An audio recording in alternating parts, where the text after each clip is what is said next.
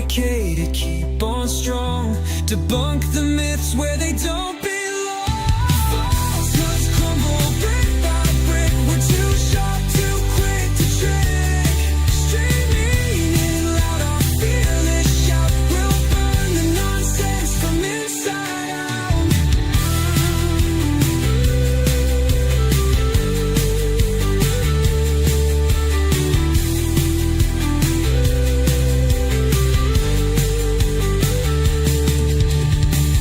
Light it up, let the truth ignite. Debunk the myths where they don't belong. Falsehoods crumble brick by brick. We're too sharp, too quick to trick.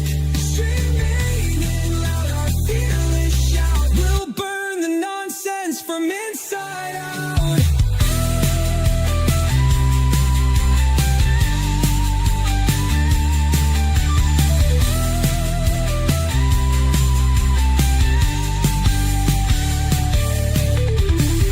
Light it up, let the truth ignite. In the dark, we'll spark the light.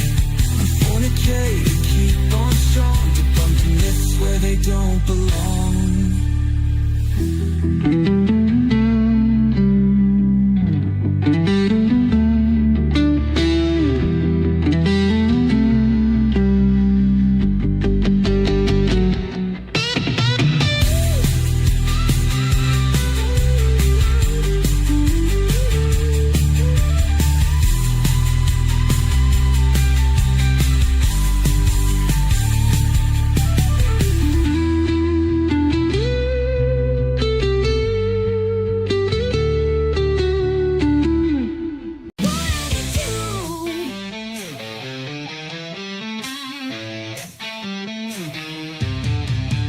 Scrolling feeds of endless dread.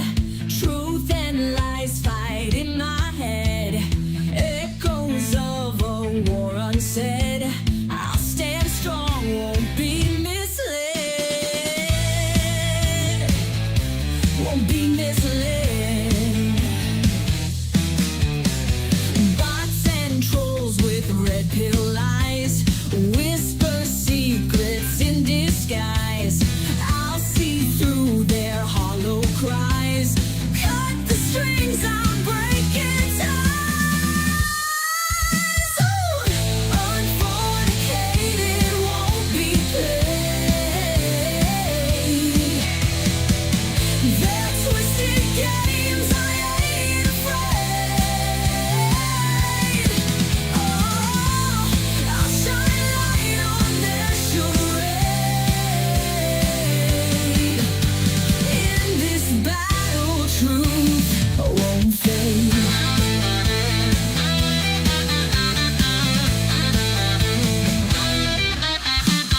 Masked clowns spread their twisted tales, selling ghosts in endless trails. In the end, their story fails. I'll break free and lift the veils. Through the noise, I'll carve my path. Won't be swayed by hollow wrath. In my truth, I'll take a bath. Unfornicated, clears the aftermath.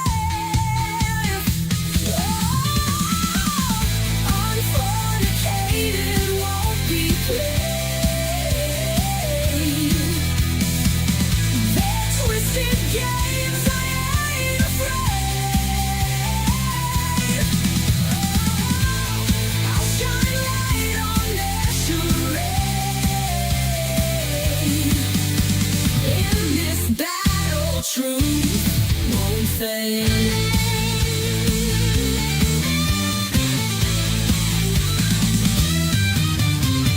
Through the noise, I'll carve my path. Won't be swayed by hollow wrath. In my truth, I'll take a bath. Unfornicated, clears the aftermath.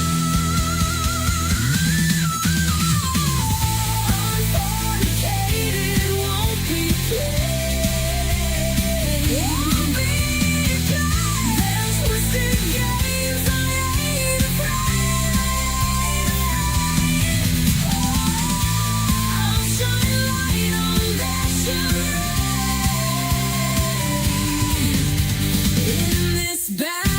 truth won't fade.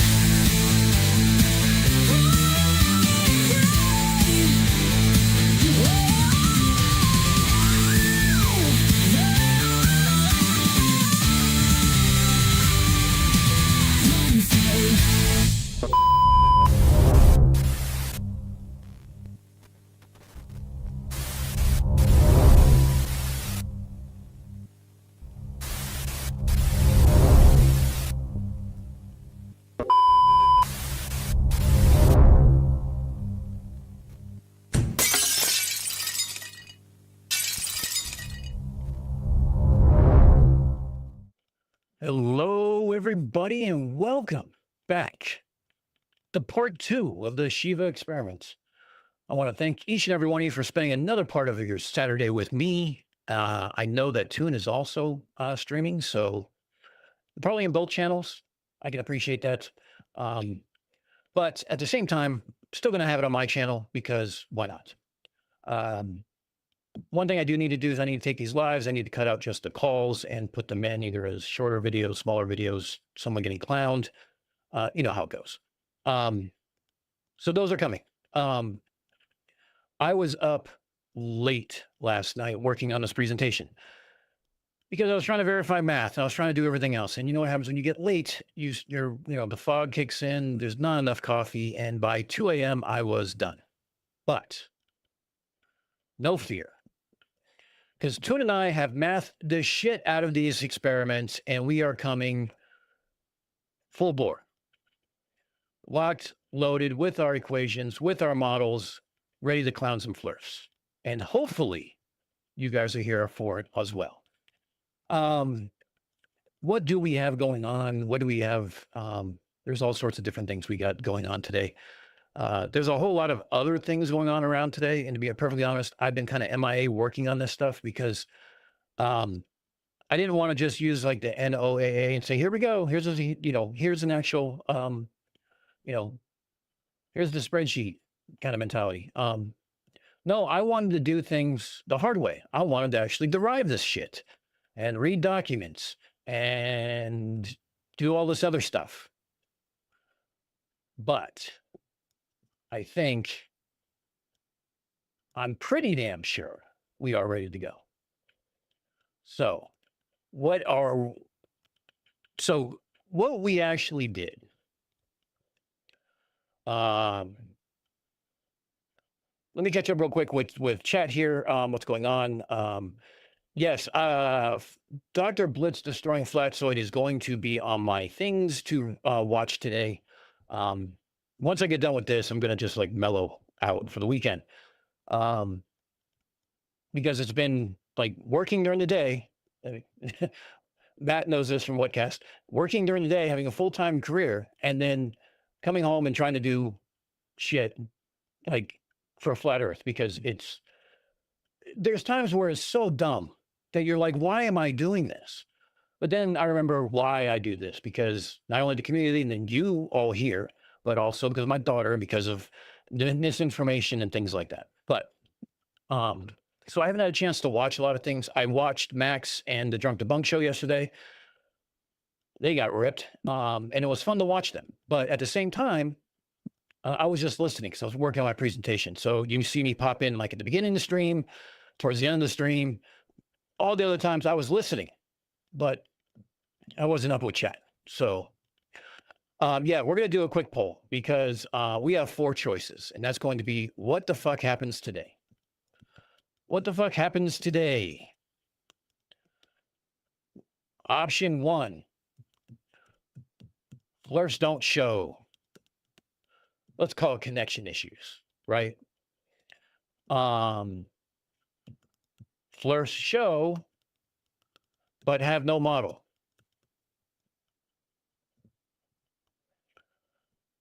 Number 3, flirts show and present floor model. We'll barely fit that one in there. And 4, flirts present correct model. Start the poll. Let's see what you guys got. My mom bakes cakes is banking on no flirt show. Now, the lineup right now is going to be we're going to present ours. I'm I'm lead off hitter. I'm going to be presenting the sun calculator, going over our math model, which is boring as fuck, but I'm hoping to make it at least entertaining enough to where people can tune in. Um, I'm using an example that is very conducive to this call, as in what Shiva can look outside his door at 2 o'clock this afternoon if he downloads the theodolite and can confirm everything that the calculator says. How about them apples? To quote a famous Boston movie. So, here's the other thing we're going to do. They'll present their model, maybe they'll debunk ours or whatever, or provide problems. Then we're going to go to the well, I guess ILS experiment. And Tune and I did a divide and conquer. He worked on the model for that. I worked on the model for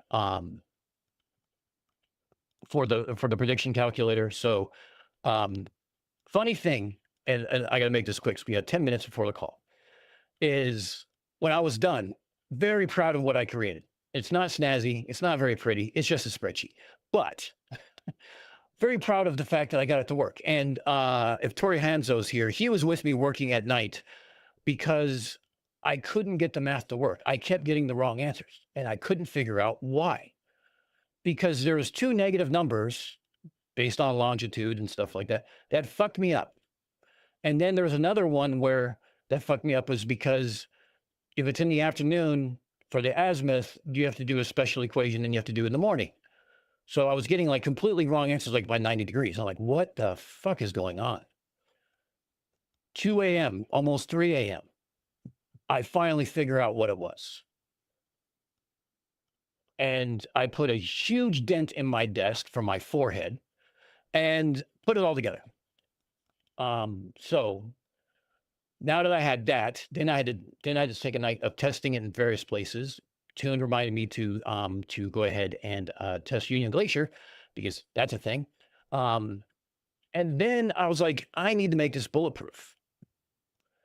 How am I going to make this bulletproof? Well, there's a challenge involved.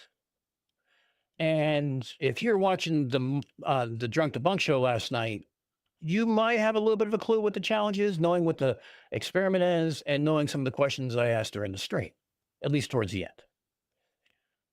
But we're going to see how it goes. So I think I'm locked and loaded. I am ADHD medicated. That's going to be a fun one.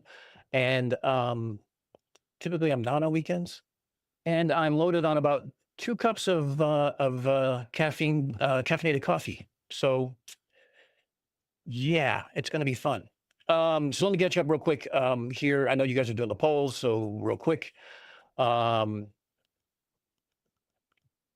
me catch up real quick. Matt from What's Cats, nice to see you, bud. I appreciate you being here. Always like to see another content creator here.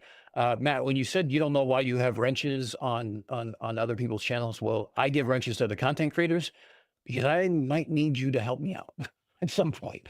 And plus, if you don't stand for shit on your channel, I'd expect you wouldn't stand for shit on my channel if I don't see it. That's what it is.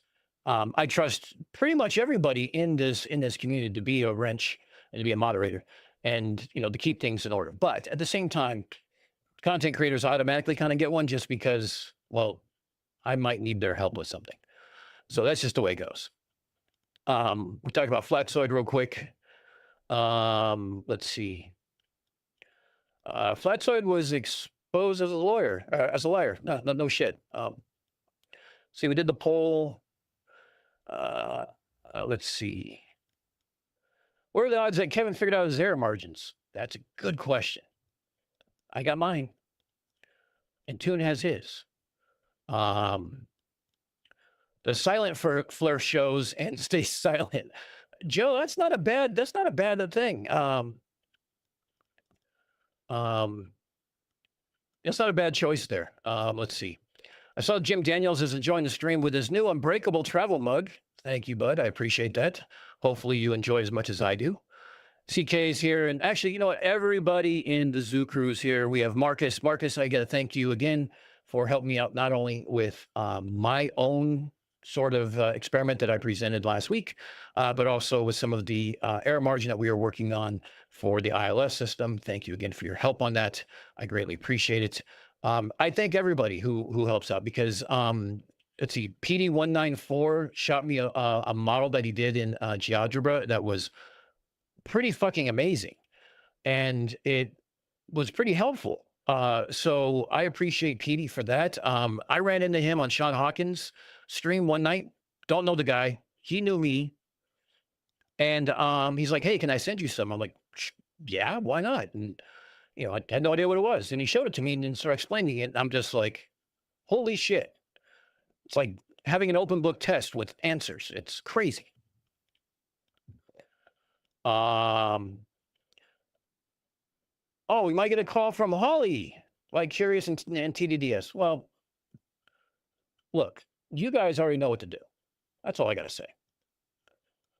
Do you think Kevin worked out his error margin is 100%? Yeah, I think so. That's about the only answer.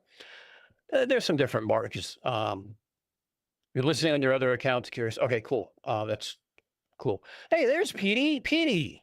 I'd like to say thank you again for your model. Your model helped, believe it or not, tremendously. You also notice no Hawaiian shirt today because it's cold.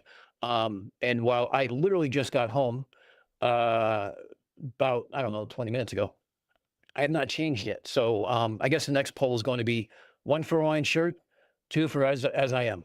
I don't really care one way or the other, but the Hawaiian shirt is my shtick, and I probably should stick with it, right? We do have to have a quick check here with my webcam because I seem to be sitting really low on my chair today. And it seems that the focus is off. What the fuck is going on? Okay, I'm all the way down. Is that it? Oh, you know what? It might help if I actually look at the right screen. I'm looking at the stream, which is delayed. So let's do this. There we go. Okay. There we go.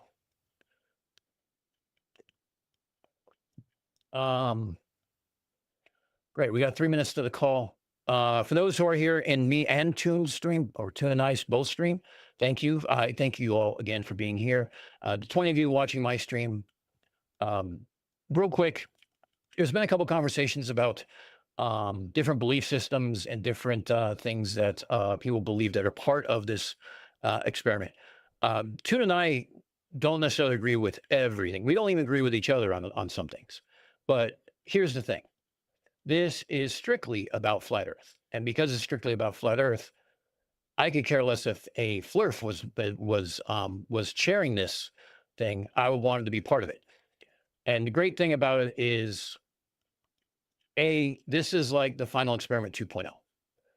I couldn't go to Antarctica, but I can be part of this. And B, this helps expose my channel, helps me grow the channel and things like that, because hopefully everyone will see that I know how to do research, my own. I also know how to do math, my own. And I also know how to present things in a way that can be mildly entertaining and just might learn something along the way. So that's where we are.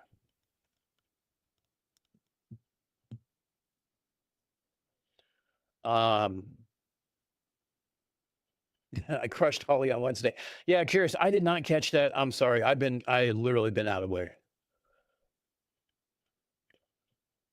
You don't watch my appearance. Okay.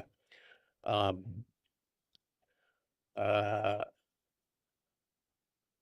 yeah, can you see, I say that's exactly what happens. Because here's the funny thing. I realized there was an error in my the conspiracy company video, and I wanted to change it. And it already had like 80 views and like 20 likes. And I'm like, it was a small change, but for me, it added an extra layer of polish, and I just was annoyed. I hate when that happens. Bruce Wayne, I have 0 college credits. I came out of high school. I went into the Navy as part of, as a cryptologic technician communications, which basically means I had to learn OJT, on the job training for satellite radio communications. So I went to tech school. I went to what we call C school, which is advanced training for shipboard communications, which is very specific than land-based communications. And then I went out and did 2 deployments. And then after that, I came out and I somehow ended up in telecommunications. There's a company out there that is not really around anymore. They've been bought a few different times, but they gave me a head start. They were like, well, if you can troubleshoot radio, you can troubleshoot satellite. So they gave me a chance. And because they gave me a chance, I've been in telecommunications now for over 25 years and still applying it to this day. So I've been in some engineering aspect of it since day one. So, and a lot has changed over those 30 years. I'm not going to lie. So let's get in on this call.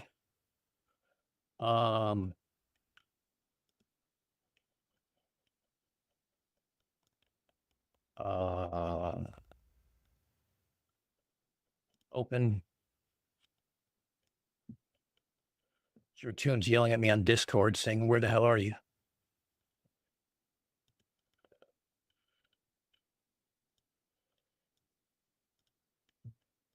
All right, so let's see. Let's take OBS. Let's take this screen share. Let's move it over.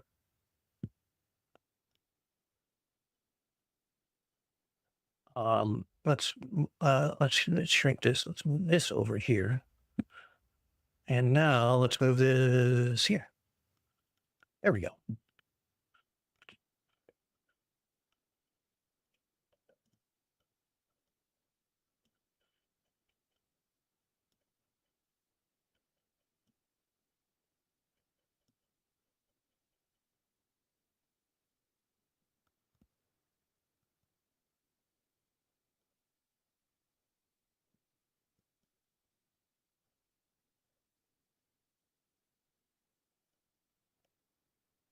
I'm sorry, just kind of waiting for things that comes up here real quick. And I need to open. Okay.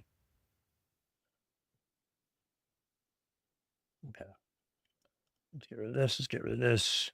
Let's get rid of my email. And let's also open time zone reference meridians. There we go.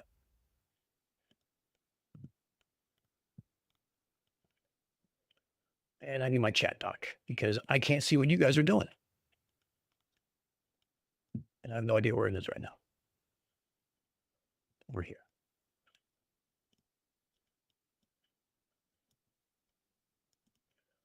All right, so let's close the poll real quick. What were the results of the poll, guys?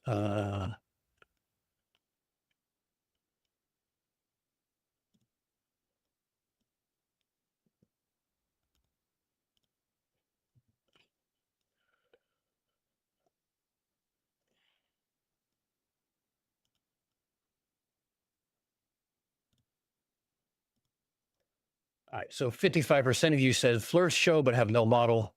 30% of you said FLIRs don't show. And none of you believe they'll have a correct model. Recording in progress.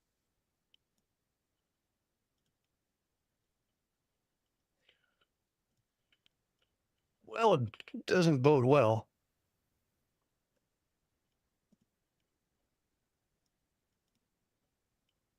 Good morning, everyone. This is Prabhakar, Michael, Dan, and Ryan. Prabhakar, how you doing? Good. Good morning. All right, Mike. All right. So we should be starting in another 10 or so minutes. Yeah. Okay. Ryan, good morning. Hey, how's it going, Dr. Rocker? Good. How you been? Good. I hadn't seen you in a little while. Or talked to you. Yeah, I see you've been busy. Yeah.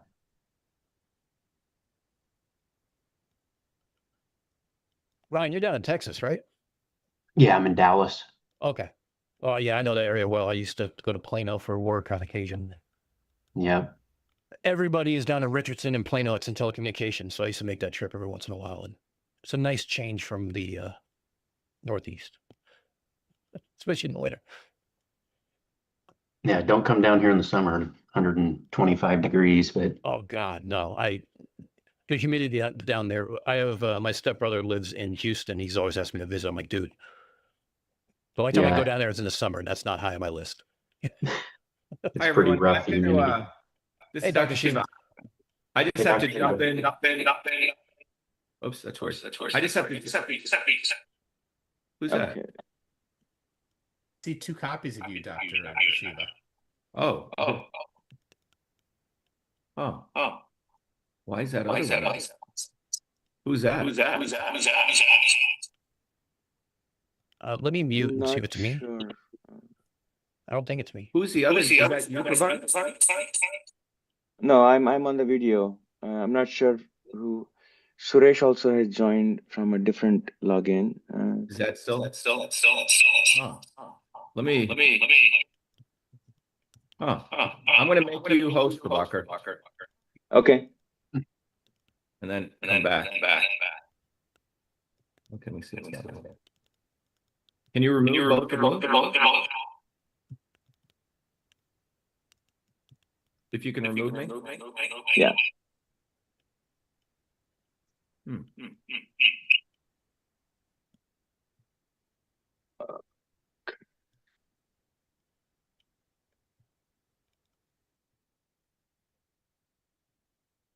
Okay. All right, Dr. Shiva, I've removed that other one. Can you hear me?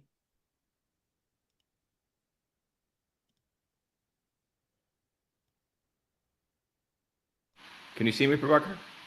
Yes. Yeah, I can hear you now. I don't see you yet. Yeah, you can hear me, right? Yeah. Okay.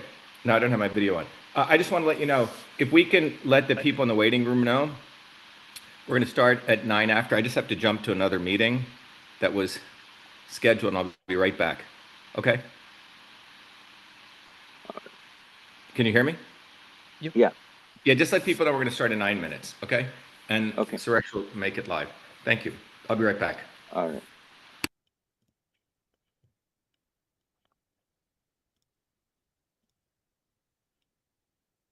Michael, you're muted, I think.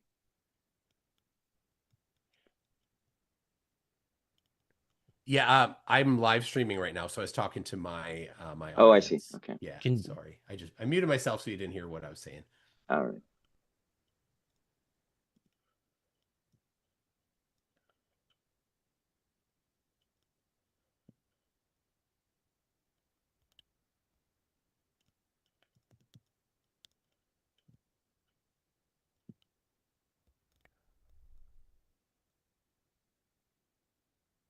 Well, guys, we got Ryan, so there's a plus.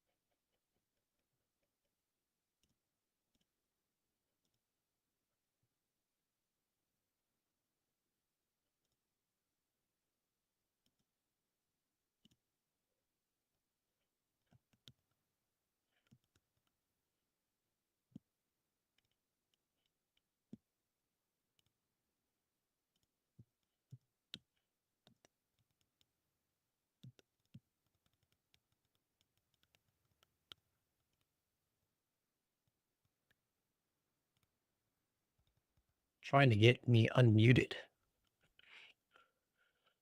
You know what they say. So anyway, while we're waiting for them to unmute me, Ace Fox, hey, great for you listening to them, bud. I appreciate that.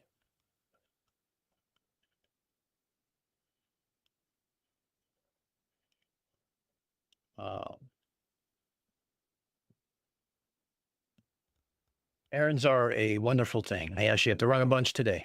Yeah, I'm sorry. I was very quiet because I didn't know when they're going to unmute me. I can't unmute myself. So I've asked Toon if he can ask Prabhakar to unmute me. I'm trying to send a thing, but it won't work. So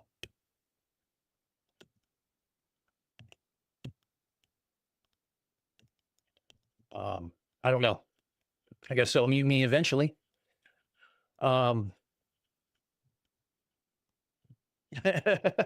Oh, he's got the bingo card up. I knew I should have done something for that. Well, either way, let's see what happens.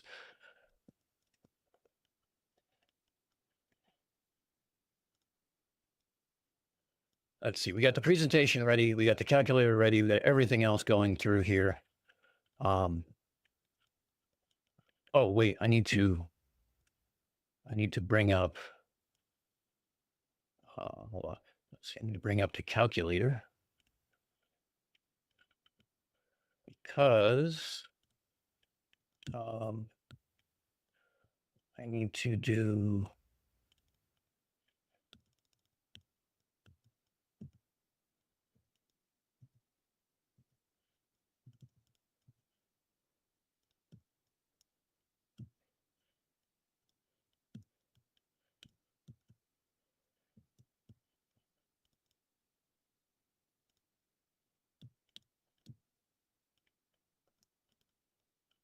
Um,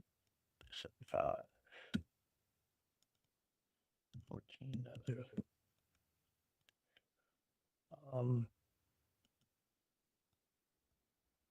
Oh, 319. 319. Positive north, negative west. Oh, there we go.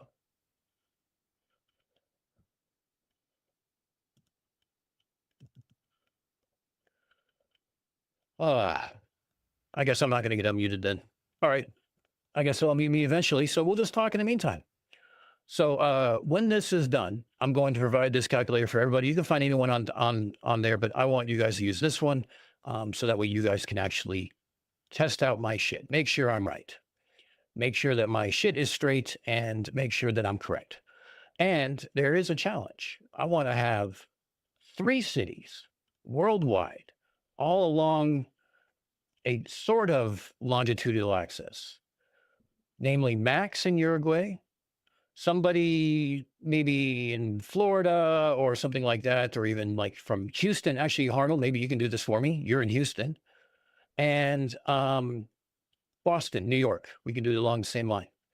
And we'll see on December 21st if all of those are correct. Because you know what's special about the 21st? And this will be at like, I forgot what day it will be. It'll be UTC 2100, I believe. The sun will be south for all 3 of us. Yes, Strong and Live, your info was helpful.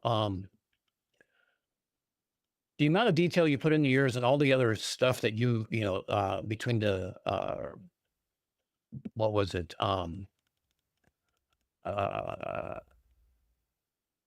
Nutations and precessions and prepertations of gravity and stuff like that. You take it to like 3 times 10 to the negative like 5 degrees precision. I'm doing 1 to 2 degrees precision just because I don't want to lose the the audience per se.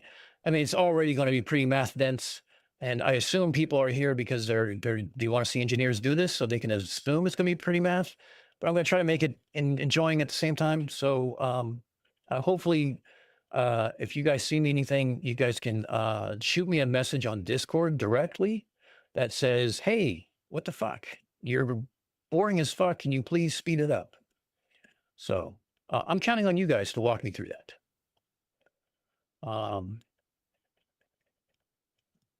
Let's see. I need to.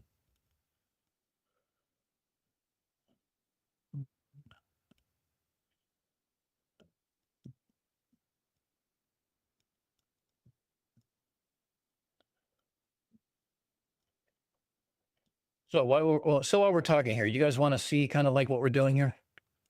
I'll give you guys a little quick insight. Yeah, if he's talking to his stream, let me just walk over him real quick.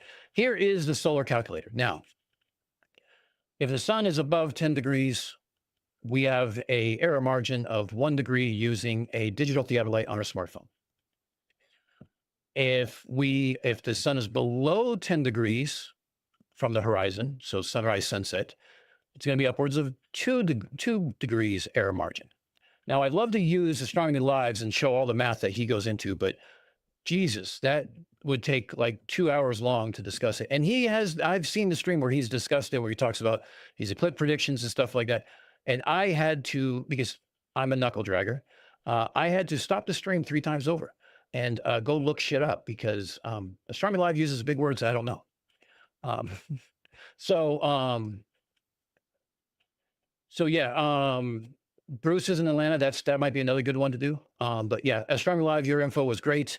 PD, your info was helpful too. You guys as a community have helped Tune and I beyond belief. So I greatly appreciate it. Of course, Astronomy Live gave me info after I'd already done the model. I was so proud to show him my model. Like, look what I did. And he's like, "Oh yeah, you could have just used mine." I'm like, "You bastard." You bastard. Thanks for where were you 3 days ago? We could have walked through it and I could have, but again, I wanted to build it myself so I can speak intelligently about it. I didn't want to pull a Kevin. You know what I mean? So,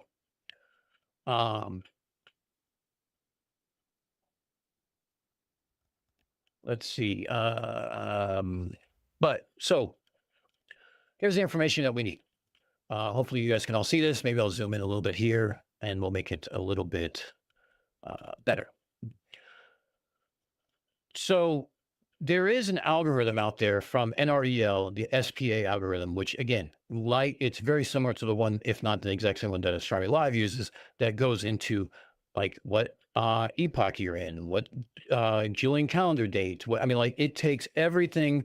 Like we ignore precession and refraction and things like that specifically because I want to make it easy. But when you get into the fine tuning of these things, like I was reading some of these documents, it was like, holy shit. It's almost like we've been doing this shit for hundreds of years and has fine tuned it into such a way that technology has allowed us to go to like 0.503 degrees of accuracy. I mean, it's insane. B is already code being used in chat, in Tune's chat. Oh.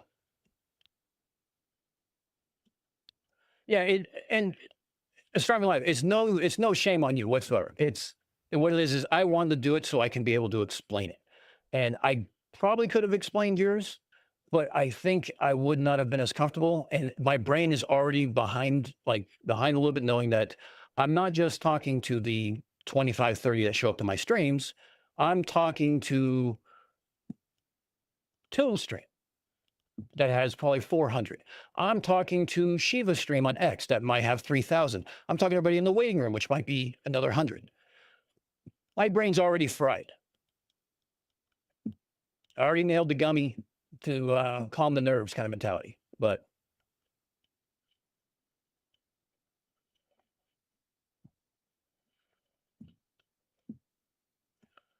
yeah, it's last night was a very, very All right, are we ready, guys? Yep. Low. I don't hear anyone. Hello? Yeah. Hold on a Yep, second. I'm here. All right. So Prabhakar, can we go Yeah, I'm into ready. gallery mode? I think Suresh is here too. Yes. I'm here. Do I have to put it into gallery mode, or can anyone do that? It is in gallery mode currently.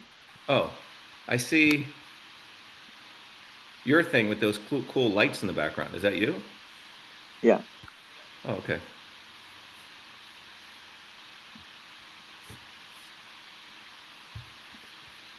Let's see what's going on here. 1 second.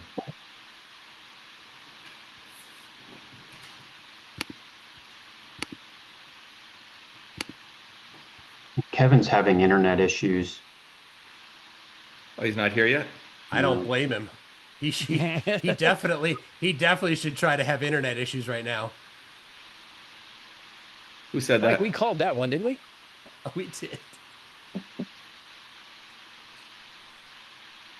Um,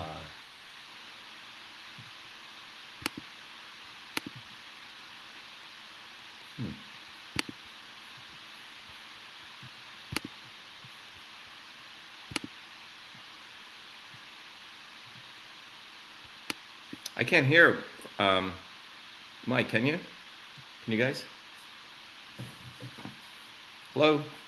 Sorry, I muted myself and I can't unmute myself, so I won't mute myself anymore.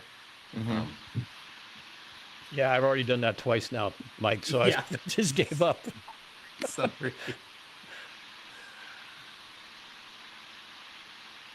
All right, so who are we waiting for now? Waiting on Kevin. Okay, I'll be back in a minute, Doctor. Just 1 minute. okay. There is some static white noise that came on. It might be yours, Dr. Shiva. Really?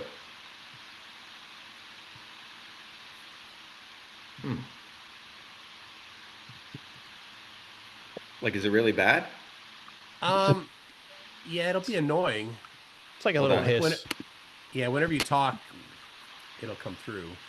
You have a fan on or something? Yeah, you know, the fan on the computer is on. Oh. Been working all day, so it's heated up. Yeah. Or you've been hugging it because it's a little chilly in the Northeast today. Not sure why it's so loud, though. It's normally not like this.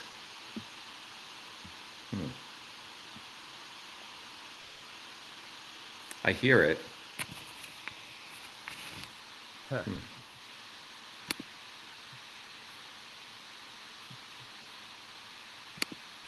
If I do, It goes away. Yep, That was definitely it goes you. away. when I talk, I'll do that, and I'll try to keep myself muted. Okay. All right.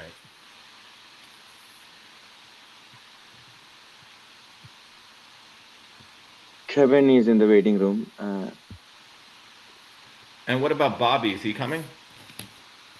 I can't imagine that he is. I haven't heard anything from him.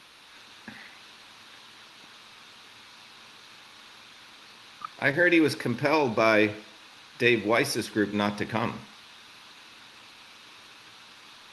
There was, yeah, he sent me a cryptic message about being pursued by people or something. I don't know if he doesn't get along with Dave's crew. There's a lot of infighting. Well, So, the Ether Cosmology group did have a space last night, so maybe they chased them off too. Who knows? Uh-huh. Okay. So is Kevin in? Kevin's got to be let in. Kevin? I just let him in.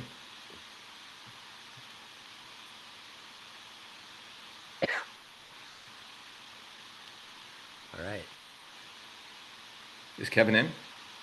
I don't see him yet. Said he's joining.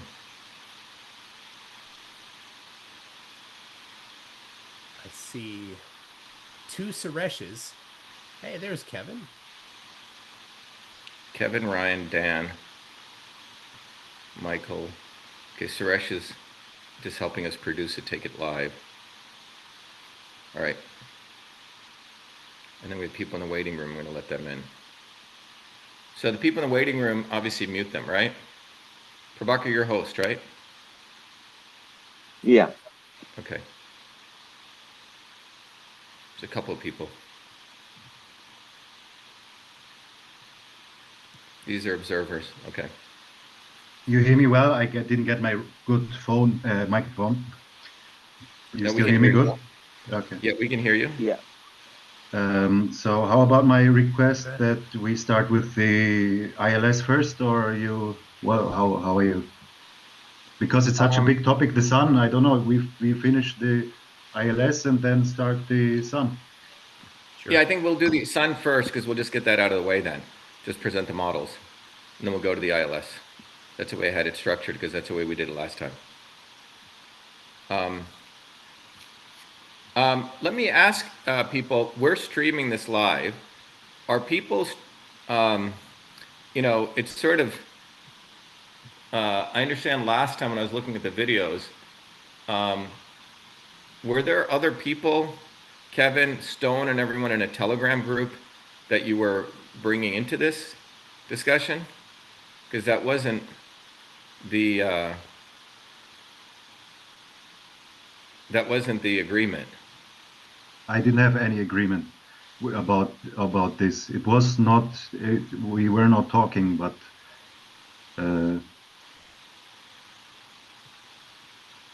But I had,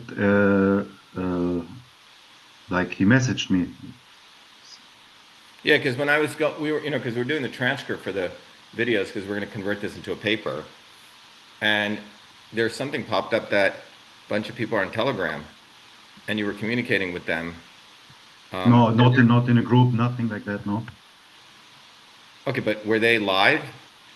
Were you communicating with them? I don't know what whom are you talking about? Which group? I don't know which group you're talking about. Well, there's a Telegram thing. I don't want to go over the video right now. But the goal was we invited people. Some people didn't come. Some people were not invited because of their duplicity, he being one of them. So I just want to make sure we're following the guidelines of this and we're not doing something that violates the effort that I framed for this summit. So I'm not going to speak Sorry, about... I still don't know what you're talking about, which Telegram group I should communicate with while the thing... No. Okay, listen. So during our last broadcast, were you communicating with others when it was going live? I wasn't in any group, as you mentioned, no.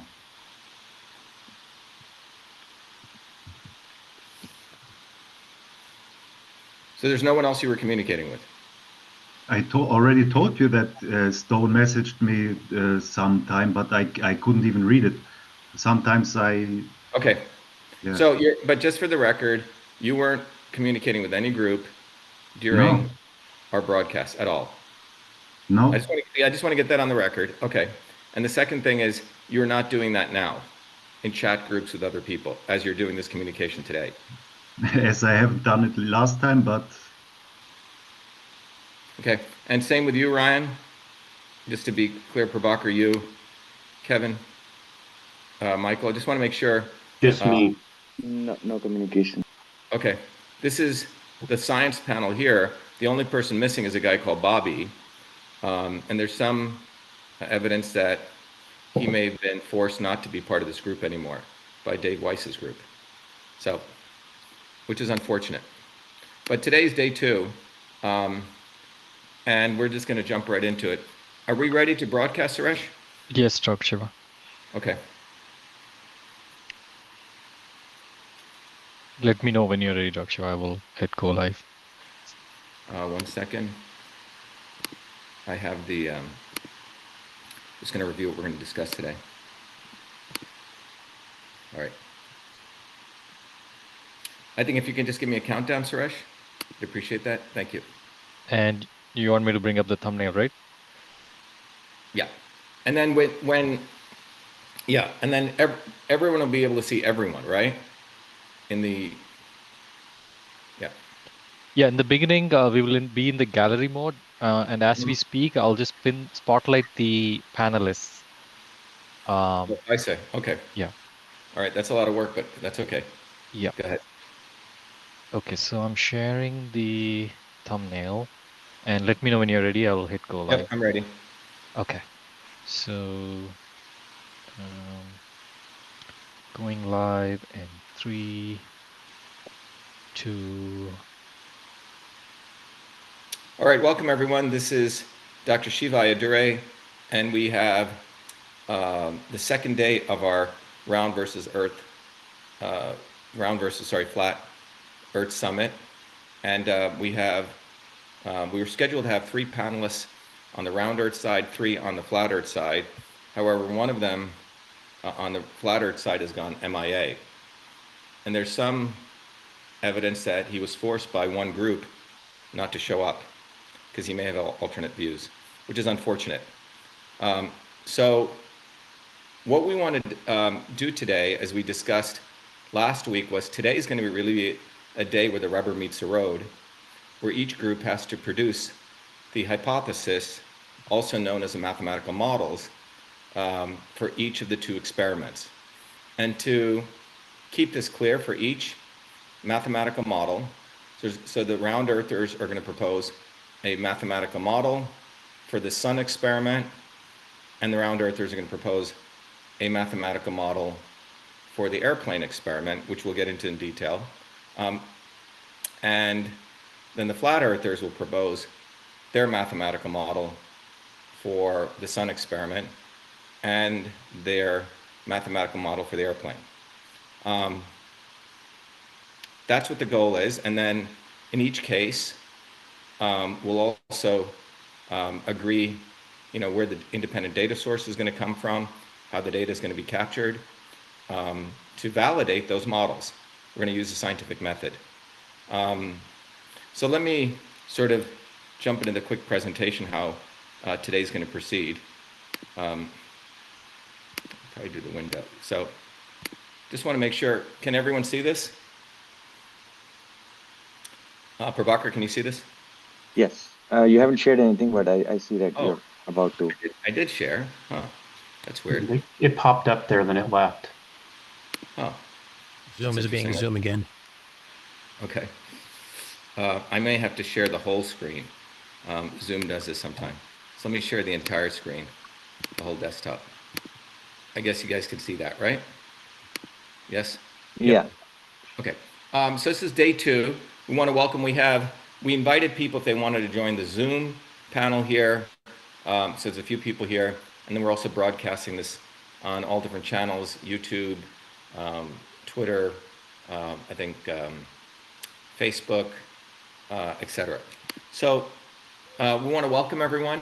I want to again review the history and mission of the summit. Then we want to go into the format. We want to review day 1, and then we're going to go into the sun experiment. Round earthers and flat earthers will represent their mathematical models and the independent data sources. Then the airplane experiment will be, again, gone through the same models. There was a very, very important question that came up last time on the need to include error margins. That was agreed upon. And then we'll go to next steps and we'll summarize. So day 1, what we did was we reviewed the scientific method. Some of you may remember this. The scientific method begins with an observation. Here's a simple example we went over last time. Again, I wanted to review this because there may be some new people, but in the scientific method, you observe something in nature, whatever, even in non-natural settings. You have a force upon a mass of a car, and the car accelerates. So you see this phenomenon, and you may then make a hypothesis, and you may say that the relation between force, mass, and the acceleration, represented as a here in this equation, is related to F equals ma squared. Okay? It may be right or not, but that's your hypothesis. You're saying that the force is equal to the mass times the acceleration to the power of 2. Okay? So today, one group has the hypothesis that the Earth is round, and relative to that, we're going to look at the observation of where the sun is, relative to a person observing it out their window, for example, or some point, and they're going to come up with a mathematical model to represent the location of the sun, the azimuth, and the altitude as a function of where they are located, which is denoted in both time and space, which will be their location, longitude, and latitude, or whatever grid system they want to use. It doesn't have to be that. Whatever location system they want to use, total freedom, as well as the date and time, okay? But this is, so everyone's gonna have to formulate a mathematical model. This process, I believe, unfortunately, the educational system is only known by about 5 or 10% of the population. And within that 5 or 10%, very few people even know math anymore. So this is unfortunate, and our goal of our event here is to really awaken people to this and to emphasize the need for people to understand math and build this. The next is an experiment takes place. In the experiment, this hypothesis will be tested, okay? And the hypothesis will be tested by running an experiment. The experiment, whatever that is, will gather these 3 variables. M and A, let's say the inputs, and F the output. And the data will be gathered, it'll get organized. So for example, here if I organize it into a table, force, mass, and acceleration, the first column being force, mass, and acceleration. And when you organize the data, now you look at it and you say, what does this data reveal? This data reveals F is actually equal to MA, it's not MA squared. Therefore, your hypothesis was wrong, and this is the actual result. So you would go back and you say, well, I'm wrong. This is the actual reality, what nature or the actual data is showing. So you would come back and say, this is wrong. F equals MA, which in fact is true by Newton's laws, right? But this is a scientific method. And once you get the results, you have to own up to the reality. If the results match with the model, then you can say the hypothesis was accepted, you've discovered something new, or you've asserted your hypothesis. If it's not, you have to reject it. Okay? This is a scientific method. And we played Richard Feynman's video, and the reality is that either the scientific method is right or it's wrong. I mean, either your answer is right, and if it's, or the results, if they're right, if they match with the model, you're correct or you're wrong, okay? It's that simple. So today, there are 2 potential experiments on the table. One is, as I mentioned, where is the sun? Defined by the azimuth and the altitude, which would be essentially the outputs. And the inputs are going to be pretty complex, and people are going to have to give their assumptions. All right, so we did that. And the other important thing that we want to emphasize is that if this is in fact true, F equals MA, this is every time you do this, you're going to get reproducible predictions. That is evidence. So the evidence is the models that people are going to propose today in flat Earth and round Earth, relative to the Earth's location or with the airplane experiment, that's going to give us a model. And if every time that model gives us a reproducible prediction or predictions, that means it's evidence of either the Earth being round or flat. That is science. All right? We also talked about, to those people who think, this is a very real example of billions of dollars went into the climate change concept that the Earth, the Arctic ice is going to melt tomorrow. And it was based on a hypothesis. And scientists associated with the IPCC built 100 different models asserting this. And if you look at this graph, this is by year. The y-axis is how much ice is going to be melted, okay? And what you find is every line here represents a different mathematical model. Notice you're getting 0 ice being melted by this model to all the ice being melted by this model. This is not evidence. You would at least have all of them converging on the same answer, and they don't. So this is not evidence, and this is why the entire quote-unquote climate change stuff is just garbage. But yet, people who have no scientific understanding, and even with people with scientific understanding, because there's a lot of money behind this, are promoting this. All right? So what we're doing is a serious service And that's why I decided to take this on, the flat earth, round earth thing, to really educate people on the fact that this approach is not being used anymore. And even at the highest levels of academia or the lowest levels of the grifter class, they're both violating this. And it's all being done either for money or for influence and to take advantage of people's stupidity. And I think we don't want to allow that. But this is what a model, just simple. Today we're going to look at each group is going to share with us what their inputs to their model are and what the output is. In the case of the Earth, the output is going to be two numbers, the azimuth and the altitude. The input is going to be the location of the individual in whatever grid system people want to use, and the date and time. And then one thing that's missing here is people should also share their assumptions, as we talked about, because we don't want the round earthers using flat. If the Earth is in fact flat, the round earthers could manipulate their data by using flat Earth assumptions in their model. Similarly, if the Earth is in fact round, the flat earthers could round Earth assumptions to make their data look good, and that would be cheating. So we're going to be very, very circumspect on the assumptions. Okay, so that's what we discussed last time. And can you say that again with what is cheating? I didn't get it. Well, for example, if the Earth, let's assume the Earth is flat, right? Acoustically, I didn't hear it. Just repeat it, yeah. If the Earth is flat, the round earthers could manipulate their model by using, embedded in their model would be variables that in fact the Earth is flat that they could use.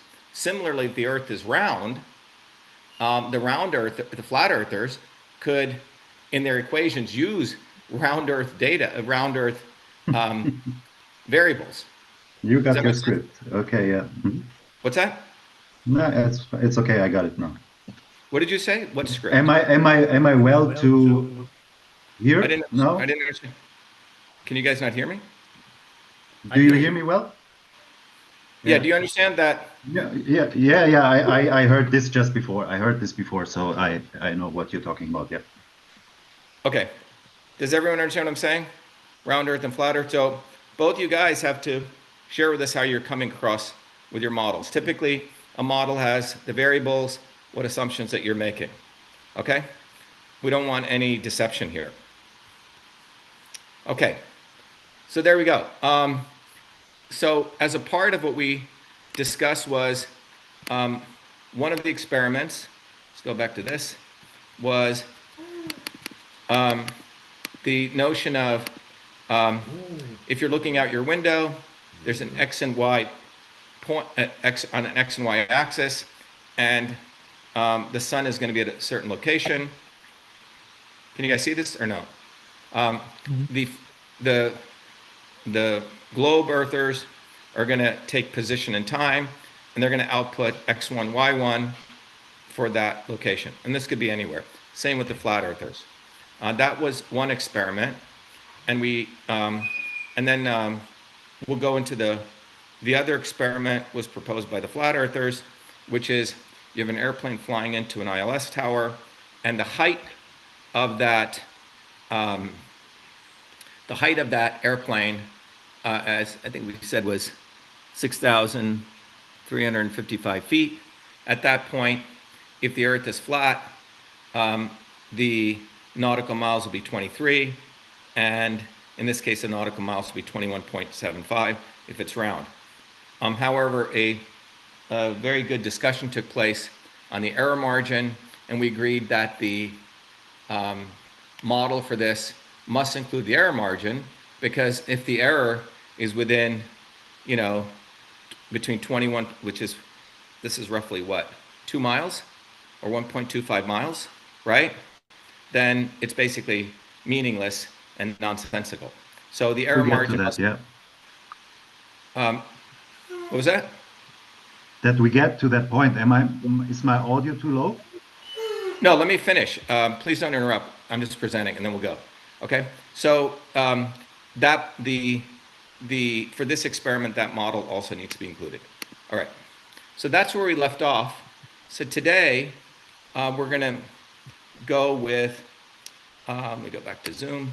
We're going to go to the globe Earth model, or the globe Earth, the sun experiment, and the globe Earthers will present their hypothesis and their mathematical model.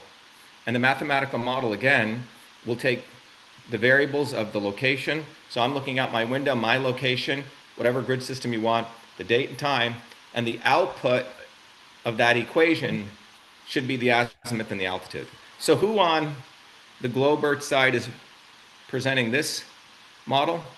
Let me guess. I will be. Who's that? Dan. Oh, Dan. Was that your guess, Kevin? No. Did you get it right?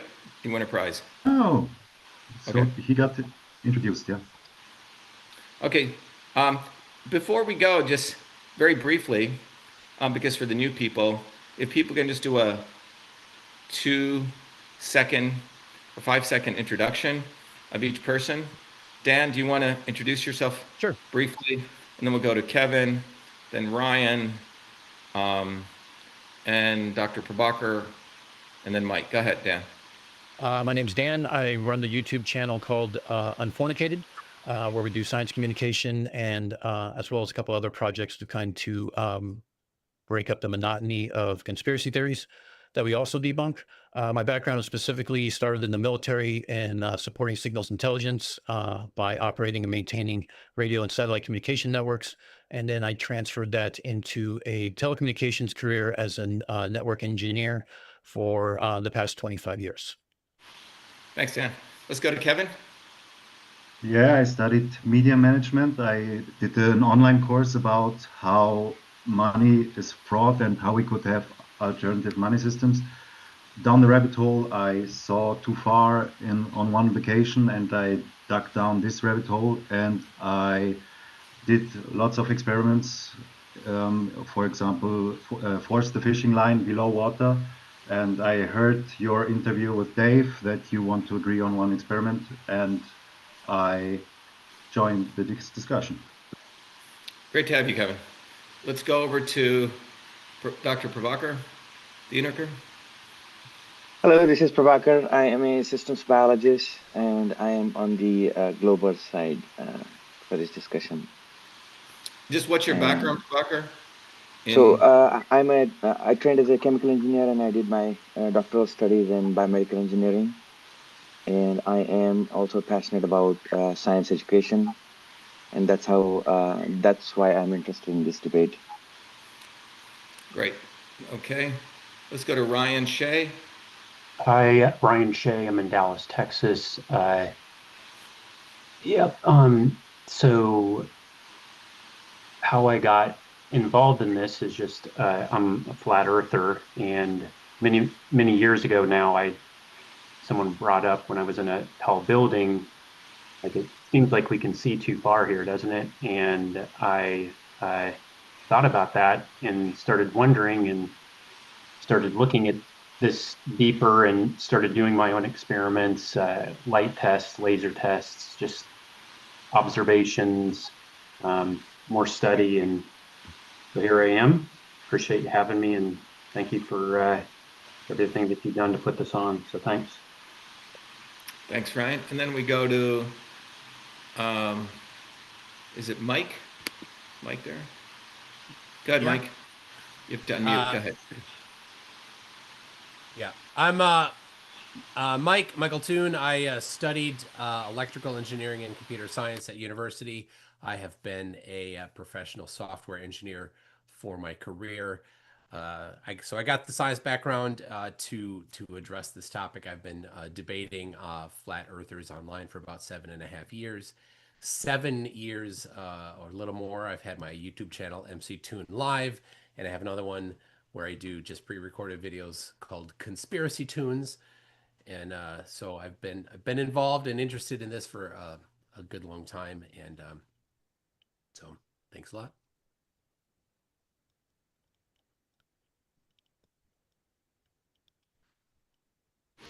All right. And is there anyone else?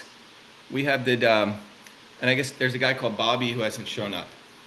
So His name, I think his code name is Globe Slayer, and he has also done apparently some experiments in different areas, but he's not here.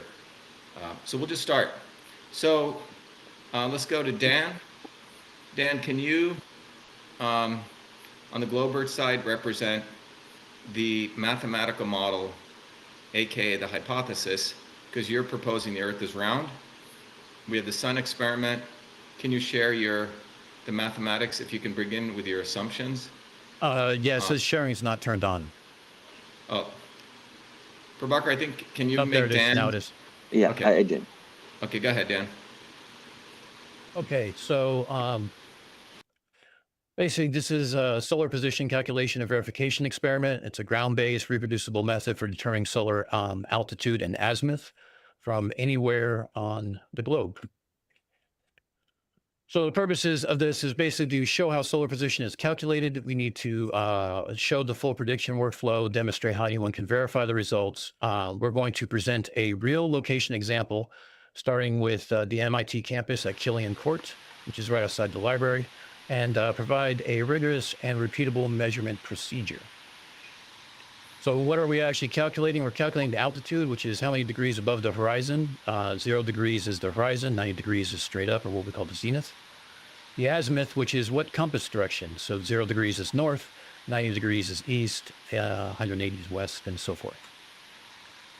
So what information do we need to do this? Well, we need the date, like what day of the year. That's primarily due to the individual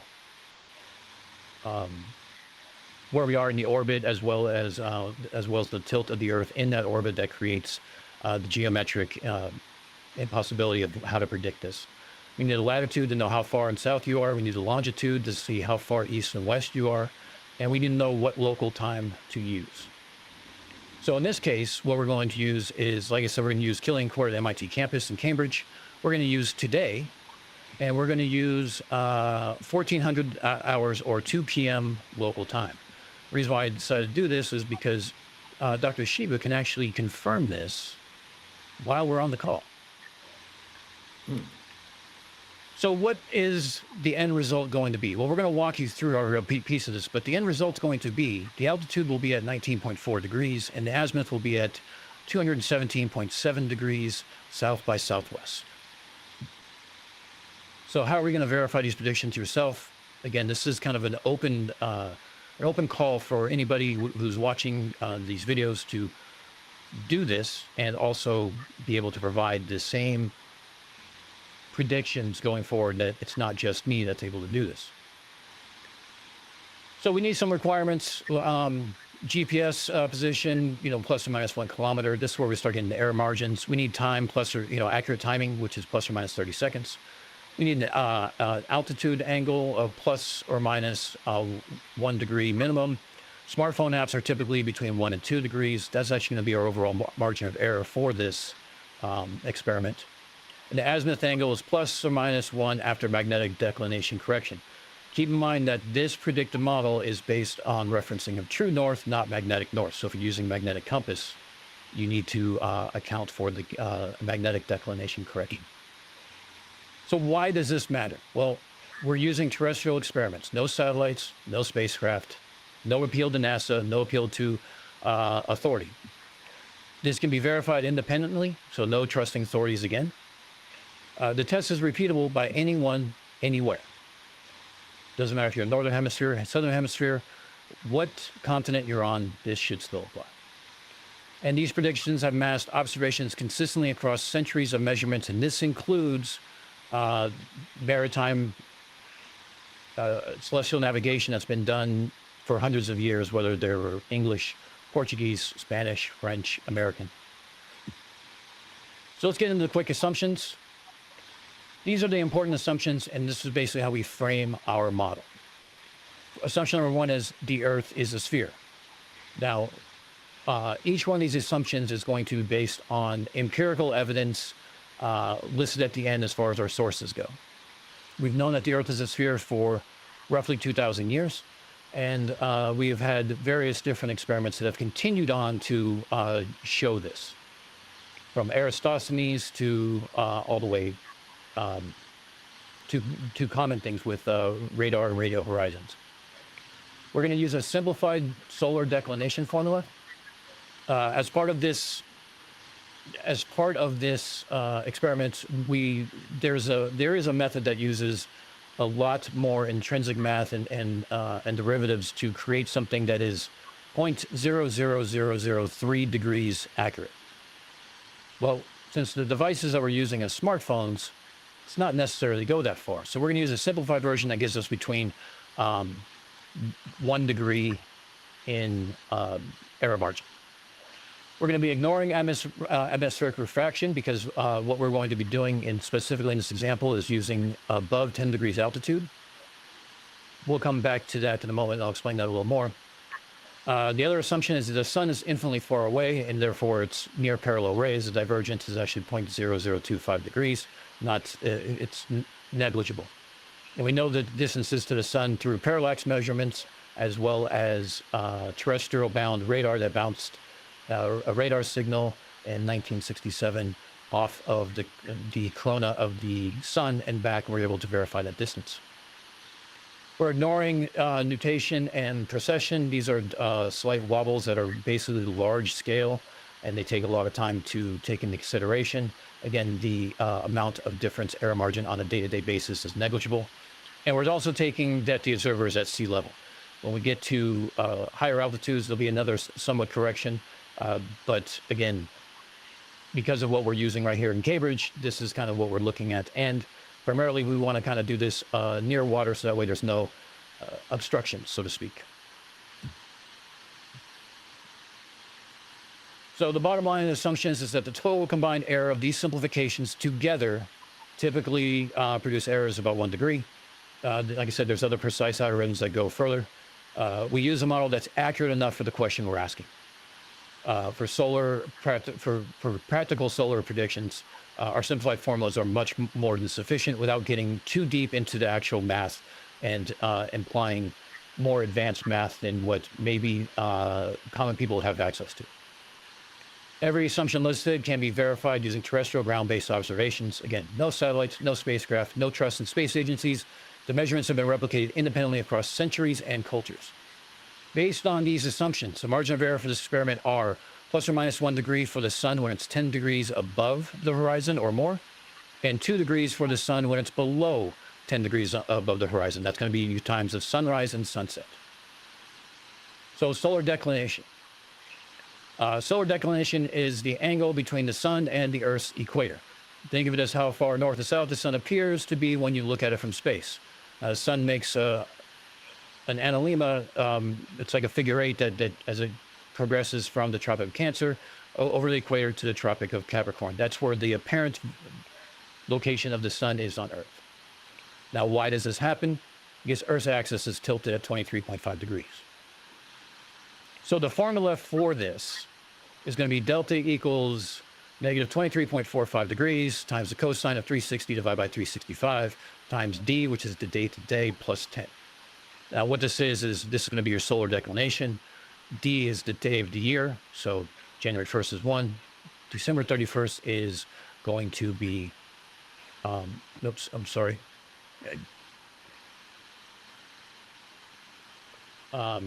December 31st will be 365. So for today, we're using 319 for November 15th. The axial tilt is 23.45 degrees. And how many degrees Earth moves in its orbit per day is going to be basically, the orbit is 360 degrees. We divide that by 365 days, which is the entire orbit for the year. And because it creates a sine wave, we're doing plus 10 because that's the adjustment, because the winter solstice happens around day 355, not day 0.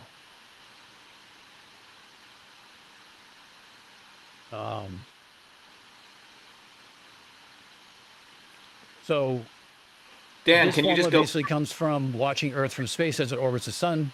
The sun's position is relative to Earth's equator, and it follows a sine wave pattern. So we are using a cosine function with the amplitude, which is 23.45, and the period, which is our orbit of 365 days. This perfectly describes what the Earth does based on our assumptions. We use cosine instead of sine and add the plus 10, again, to align the formula with the actual dates of the solstices. So in our example calculation for November 15th, Here's all the math that goes through this. It just means that on November 15th, the sun is roughly 19 degrees south of the equator, halfway between the equinox, which is the equator, and the winter solstice, which is the Tropic Capricorn at 23.5 degrees. Next thing we need is the equation of time. So the equation of time tells us the difference between solar time, which is the time based on actual sun position, and mean time. So just because it's noon on your clock does not mean that's the highest point that the sun is above your head. Two reasons for this is Earth's orbit is elliptical, not circular, and because we're tilted. So this is the formula here. Basically, we have 9.87 times sine 2b minus 5. I'm not going to read all these equations. Here's the equation here, where b, you would substitute this equation here, which is what we did previously. So this includes the day of the year, and the equation of time basically uses a helper angle to help to track the Earth's position in orbit. Now, a surprising fact of this, like I mentioned, is that solar noon isn't always at 12 o'clock, depending. Sometimes it's a few minutes early, sometimes it's a few minutes late. The equation of time tells us the difference between these two.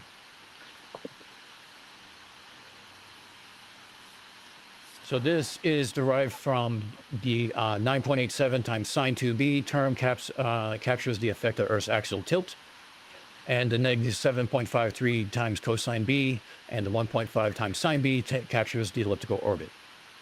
So this minus 81 offset aligns the formula with the spring equinox, which is around March 21st or day 8.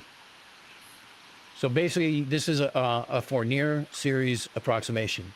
So since it's a periodicity, we're using sine and cosine waves to approximate a complex periodic function. The full calculation used by astronomers are many more terms, but these terms get us within 1 minute of the true value. And here's our example calculation for here. So if we start here with November 15th, and we multiply that by the axial tilt variables and the orbital variables, we are at 234.7 degrees. We now include that into our equation, and our equation comes all the way down to, we are at plus 14.88 minutes. So this means on November 15th, solar noon happens about 15 minutes after 12 p.m. mean time or local time. This positive sign means solar time is behind clock time. Now we need to do another little correction called longitude correction. So longitude correction basically applies for every time zone has a median longitudinal line. So in the Eastern time zone, it's 75 degrees west. Now, since if you're on one side of that, if you're right on the meridian, there's no correction. However, if you're on either side of the meridian, if you're east of center, solar time comes earlier. If you're west of center, solar time comes later. That's just the path of the sun across the sky. So the formula for this is 4 times your local longitude minus your standard meridian, and the correction is also in minutes. So for this one, specifically, since we're using MIT, it's neg 71.09. So we do the subtraction, do the math, do the multiplication, and we end up with 15 minutes. This means that MIT is about 4 degrees east of Eastern time zone central meridian of 75 degrees west. So solar noon happens about 16 minutes later than the standard 12 o'clock. Now we need to talk about hour angle. So the hour angle tells us how far the Earth has rotated since solar noon. This is the sun's position across its daily arc of the sky. So since we're 15 minutes later, we need to account for that. So solar noon is at 0 degrees, morning is at negative 45, positive is plus 45 is the afternoon, and sunset would be 90 degrees.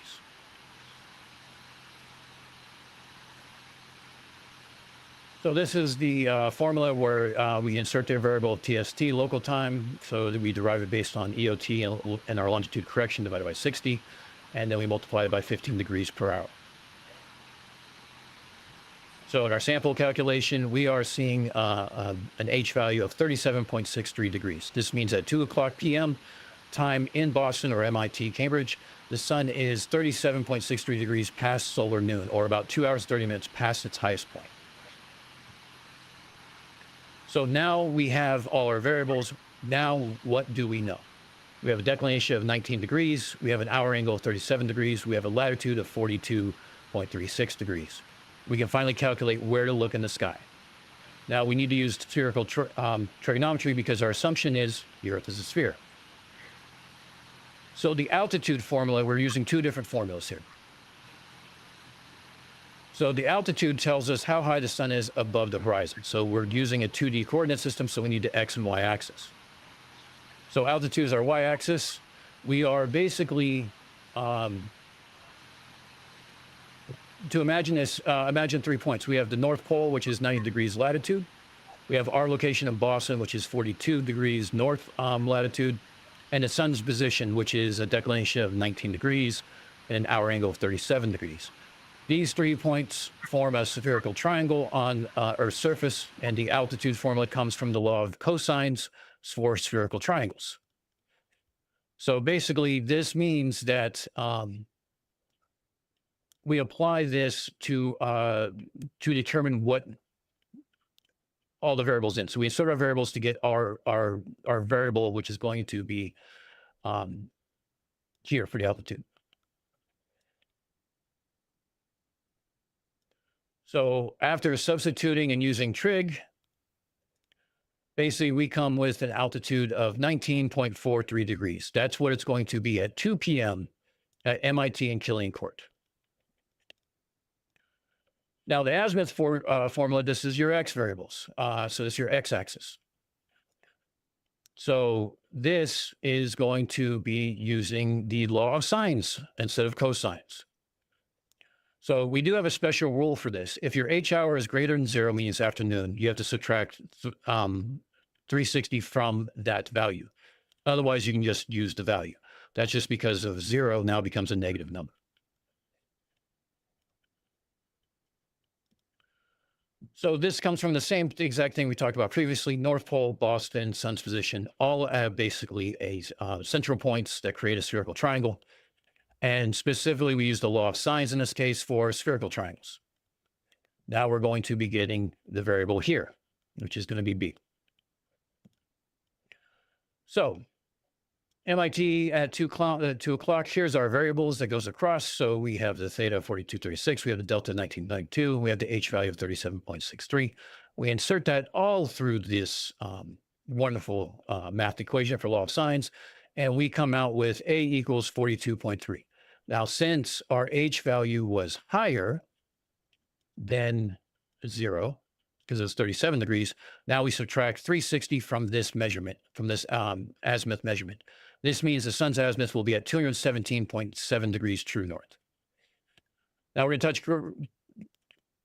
very quickly on refraction. When sunlight enters the atmosphere, it bends, it refracts because atmosphere density decreases with altitude. As you look across to the horizon, you're looking through more atmosphere than you are looking straight up. So while our error margin is basically going to be plus or minus 1 degree at the when the sun is more than 10% or 10 degrees above the horizon, there'll be 2 degrees in that because just refraction alone will add 1 degree margin of error. And that is basically the perceived shape and position versus the actual position from what you're seeing.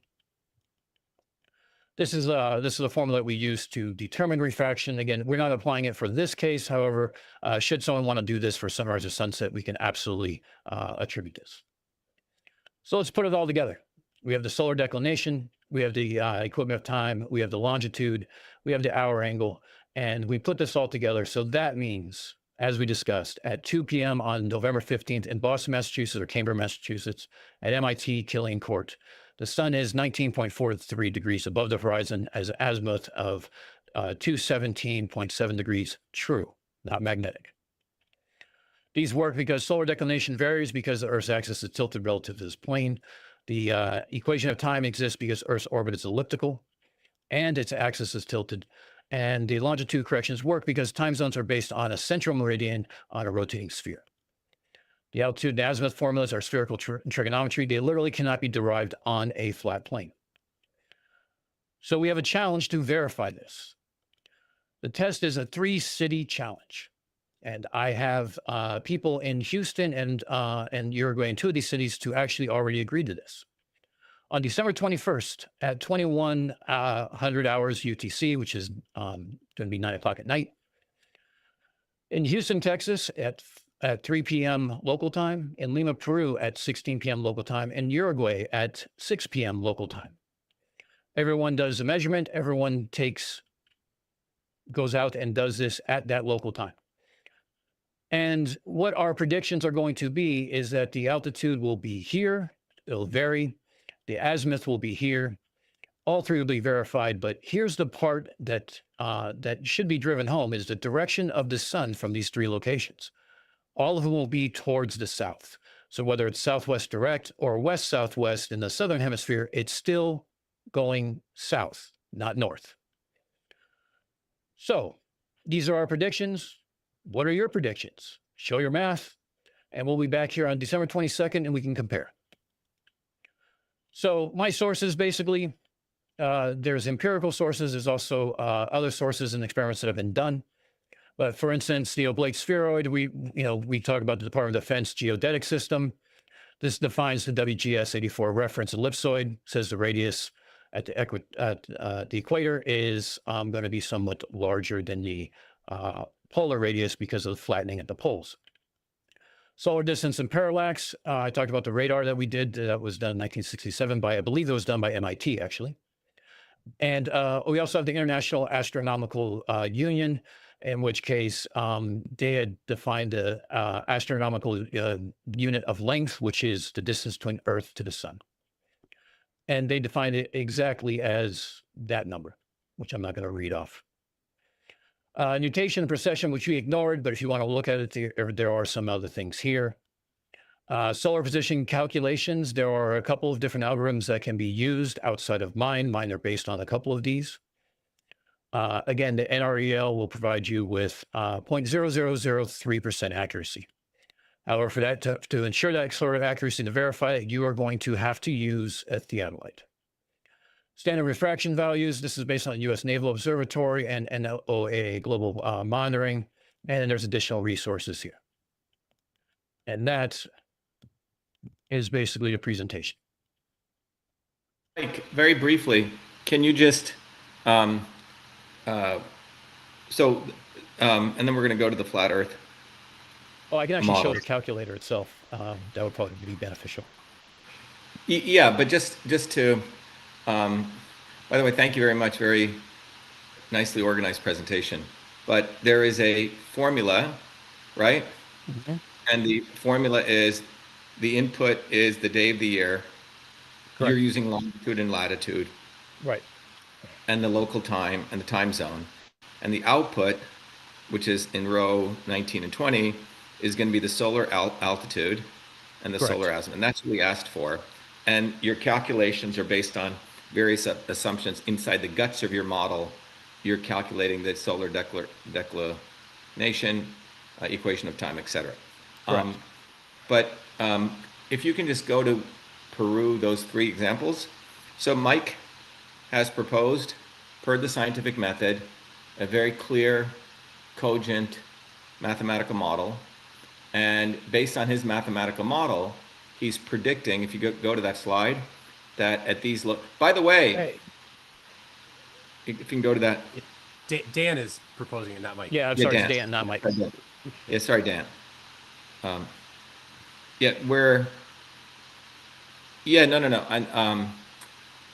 The Peru, those three cases, Mike. Sorry, Dan. You're talking about the three cities? Yeah. So basically, per the scientific method, Dan has proposed a model, so he's done that. He's shown the input and the outputs. And then per that model, if the evidence is that the Earth is in fact round, then the reproducible predictions are, drum roll, can you bring that slide up, Dan? It's up right now, isn't it? Dan, you're sharing your desktop, or maybe just you're sharing your desktop. I'm sorry, hold on. Yeah. Let me share this. Sorry. Right. So per Dan, he has a model, and he's proposing that these will be the reproducible predictions. Sorry. Yeah, I got it, Dan. Oh. I changed this because I had somebody in this town. So okay, you're right. Yeah. So, but basically, if in those locations, obviously there's an input, right? Particular date Correct. and time you have, which I think you said was December 21st, right? Yes, December 21st, 2100 UTC. Right. So those people in those locations are going to tell you and us where the sun is. If your view that the earth is round is true, then the sun in all those three locations must be those specific altitude and azimuth pairs in those three areas. Right, and also in the southern half of the southern half. Yep. Yep. All right. All right. Great. So, and so basically, any questions that there's a model that is based on the Earth being a sphere, there are predictions that are made, and if those predictions are true, then that is evidence that the Earth is round. Okay? Well, here's the thing. June was in Antarctica on a specific day. So Yeah. we can also verify this based off of his measurements that he made at Union Glacier. Yeah. Well, the other thing is, I think anyone listening, I did this many, many years ago, but if you just go on the internet and you say, give me the position of the sun, Yeah. there are various points that, and I propose, Dan, you have, maybe the opposing team will say these three people that you're choosing may be friends of yours, but they're independent data points that you get in real time. Right. If someone just wants to search online as we're doing this, you'll find those points. There's actually points, I think, all over the world, India, Argentina, Yeah. that they're actually looking at where the sun's position is. And you know the location of those measuring devices, the longitude and latitude. So we could theoretically do this right now. Yeah. If you wanted to, right? You could, if you wanted to do that, Dan, you could plug in your formula, Yep. find those locations right now. And then once we get the flat Earth formula, we could do that. So if someone online wants to send those links to us, but there are a number of places all over the globe that you can actually measure the azimuth and the altitude of the sun in real time. So just as an aside, I touched on this briefly, but it's something I think I just want to reiterate, is that you can download a theodolite application app for your phone. And then once you download it and calibrate it and things like that, that is what you can use to measure this. You don't need a theodolite, you don't need a total station, you don't need a sextant, although all those do work. For something as simplistic that anybody can use, you can get a theodolite app. Is there an app phone. on your? Is there an app on your iPhone that tells you? Yeah, Mike has one, I believe. Yeah. I see. Can Yeah, you on tell us? iPhone, it's called Theodolite. It's about $3. On Android, there's a couple different ones. The one that I used to recommend isn't on the App Store anymore, so I don't know just offhand what Android one is. Yeah, I can only speak to the iPhone. Okay. So can you put that in your presentation, Mike? But what I'm saying is, independent of these iPhones, there's actually ground-based data feeds. Is there not? I mean, let's see if I can find one. Well, yes. I mean, there's internet ones that you can actually verify this too. If you want to go to like suncalc.org and things like that. I mean, I can pull these up if we wanted to, because I can actually use this exact example here and show what our margin of error is based off of SunCalc, which is what it's one of the ones that the meteorologists do for determining sunrise, sunset, and things like that. Okay. All right. All right. Let's go to. Is there anything else you want to share? No, I wanted to go to. You said to add this to the thing as far as tools goes. So what are we calculating? And I want to add to app this. But yeah, I can stop sharing and then I can go to. We can go to somebody else. Okay. Bottom line is, you have proposed 3 places on the Earth with people that you have, and you have a prediction. Yep. Per your hypothesis, and then you're willing to put your butt on the ground on December 21st, with your people to measure this. If those numbers are right, you have evidence that the Earth is round. I mean, A I'm sphere. willing to go to Uruguay. I mean, I could always go for a trip somewhere south and warm in the wintertime. I'm all for that. Yeah. All right. The bottom line is anyone can do this. Wherever you Correct. are, if you can get one of these programs, you can, maybe Mike, maybe this, we're going to have a website for this. Maybe we can just put an app there where it just runs Yeah. it, you know, right off the internet, the Institute's website. And I'll and then check any- the Google Play to see what the Android one is based on of large areas. Okay. Yeah, so we could put this right up on the website. Anyone can type in their location where they are, and it'll say where the sun is going to be, and then you can measure it by yourself. Correct. All right, fantastic.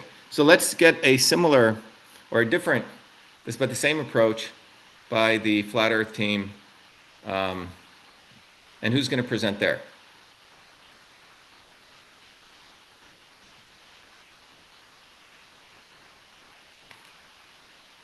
I think we need to unmute Yes, Kevin and yes, I'm Brian. here. Now it's fine, yeah. All right, so go ahead, Kevin. Do you need to share your screen? Of course, yeah.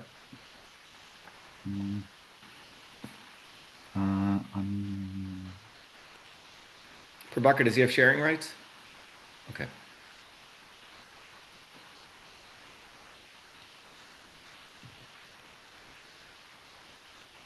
Is it big screen now? Yeah, I see it blank. Oh, now I see it. Go ahead.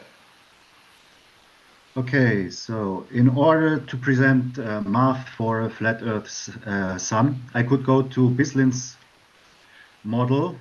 Notice the conditional tense that I could do it. The sun is rising and setting via perspective on the azimuthal grid of vision. We could go, again, the conditional tense, to the source code and extract the formulas from there and show the coordinate system transfers. And we couldn't agree on who was first, because you said I couldn't use your formulas, your distances, and you would say you couldn't use mine. But some first things that goes against this model, and I will continue with the values. We don't expect the sun to behave as solid object. We don't assume the dynamic mechanism. So we don't know the dynamic mechanism. It could be magnetism involved. And we don't assume the position of the actual sun. It could be more, we don't know where it is exactly. We only have the visible sun. So it could be a parabolic reflecting sun somewhere involved, or as I said, magnetism play a role, as we see in the torus field. So our hypothesis is that our vision isn't Euclidic, but visually curved.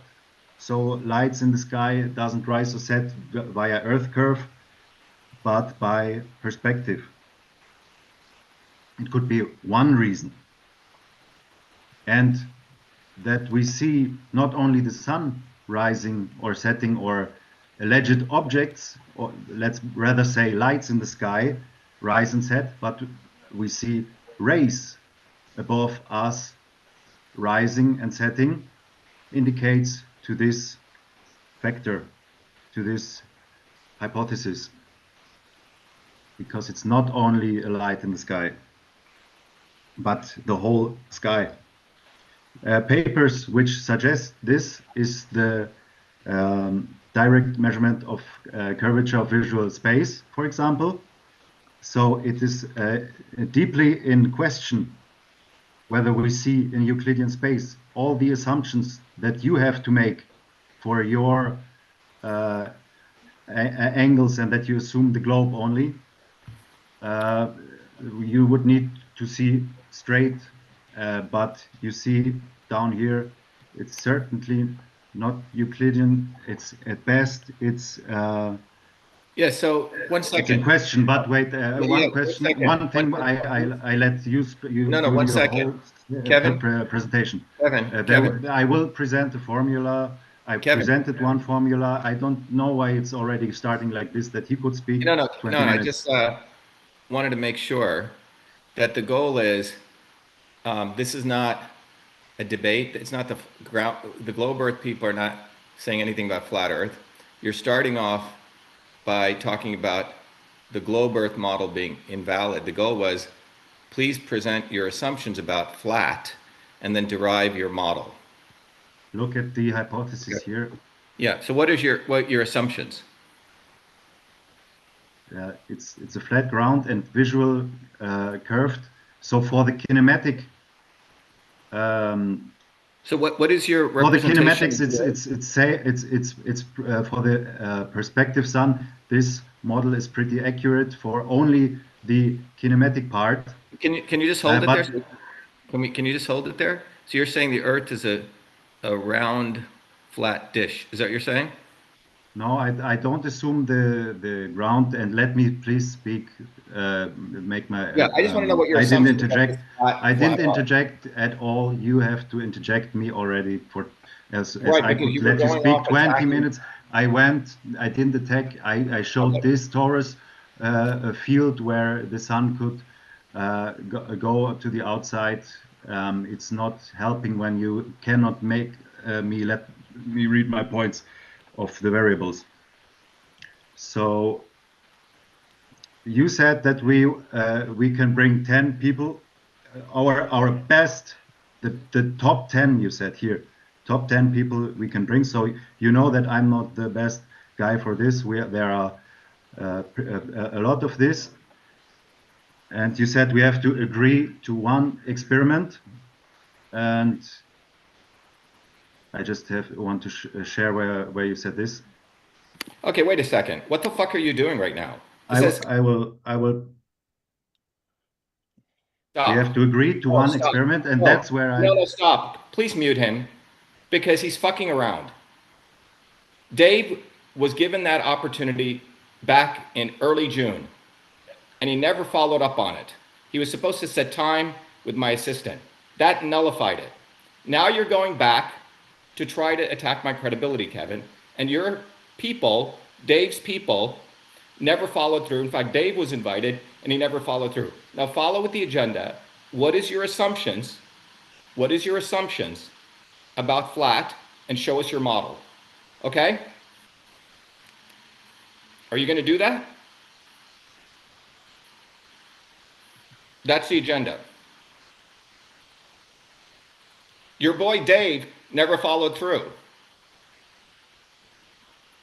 Okay, are you going to show us your model? If you're not, we can end this discussion with you, because you're bullshitting once again.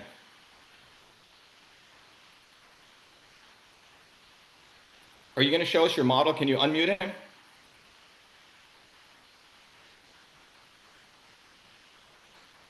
Can he unmute it, Prabhakar?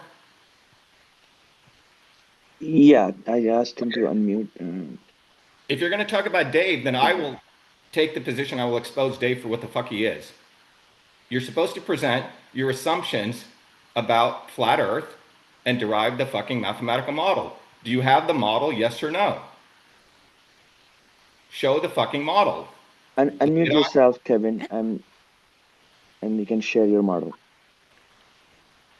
I'm not going to let you derail this, because that's a deception. And that's what you guys have been doing. But then do the fucking work. Show the model. Period. Show your model. Myself. Now I can finally speak again. Show your assumptions in the model. Christ. Show your assumptions in the model. So I'm not allowed to speak anything against your no, because you're lying, and that's a different discussion. I'm not lying. This is what the fuck you do. You deceive. Show the fucking model. I speak that's against what you agreed to do. These bullshit. Objections. Show the fucking model. Wait, where is it? Show the model. Not going to let you derail it. Sun observation refutation. This is show us your assumptions of your model. So if this mathematical model is able to predict that observation, then you have evidence that the Earth is flat or the Earth is round. This is not logically true. You're not sharing your screen, Kevin. Your We don't see prediction your is screen. actually instead a We post-diction. don't see your screen. Oh, Start with the So- assumptions. Show us a derivation of your model. That's called science. you stopped my screen share. Okay. I didn't stop wait for anything. it. No bullshitting.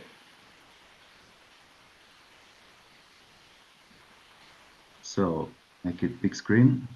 Yeah, so show us the assumptions and the mathematical derivation of your model for predicting the sun, assuming the Earth is flat. Go ahead.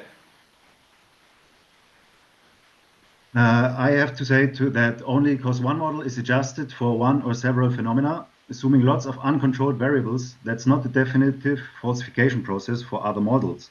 We have long LUT computing, 1% is only measured for the system we could use, everyone could use, and you from the beginning said FMA is an example. It has clear variables.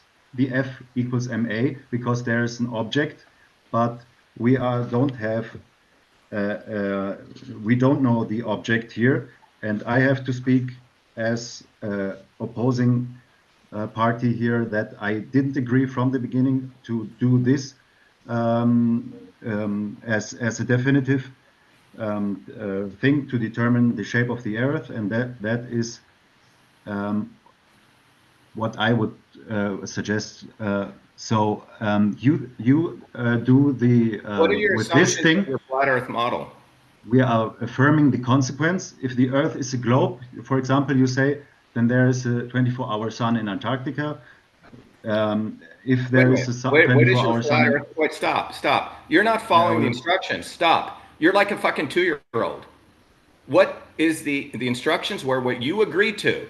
You would come to this meeting with the assumptions of flat Earth and derive a model. All you're doing is you're attacking the globe model. Bullshit. I'm not going to let you do that in this forum. You guys have been fucking doing this for ad infinitum. Where is your assumptions of flat Earth and derive your model? Period. Are you going to do that or not? Are you capable of doing that? If you're not, you should get out of this fucking game. I'm not the right guy to show Where mathematical is your- models. It will Well, be Shane wait, here. we gave you guys a week. Alan's space We gave you guys audits. a You week. can use him. I Stop. show you this model. Okay, you Okay, will stop. see this model. Time out. You will Time out. look You're at not this playing. model. Please No, mute him. I show because this he's not model playing now. by the game. He's not I playing show by this the model rules. now. Please mute this fucking guy. Same deception. I can give brief info on that model he's showing right now. Wait a second, Mike. Rules were set in place from day one in 2 pre-meetings. Dave Weiss was invited. The fucking guy chickened out and ran away because he's full of shit. So we decided that we would follow the scientific method. We agreed. Yeah, you would come up with the assumptions today and the model, and you're not doing that. So either you don't have it or you're bullshitting. I'm not going to let you waste my time, my family's time, with your fucking bullshit. Do you have the goddamn model? Yes or no? Do you have a mathematical equation, Kevin? Yes or no? Do you? Do you have a mathematical equation for predicting the sun and the airplane for both things using a mathematical model? Yes or no? The airplane, If you I don't, have you a lot to lose. say still, yes. But, No. I have... No. For 2. Everyone, I started this forum, and we've been talking about this over 2 weeks. Do you have the mathematical model for assuming the Earth is flat for predicting the sun's location? It's a yes or no question. Yes, I show the Okay, so show the us your derivation of the yes, Okay, I show stop. the derivation No, of the answer is, radius. do you yes. have the model Yes, for yes. the location of the sun? I can show assuming you. it's You flat. see my screen? Yeah, but I'm asking you a question. You're not answering the question. I don't want to go forward if you're not going to show us a model of the prediction of the sun, assuming the Earth is flat. Are you going to show that, like Dan did for the round Earth? Yes or no? I show this Bislin model for kinematically equivalent. I'm not asking that. You see how hard it is to get an answer out of you? No, I'm answering. Do you have the model of predicting where the location of the sun is using whatever grid system you want, assuming in your view the Earth is flat? Do you have a model that you can tell me, or Ryan, or Suresh, or Dan, or anyone in the world where the sun's location is going to be if the Earth is flat? Do you have that mathematical predictive model? Yes or no? It's we have this radius derivation of your vision. Why the sun sets? No. You're not answering the question. I'm answering. No. Now I'm going to. I can bring a sentence Does out. anyone else understand the question here I'm asking him? This is I'm why answering. we're doing this whole forum, and it looks like you don't have it. I'm looks shut like you down don't here. have I'm it. shut down. No, it looks like you don't have it. And I if you don't showed have three. I've showed three variables here. Do you have a mathematical model for the 15th time that if you put my location in a date and time, and assuming the Earth is flat, you will tell me where the sun is? Yes or no? Your prediction of a model is not. It doesn't show anything about the shape of the Earth, just because you want to mathematically. I'm not asking you. I'm asking you. Yeah. We gave you full freedom to define. Yeah, you have hundreds of years. You have hundreds of years. You're not long answering and the large. question. Listen, you're not answering the fucking question. Do you think I'm a fucking idiot? You've been dealing with fucking idiots and you're taking advantage of people. No, Assuming the Earth I is never flat- earned assuming anything. the Earth is flat, tell me your fucking mathematical model. Do you understand that? Look at this diffraction and the derivation from the Do you wavelength have of the the eye, mathematical model? and go to Do you Shades have the and here he will mathematical explain model? it to you exactly. You have the Very mathematical good. model, yes or no? Space audits and Do you Man have- of Stone, go to them, Yeah. and you see it here on Yeah. screen. I just I don't don't give a want to fuck who they defend are. it. Do you have a I don't want to mathematical defend model? it. Do you have a mathematical model, Kevin, of the location of the sun, if assuming the Earth is flat? If not, I can derive it for you. And you can tell me I if you don't can. know how to do the math, because you clearly have a bunch of retards who are helping you or not helping you. No, I don't have a model myself. Okay, so you no. don't have it, you fucking lose. Okay, You're done. so let's go to the You're next done. point then. No, Well, you're fine, done. You can go to our. No, it's to the over. hour. It's over. Go, It's fucking go to over. the other. We're gonna Okay, end this. Do it. No, It's over. I want. You It's know over. exactly that our. You fucking is lied. past- What? You're a liar. You're a deceiver. I showed the You don't have Bisling code. anything. I showed the You don't Bisling have- code. you can. have- I showed it on screen. No, you're just showing some shit on the screen. You think I'm an Yeah, idiot? it was formulas of the Bisling Do you code. have a Yes. mathematical model of the location of the sun, assuming the Earth is flat? Yes or no? How is it not modeled there? Show me your mathematical model if you input the variables of my location, assuming the Earth is flat, you get an output. Where is that? Do you have it? If you do, I'm all ears.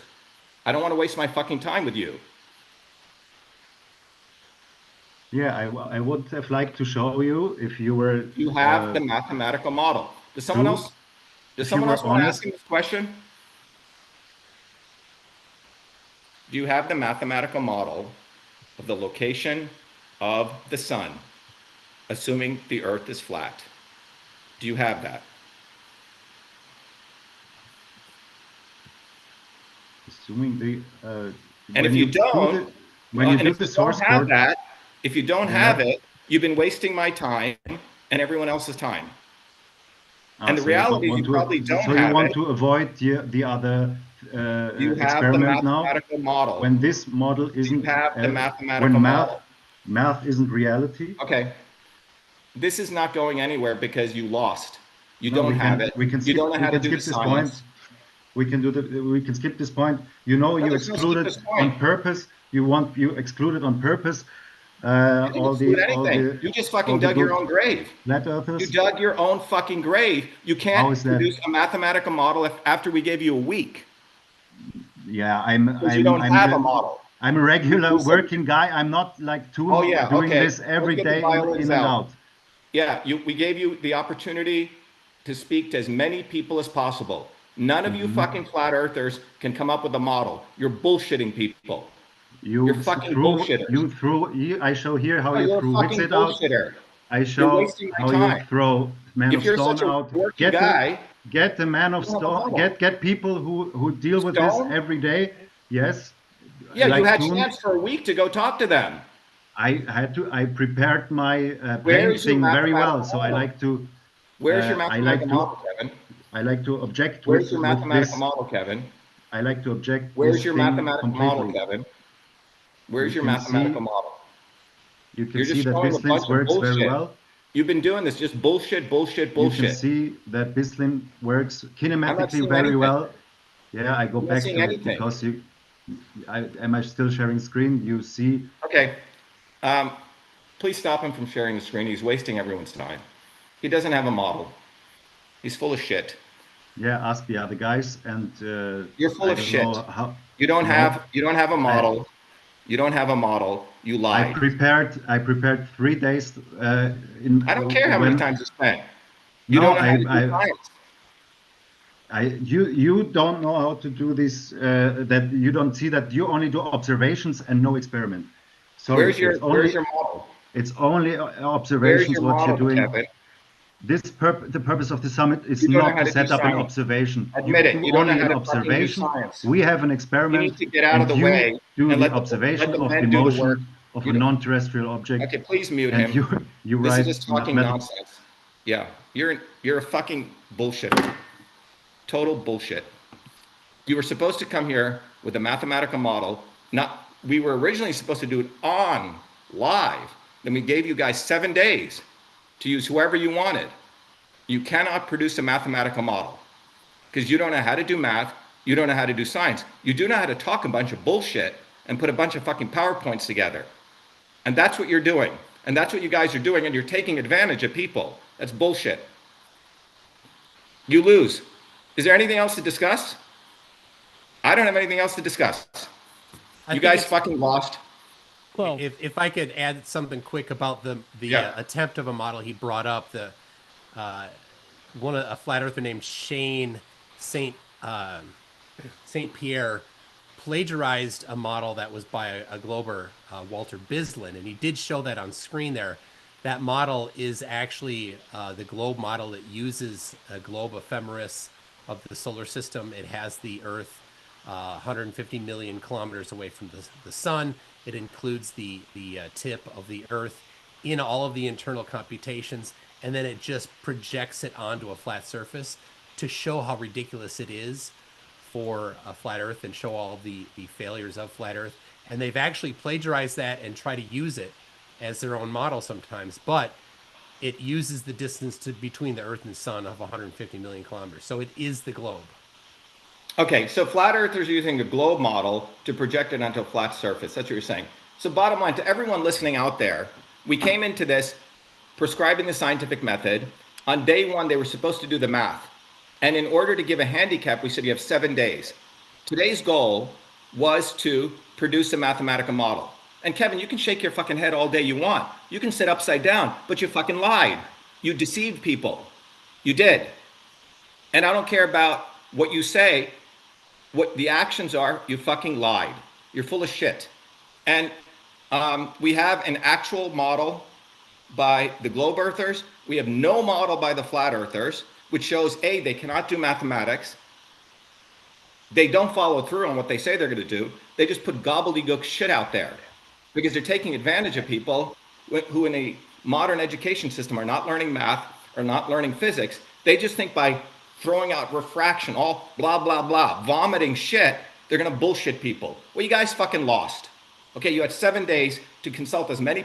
You could shake your head. You're fucking wrong. You lost. You fucking lost. You fucking lost. You and Dave can go suck each other off all day long. But you took advantage of my time, everyone's time here. So you're full of shit. There is no model, period. So you fucking lost. You didn't follow through. I have really nothing more to do. If you guys want to go to the airplane, we can, but the main thing we left was the error margin. I'd like to, because that was some effort that we actually put into that, and I think that's something that it's going to demonstrate. I just want to go on the record that the flat earthers produce no mathematical model because they don't know fucking math. They do know how to throw a bunch of slides up What everyone saw was just noise, thinking they're going to bullshit people. So they must have gotten used to speaking to really fucking dumb people and taking advantage of them. But let me show you, this is my master's thesis. This took 2 years. This has 1,000 different equations predicting wave propagation. You can't do this shit overnight. It takes effort. And the reality is we have a whole strata of grifters who are bullshitting people. And if that is allowed to continue, you head into the dark ages. I take this very seriously because I know the amount of effort it takes to do science. And what you just witnessed today by this guy, Kevin, is absolute deception. So we did 2 experiments. You fucking lost. Flat earthers, go fuck yourself because you fucking wasted my time. It's bullshit. So now we're going to give the flat earthers. They came up with an experiment about an airplane flying over ocean towards a spot, and their claim is that the Earth is flat, therefore there will be a height difference, and we can bring this up. Let me bring it up. Prabhakar, can I share screen? Yeah, you should be able to share the screen. Fucking bullshit.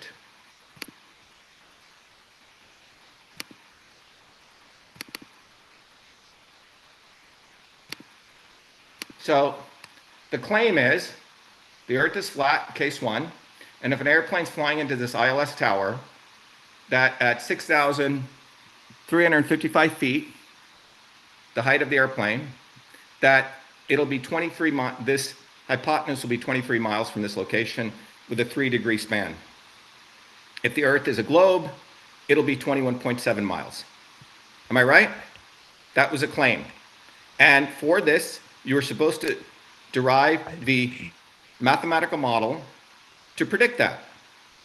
And as a part of that, what came up in the last discussion, so you can't say you didn't know, was a very clear question: what is the error margin of the measuring devices? Because if the error margin is such that it is within that range of the differential, your experiment is bullshit. It's useless. Am I right? Isn't that what we discussed? Yes? No? Yeah. Okay. Yeah.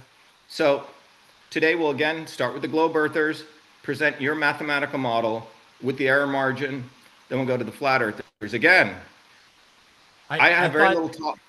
I thought they started first. It was their experiment. Okay. I'm fine either way. All right. They can go first. Go ahead.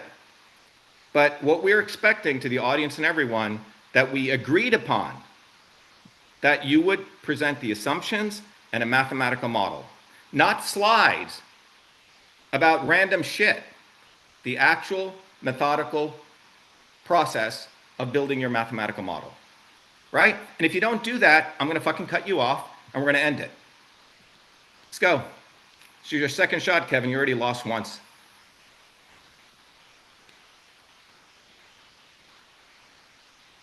So full screen. Just letting you know that when you drift, that is when someone else, when someone is talking something he doesn't believe. But okay, let's start with the error margin. Full screen. So we are clarifying some of the lies and mistakes from last meeting's margin of error claims. To genuinely ask for error margin is, of course, a legitimate request, which it wasn't. But here I present FAA documents. We go even through the history.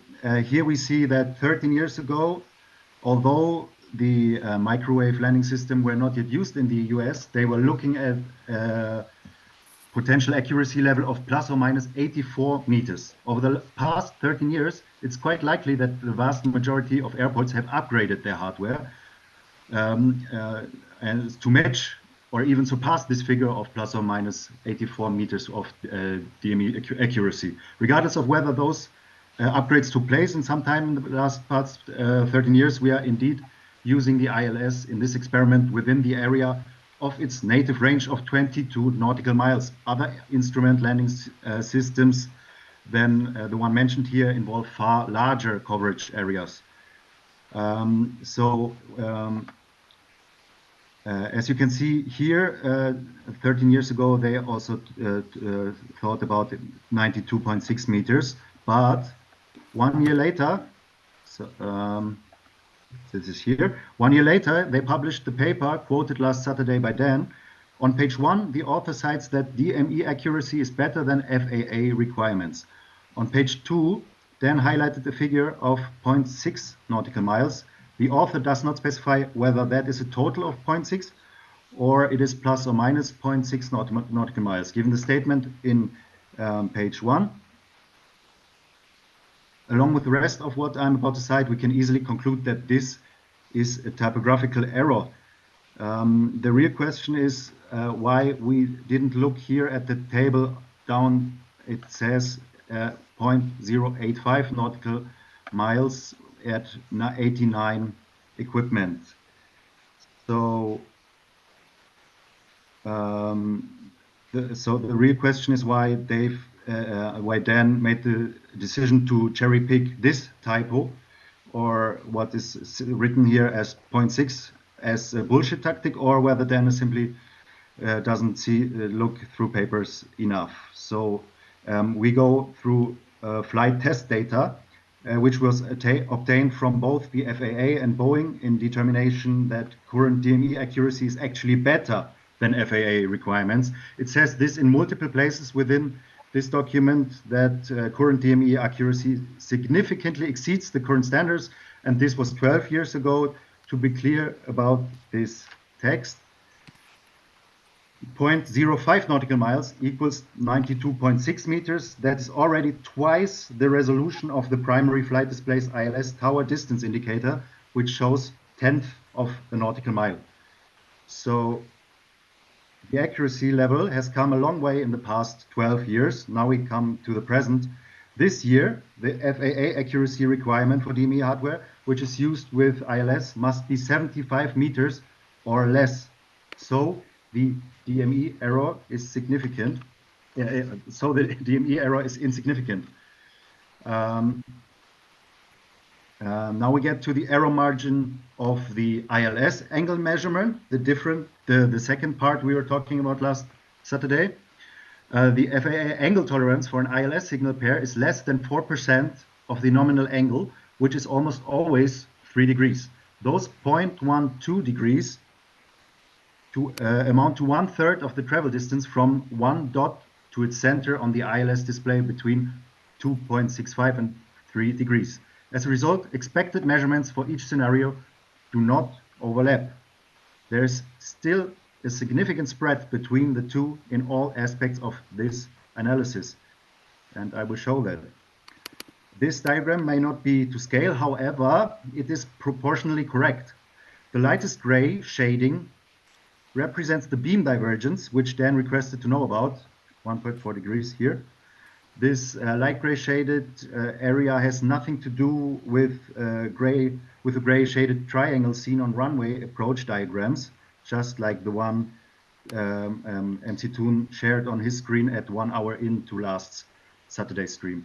The runway diagram triangle around the 3-degree line has to do with whether there are obstacles in the way, which the pilot needs to know about during his descent, as you can read here. If there are obstacles present, the bottom half of the triangle is even not drawn in the diagram.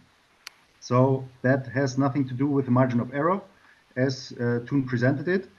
But this light gray triangle here represents the full deflection or beam divergence to the ILS slope gauge on the primary flight display from 2 dots below center to 2 dots above, with a total spread of 1.4 degrees. Yeah, it's what your display is able to detect. As you've seen in all previously presented diagrams, as well as the animation, the angular distance from 1 dot above center on the gauge to its center is 2.65 degrees to 3 degrees. Now we come to this thin tan shaded area on both sides. of the 3-degree slope line. This represents the 0.12 degree ILS angle. The current DME margin of error requirement is in the small box on the left here. This is the current DME margin of error. So we now will add both error margins. 1/20th of a nautical mile, and that is twice the resolution of the ILS distance readout on the primary flight display. So taking the worst estimate scenario for both margins of error, the overlap comes to a total of 0.58 nautical miles. However, in obtaining a larger data set, the data itself will serve to critically attenuate both uncertainties through the simple process of averaging the resultant figures. The larger the data set, the smaller the uncertainty. So I hope this permanently puts to rest any issues of margin of error serving to invalidate this. There's a huge amount, still 0.6 nautical miles almost in the worst case scenario. You have both the values as you wished for. Yes, that's it for the objections for the margins of error. And so it is a valid experiment, and we gather more data, and you could find a lot of airports, because this was a question also over water. I show a couple here, some examples which were 20 nautical miles above water, more or less. And we can also show that previous data, if you don't want to spend any costs, we showed the prediction from 35 nautical miles.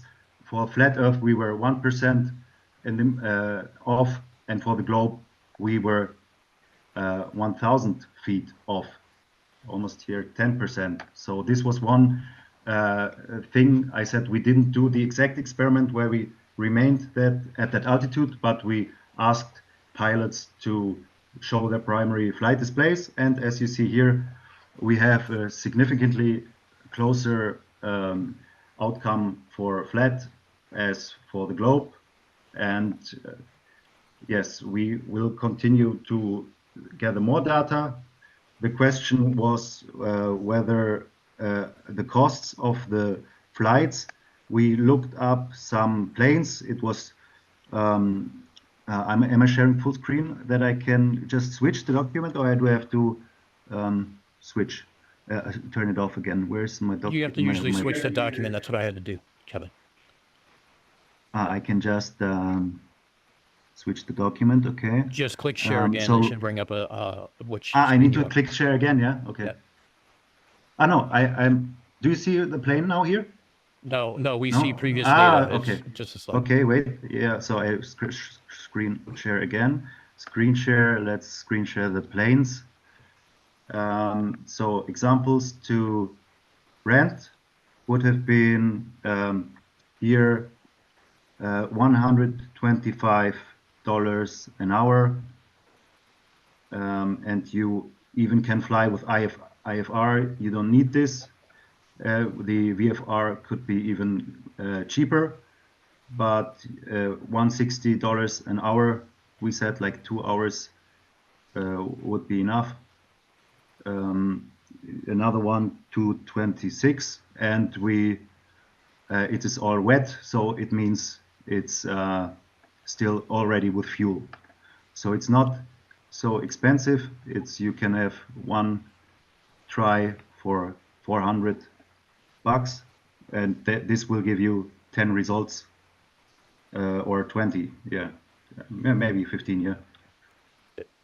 Can I ask a quick question for you, Kev, real quick? Kevin? Yes. Can I ask you a quick question? So the cost of these planes, does that include a pilot, or is that just the plane itself? That's the plane itself. Okay, thank you. I just wanted clarification. Thank you. So did you see the trial that we did? So even when Where's you your ask, where's your mathematical model?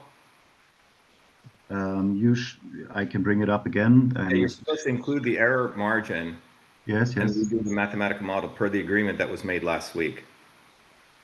0.6 nautical miles are the difference, but I show you the whole formula again. This was from last presentations, from last Saturday. You can just bring up the last week's presentation. So it is but I showed the difference between globe and flat prediction.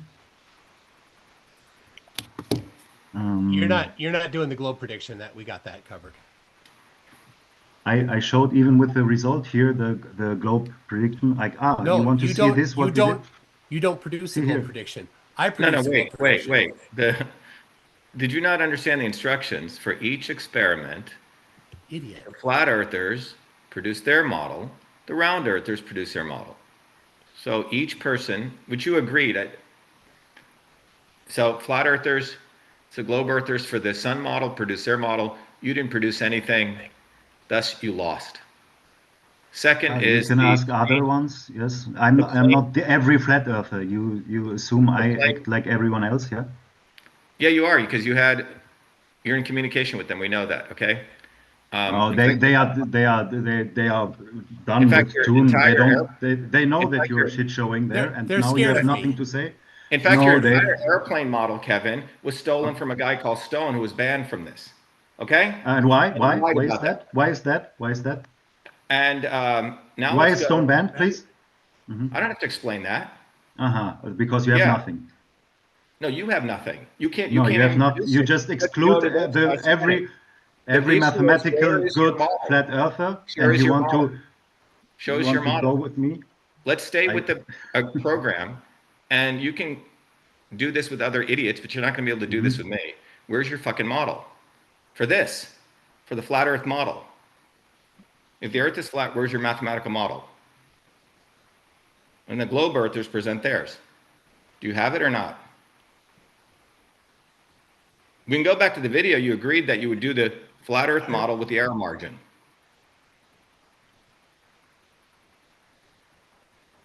You want to show the video of the error margin, or you want to tell No, me you're why supposed to have why your test is not you're supposed to have an good enough? equation. This is for your airplane experiment. Where's your flat Earth mathematical model predicting the height of the airplane or that hypotenuse as a function of all the other variables you're assuming it's flat plus adding the error margin?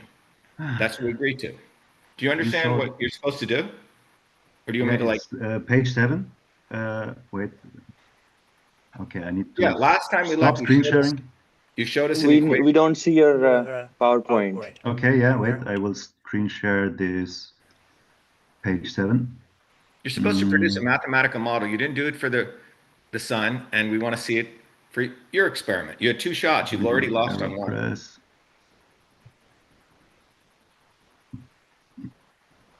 So. Yeah, so show us the equation, not like random pictures. Yeah, my mouse is hanging. Yeah. I don't want. We want to see the equation.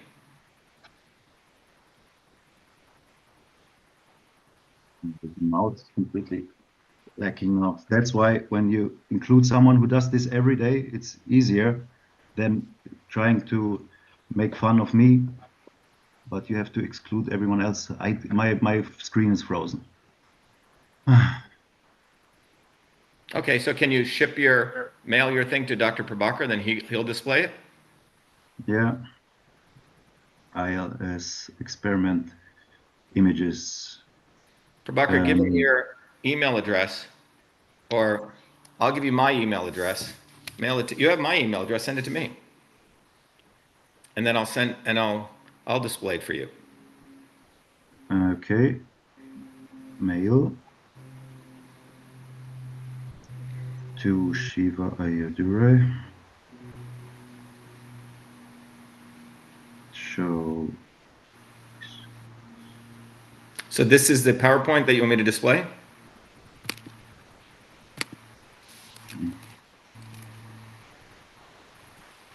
I sent you something now. Hold on one second. Is it a PowerPoint? It's a PDF. Ah, wait, no, it's.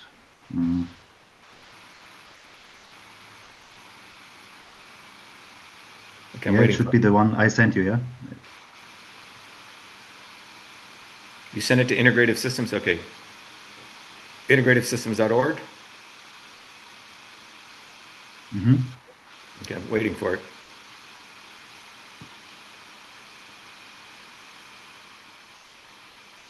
It says ILS experiment images, that Image, one?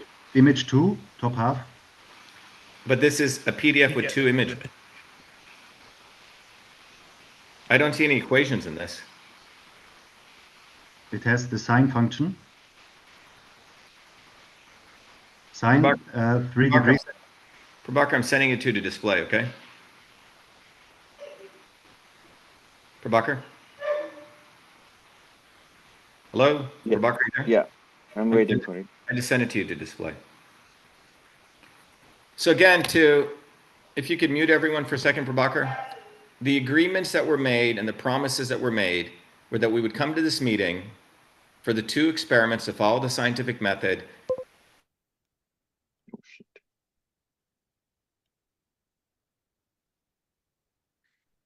Dr. Shiva, can you unmute yourself? I accidentally muted you. Okay. So just before, if you could unmute everyone except me, what was agreed to in 2 pre-meetings and in the last day 1 meeting, and we took handicap for people who didn't know math so they could go consult with anyone that wanted, that they would come to this meeting for the experiment on the sun's location, that the flat earthers would have their mathematical model predicting the sun's locations, which they have failed to do for the record, and the globe earthers would do, which they have succeeded in doing. Then for the airplane experiment, the flat earthers would come with a mathematical model, including error margin, and so would do the globe earthers. And so what we're waiting is for the flat earthers to show us their mathematical model, including the error margin. And that's what we're supposedly going to see right now. Let's see if we see a mathematical equation with the error margin. Go ahead, Prabhakar.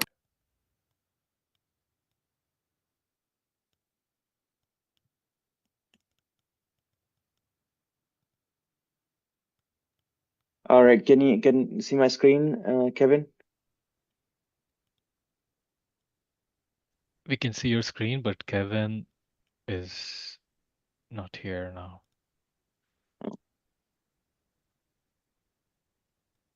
We lost Kevin. Oh, Kevin. Because Kevin is having screen sharing issues. All right, so he has a model of. Well, right, but that doesn't include the error margin in there, does it? No, I think this is what we shared last time before we asked him to incorporate the error margin. I think it's probably not on our slide. All right. What happened? Did he leave? I wonder if he tried to drop and connect again to see if he can reshare. Yeah, just give me a minute, see if he gets back up. Just may have to reboot his laptop or whatever. All right, we'll wait for him. And I believe he had a separate document that had margin of error, if I remember correctly. He was trying to find the correct window. Let me see if if he sent that.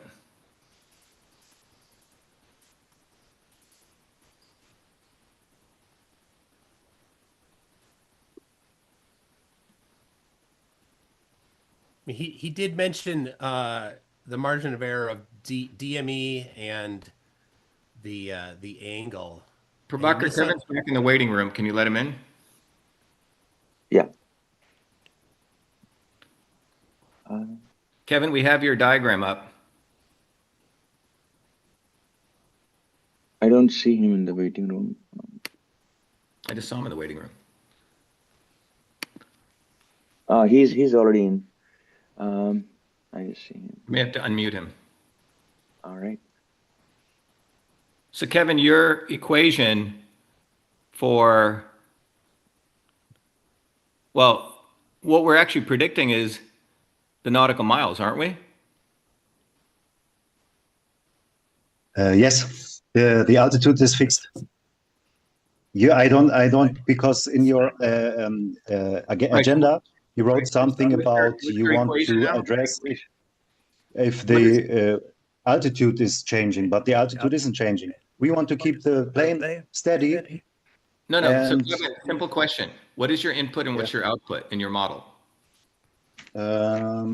Yes. I have it written down somewhere. It's the input is the angle, was it? And the output is what you need to get is the what you need to get, what you're looking for is the output is the distance, and the input is the fixed altitude and the angle. The angle is fixed and the altitude is fixed. Yes. Because every ILS has a fixed angle, but some have 2.9, some have 3, some have 3.1. Yes. Can you show us your full equation then? Where's your hypothetical? Where's your hypothesis? Yes, but you see this without error margins, but this I will send you the one with error, or maybe I can screen share here. Wait. But you see here this equation on the top with the sign and the bottom one for the globe, the equation. And let's see. No, but wait 1 second. Kevin, stop. Where's your equation including all the variables? Yeah, I had it on the page 7 of the last. Can you send that so we can display? The equation should be you're saying the output is what, the height or the hypotenuse? No, the output is the distance. Okay. The distance to the tower. The level approach to, Right, so you need to have some equation that distance d, let's call it, is equal to some function of all these variables, right? I showed the error margin, but I will try to. Yeah, can you show us the equation? Because that's what we're gonna. Yeah.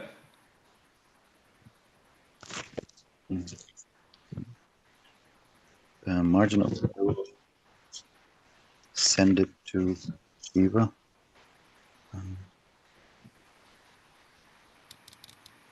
Telegram. This margin of error.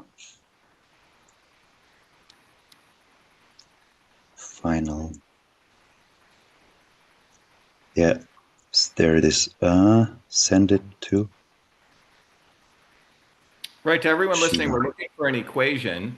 Kevin is saying the hypotenuse is the variable he's predicting, the output. That needs to be a function of various variables, right? Yes. Okay, so did you send it? Yes.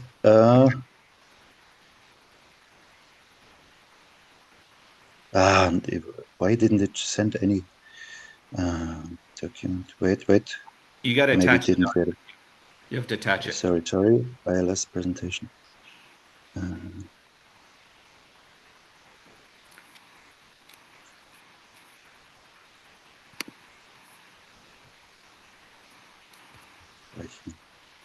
Dann gehe ich dahin, sende das hier vom Gerät. Margin of error images final. So now Shiva, treff something and send it. So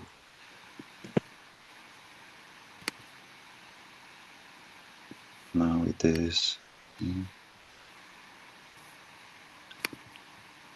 Now it's out. Margin of error, image is final, and then it is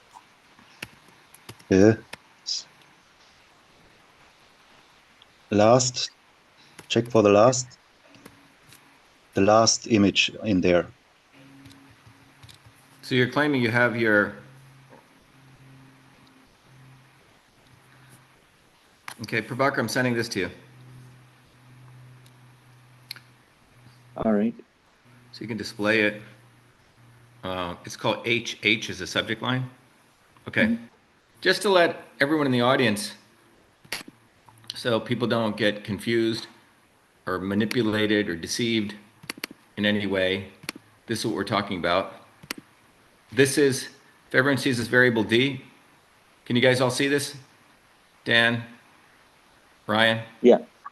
Okay. Yes. The goal is the formulae is trying to predict D under the flat earth condition.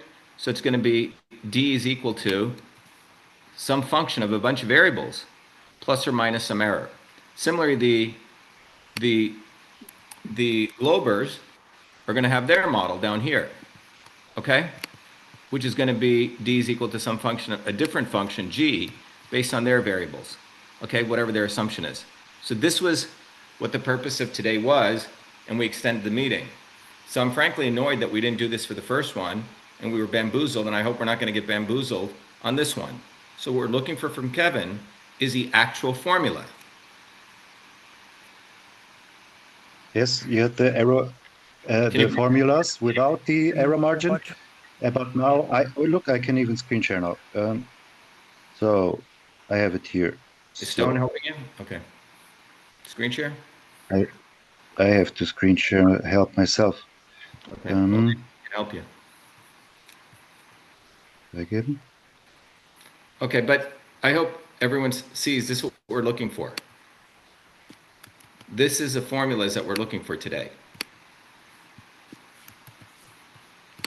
Yeah, but maybe you haven't even seen the image with the full error margin document. I presented it before, but it should be in the email I sent you because I can't get it. I just sent it to Prabhakar to bring up. Can you bring it up? Yeah, and it's the last page in there, the last page. Yeah. Wasting a lot of time.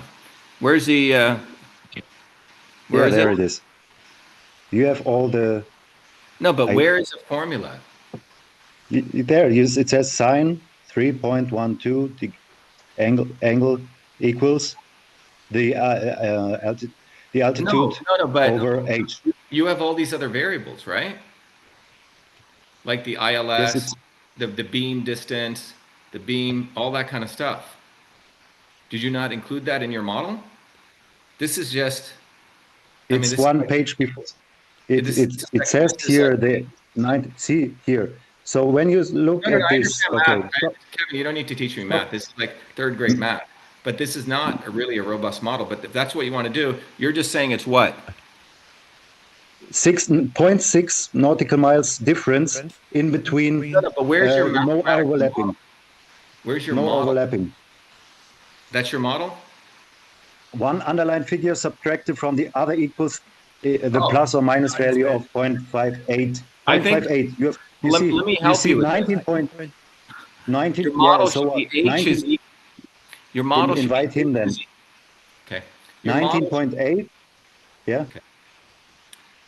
Typically of an output, which is your H, is equal to some function of an input. Okay. So I think you're trying to say H is equal to 6360 over sine 3.12. Is that what you're saying?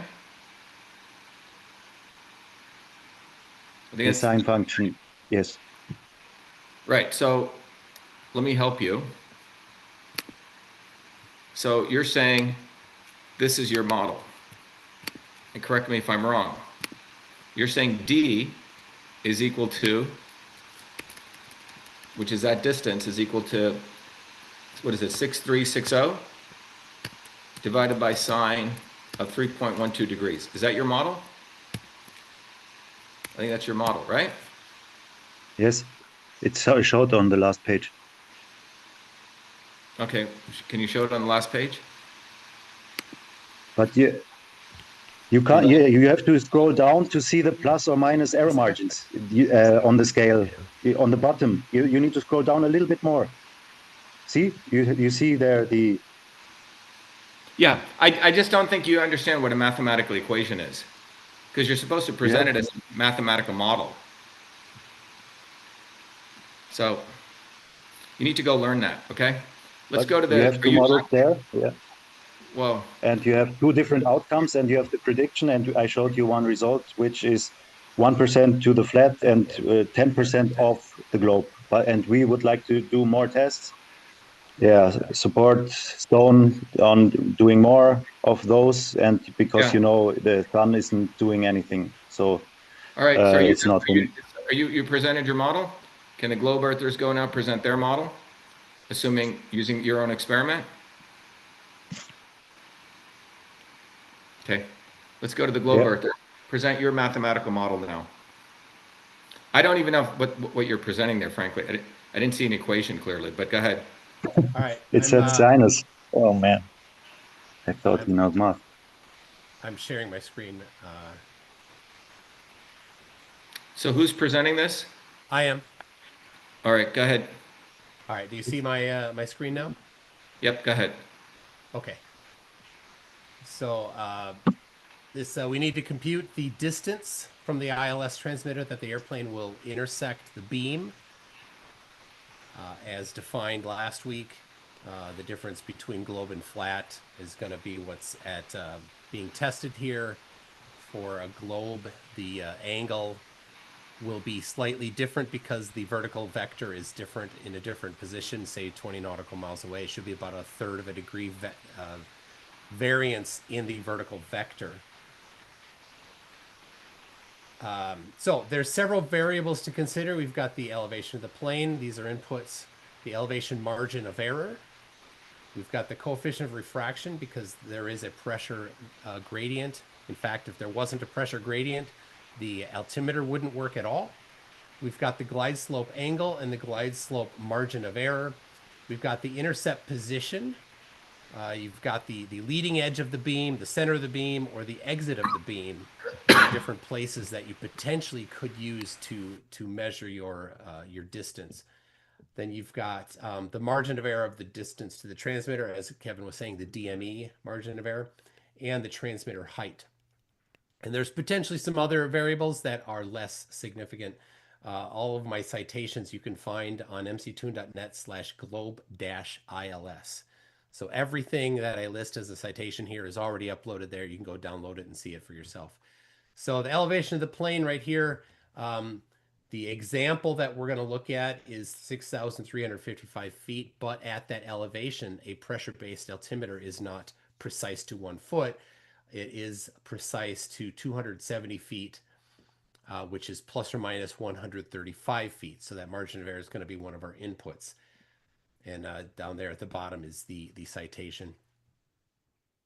The coefficient of refraction for RF in the air commonly is a K value of 4/3. And we can use if we're not able to measure it, we'll have to use a range. I will use in my example, I'll use half of that. I'll use 0.167, but it can be, it will have to be varied based on the actual conditions.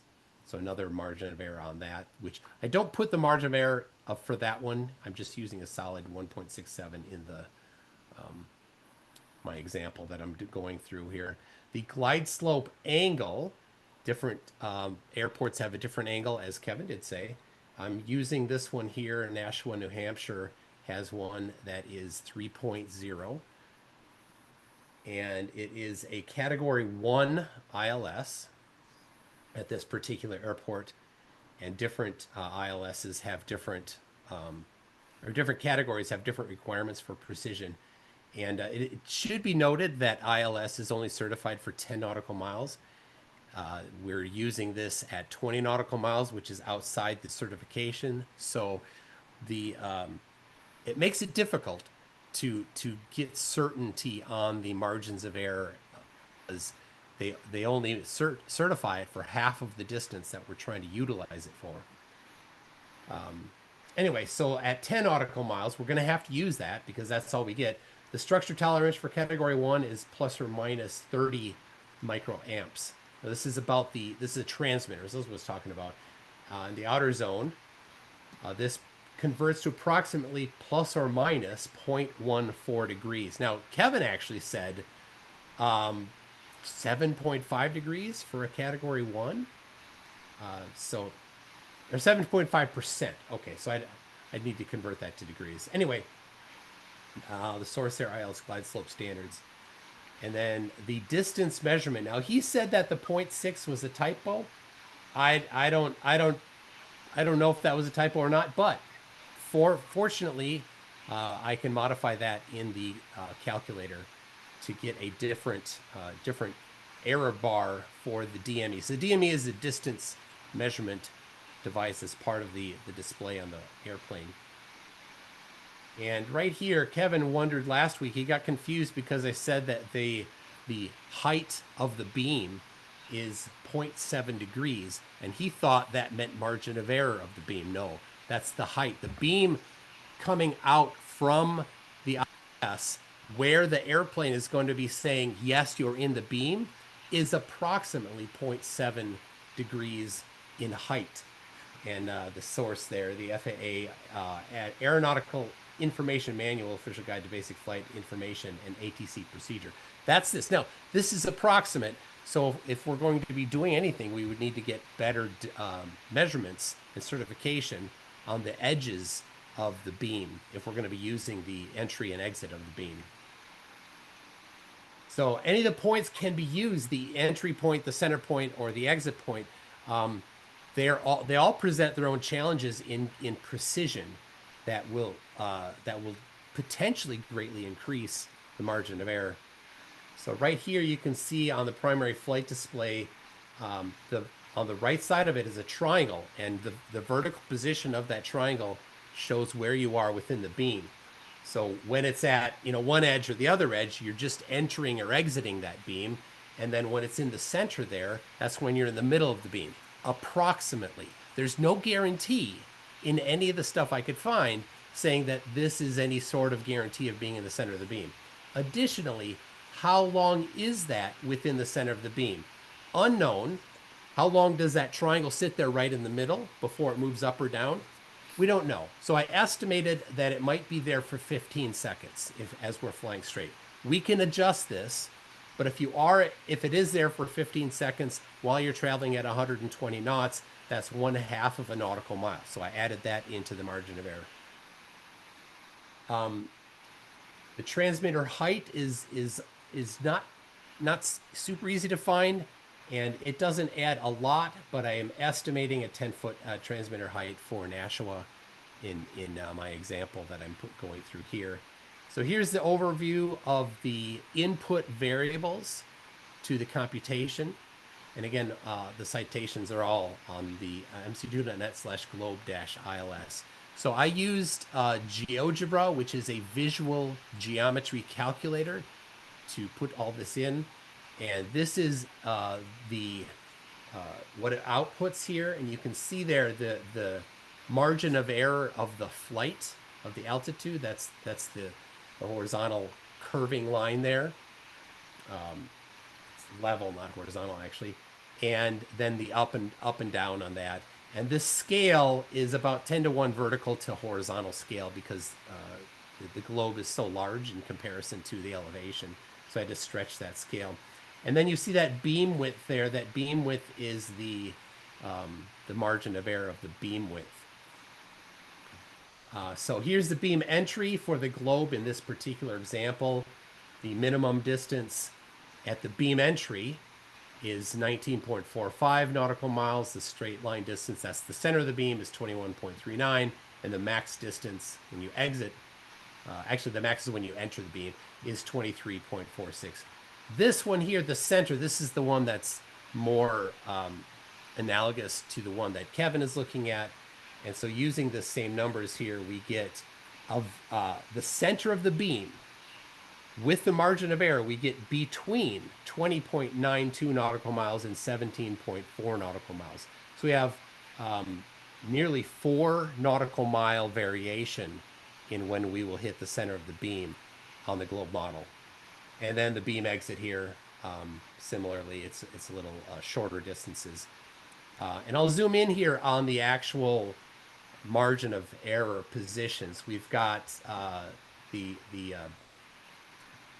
curving level to the surface of the Earth one with the dash in the middle, and then we've got the top and bottom bounds of the margin of error.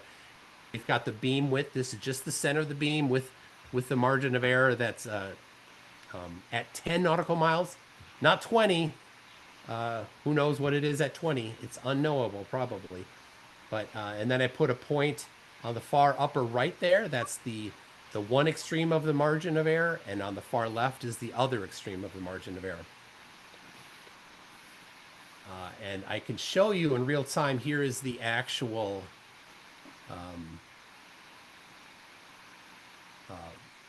GeoGebra, and you can see here we can vary all these inputs. So we've got the glide slope margin of error, the altitude margin of error, the transmitter height, then we've got the DME, the distance margin of error, and the refraction here. I'm using 0.167 for refraction. So there's how it's all calculated. Again, this is linked on my webpage as well, so anybody can use this. So it gives us everything we want there, and it includes all the math necessary to reproduce this yourself here. So any questions about this?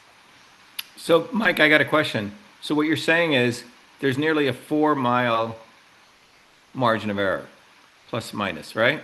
Yes. Roughly 4. So according to the experiment proposed by the flat earthers, is that the difference would be what? Let me bring this up in the PowerPoint. Would be the difference between 23 miles versus 21.75 miles, which is basically a 1.25 mile difference, right? Yeah, it's ours about 4 nautical mile difference. No, I know, but the difference, if the Earth is flat, according to them. Oh, between the two, yeah. Yeah, the distance between the tower and the airplane will be 23 miles. And if the distance for globe will be 21.75 miles, right? Well, the distance for globe is this is what's interesting. The prediction for flat Earth is 100% within the globe prediction when we include the margins of error. And Kevin didn't include. He only included margins of error for things that we brought up last week. Apparently, we have to tell him margins of error that he needs to consider. No, I understand that. But I'm saying, in his experiment proposed, I can share my screen. So just putting this all together to show the fact that the experiment that the airplane is basically useless because of the fact of the margin of error being at minimum 4, right? Plus or minus. Yeah. So if we bring this up, this is to everyone listening. This was the experiment proposed by the flat earthers, which the globe earthers were willing to do. And the distance here is what we're looking at. According to the theoretical framework of the flat earthers, that if this airplane flies at 6,355 feet above this, as it's coming into this ILS tower, the flat Earth distance from the tower to here measured with this beam, which has all these different errors of margin, but they're saying definitively be 23 miles. And for the globe Earth, if it in fact was a globe, would be 21.75 miles. That's how they teed up, right? Kevin, Mike, okay. The reality is at last meeting, we said, how can it be exactly 23 exactly? Because there's all these variables. The tower, right? I'm sorry, the beam, right? The DM, a number of things, which should have been included in the model. But the globe earthers essentially gave the flat earthers feedback saying, you're not including margin of error. So the point is it can never be exactly 23 or never be exactly 21.75. The globe earth model is predicting to be 23 all the way up to 27, right? I'm sorry, 25 or 23 down to 21. Am I right? Mike? This is 23 miles plus or minus a margin of error, which you've calculated. Yeah, right. I'm sorry. Yeah. Right, and you use a globe, just let's use your model. Your number could be 21.75 if you want to use this number, but a 4-mile error of margin. Yeah. Yeah, Toon didn't even get that it's you showed a localizer beam, and it's a glide slope has two beams, and the signal strength of both the important part. So he has a completely wrong margin of error. Also, the refraction is not significant, but showing everything with one beam is completely wrong. We have two beams, and you compare the strength of those two beams. I showed it. You have one beam angled horizontal. You have one beam angled at 6 degrees, and that's why you have the 3 degrees in between. And you compare the 0 and the 6 degrees angle. And Toon didn't do this. He showed a localizer beam, which is a complete different story. I showed the FA So this is document. why I've been asking you for your formula, Kevin. If you go, Yeah, I showed Mike, you, and you didn't get it. no, I did get it. I showed it. That's not a formula. That's just a. The 0.6 That's like, nautical miles difference. It's not 4 miles, but what was it? 0.6. Let me take you to third grade. Mike, can you bring up your? Can you bring up your? How can you when there's no formula? Let me bring up your assumptions. Mike actually has a formula. Mike, can you bring up your assumptions, please? No. So you see right there. No, that's your inputs. I'm talking about your assumptions, the various variables, your input variables. Go back, Mike. It was Beam before. entry. Which The beam? variables. Is it two beams? It's Right one there, beam. right there. Okay, see this? So Scroll these- back and see one beam. He says all the time. Don't interrupt me. This is But the elements to his model: elevation of the plane, elevation of the margin of error, coefficient of refraction. In your model, all you have is the elevation of the plane, right? And you calculate that by 6355 divided by the sine of the angle. And maybe you have the angle, which you fixed at exactly 3.1. You don't even have variables. You just have. I showed the transmitter. I showed all of this. What is relevant? I showed the transmitter height. I showed the glide slope angle. We had these two. If you didn't listen to me at the presentation, I showed the glide slope angle error margin, and I showed. Yeah. So can you also show me the formula that calculates D based on all that? He's got the formula, and he's got it put up on a website where anyone can play with it. Can you show me your formula? We uploaded it on the website. I showed you in a document, the last page, and you said there is no formula. So it was in front of you. Kevin, I don't think you understand math. That's not a formula. Sine function is no formula? No, it's not a formula including the glide slope angle. Where's the glide slope angle in there? You just gave a fixed number, 3.1. There's no margin of error. What's that? The margin of error is there also included, but you want to bullshit now, but I don't know. I don't think you know what an equation is. Okay, no, but you saw the difference there. It was 0.58 degrees. No, I don't think you understand what I'm saying. It's like you're a child. I'm talking to a fucking child. Do you not understand what a formula is? Yeah, you did. You say sine function is no formula. This is. No, you didn't. Who doesn't understand? No, you have all these variables. Okay, in that formula, let's bring it up. Prabhakar, bring it up. Where's the glide slope angle in there? And the margin of error? Prabhakar, can you bring up his formula? So in your formula, where is the glide slope angle in here? This is the max. The 3 degrees is the media, the beam normally, and you have one equation with the 0.12 more on the top, and you have on the bottom you have the sine function with the error margin 0.12 degrees subtracted from the 3 degrees. So you have this difference.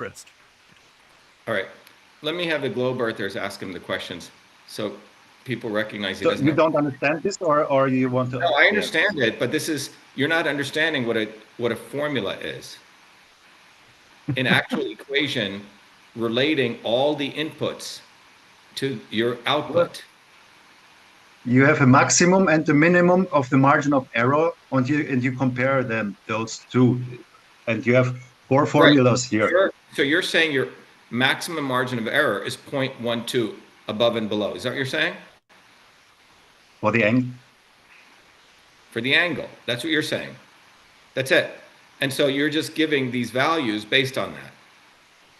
Is that what you're saying? Based on what the Federal Aviation Association is providing, Okay. yes. So now compare your model. Let's go to the globe Earth model. I think he ran the same formula multiple times, one for different boundaries on the margin of error. Right, so you got what he four. did. Right, but what I'm saying is, go to your variables, Kevin, or your variables that you used in the model. My variables, what I have, I look for the angle error of margin, or you talk about not error margin, but you talk about my variables. This is still bring up your variables in the varying inputs that you used in your equation. That one slide, Kevin. I use the angle. I use the distance. I use the height. You know the triangle now, no? And you. Yeah, the guy Alex who called the hypotenuse degrees, right? That guy. Alan. Alan, who thinks hypotenuse is measured in degrees? The math genius. That guy. Yeah. No. Prabhakar. Kevin, can you? Not Kevin. Mike, can you share your variables? Yeah. Give me a second. Yeah.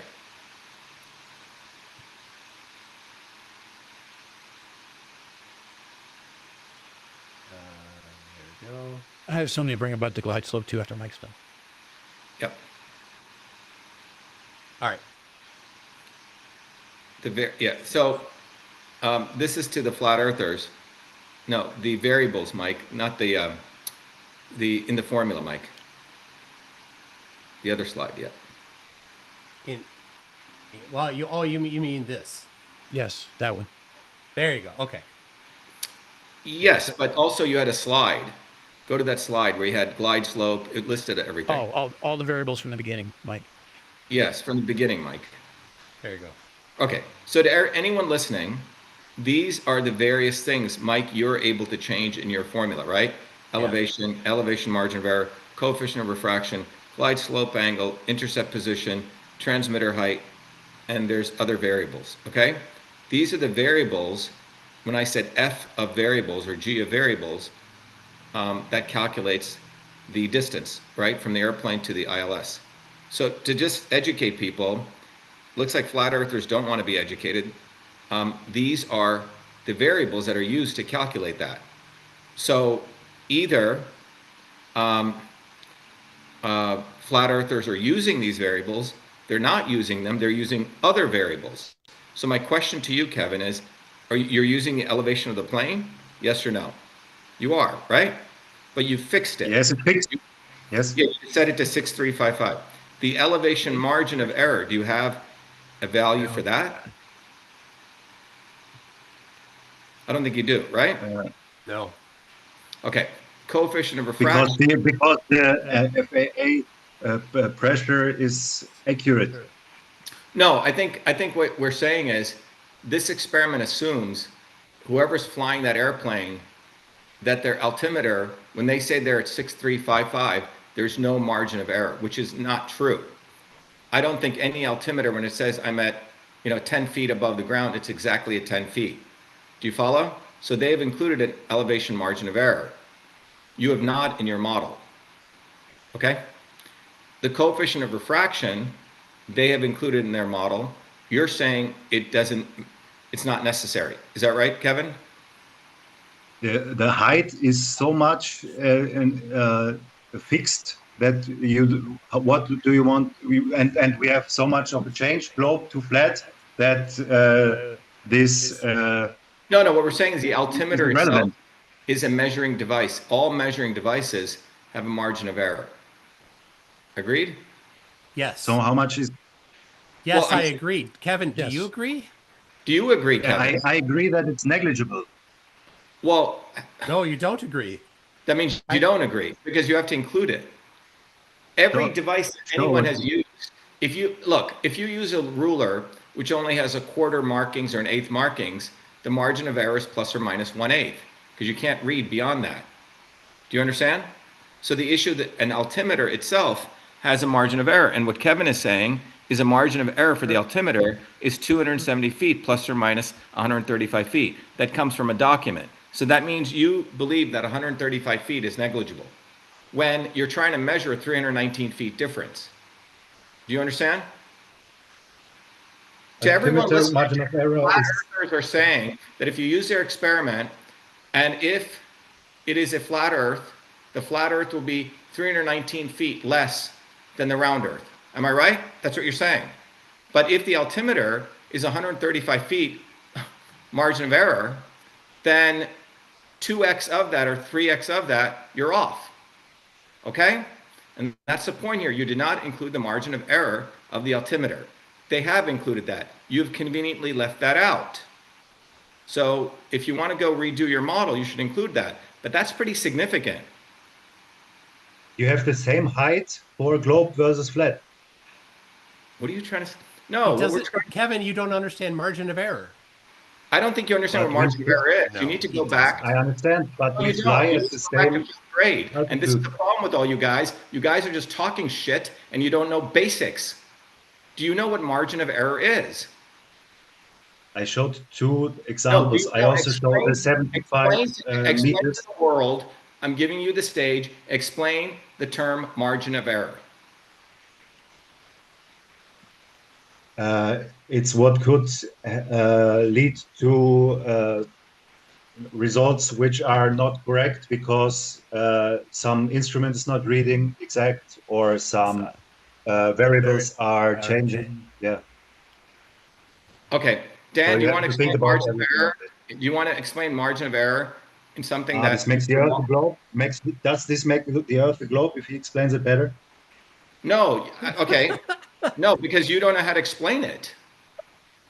But I know what it is. You appreciate Yeah, you science. have to I don't you think have you to fuck appreciate with someone who's not I don't think you have English any first language because you can't I cope don't think with you have all any the others. appreciation for science and the effort it takes. Yeah. Terms Weit have to Witz be it uns kommen precise. dann. No, terms have to be precise, not something fucking you want to say. The Dan, you math want to was explain what precise. margin of error is? Yeah. So I showed so the when we did the math. sun experiment, what it is my math equations had a half a degree of error margin, and that's just based on the simplified ones that we did versus the complicated computations. But I also added in the error margin of the GPS, error margin of the inclinometer in the phone, also the error margin of the software that we're going to be used to measuring this, and as well as other error margins like refraction at sunrise and sunset. So these are the different variables we have to account for. We add them all up, and cumulatively, we were confident in saying that our error margin was 1% when the sun is above 10 degrees over the horizon, or 2% if it was below 10 degrees over the horizon. Yeah, to everyone But do you know listening, that what is six- averaging? Can I speak something? Rocky, That can you mute everyone, please? I just want to explain this to the crowd because I don't want people to make other people dumb because the educational system made them dumb. When you're doing very complex experiments, particularly in physics or biology, or sometimes you're going out to, 10,000 or 100,000 digits, 0.0000001 or 0.00001. When people are going out to that, or even anything less than that, you're using instruments. Instruments have margins of error, and margins of error can be multiplicative. And when you're doing this in all experiments, the number one thing is margin of error. It was Mike Toon who had to even tell the flat earthers to put a fucking margin of error. This tells you the ignorance of this fucking community. Moreover, the margin of error of the altimeter is not included, which is the height. Their entire basis is the airplane is going to fly at exactly 6,355 feet. That is based on an altimeter. Well, you're never going to get that. You have a number right here that the ICAO document says for a pressure altimeter is 270 feet plus or minus 135 feet, which means a margin of error can be, what is that, Mike? If you can calculate that, could be 400 and what? No, it's 270 is the margin of error. It's 270. Sorry, 270 feet. Plus or minus 135. Plus or minus 135. So in this experiment, the globe earthers are saying that the height could be as 319 feet, right? Between the globe and the flat Earth. Well, no, it's the same elevation above the surface of the ground for either flat or globe. Just that it's not exactly 6,355. It's that number plus or minus 135. Right, plus or minus 135. So the point is that the margin of error is not included in the flat Earth model, just in this one measurement. So there's various areas where margin of error can come in. The altimeter, go back to your previous slide, Mike, which is not included. The second is the coefficient of refraction is nowhere in the flat Earth model. The flat Earthers claim that refraction is not an issue. Well, apparently they don't understand pressure gradients, okay? That refraction is an issue. The other thing is the glide slope angle margin of error. It was included after the Globe Earth team brought it up. And I think they have included 0.12. Is the Globe Earthers have any problem with that? Well, in their model, I guess they can.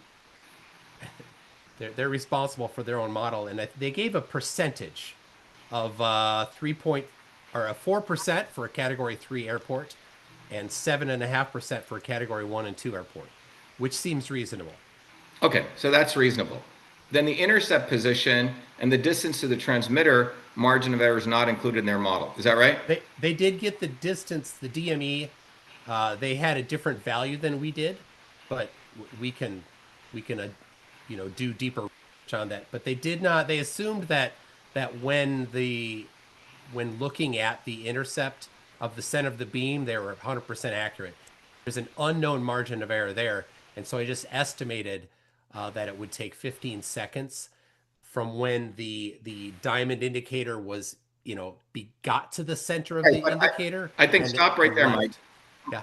Mike, 1 second. The reason you're saying it's unknown is that distance is a function. All of the FAA's only providing margin of error when it's 10 nautical miles from the ILS, right? No, it's even worse than that. It's not designed to give you an exact position. It's just when that little diamond slides up and down, you have a relative idea of where you are within the beam. That's all you get is a relative idea. What's the margin of error of the relative idea? Unknown. I see. Okay, so we don't even know. So what the globe earthers are saying, when you're flying in, if you wanted to do this experiment, you're looking at this little triangle, right, or that little line. If it's in the middle of both those two triangles, you're assuming, but there's no margin of error given for that location, right? You could be there, but it's an unknown margin of error, and the FAA doesn't even publish that. Yeah. Bottom line is, this experiment is highly suspect because of the margin of error. And given that you're trying to differentiate between 1.25 nautical miles, and most of these things, I think you said, are only rated when there's 10 nautical miles out, right? So I would say that if you were to bring this to any physics professor, even a graduate student, even an undergrad who's studying physics, they would just laugh at you because the margin of error is so nebulous that it makes the whole experiment inconclusive. So, and you're going to have, and this is not an experiment that any individual, any citizen can do. You have to hire someone who can fly a plane. You have many, many variables, unknown variables, and you're trying to predict something which is 1.25 mile difference, given all these margins of error which will accumulate. Or the data you'll get, you don't know what the answer is. Yeah. I want to point out that the 1 point whatever nautical mile difference was their incorrect globe model computation. That's why, of course, I'm not going to strawman theirs and they shouldn't strawman ours. I'll produce our model, you produce your model. Not specifically why we left out any flat Earth mentioning in our presentation whatsoever. We did not want to be accused of strawman or poisoning the well or anything like that. Yeah, one of the things philosophically we wanted to do was each group is supposed to stay in their lane based on their assumptions, come up with their models. That did not occur with the sun model. Massive disaster for the flat earthers. In this case, I think the outstanding issue is the margin of error. Does that summarize it pretty well to both sides? Yeah. That the margin of error is a big differentiator. Yeah. Right. Their prediction is within our margin of error. And if I talk about the glide slope real quickly, I just want to give a quick analogy so that way Kevin understands that I know what he's talking about when he's talking about the interference pattern between the two signals. So when the two signals are being out, one's at 90 hertz, one's at 150 hertz, they create an interference pattern. Some is constructive, which adds to, which is the beam you're trying to follow. Or I'm sorry, one is destructive, which cancels, which is the beam you're trying to follow.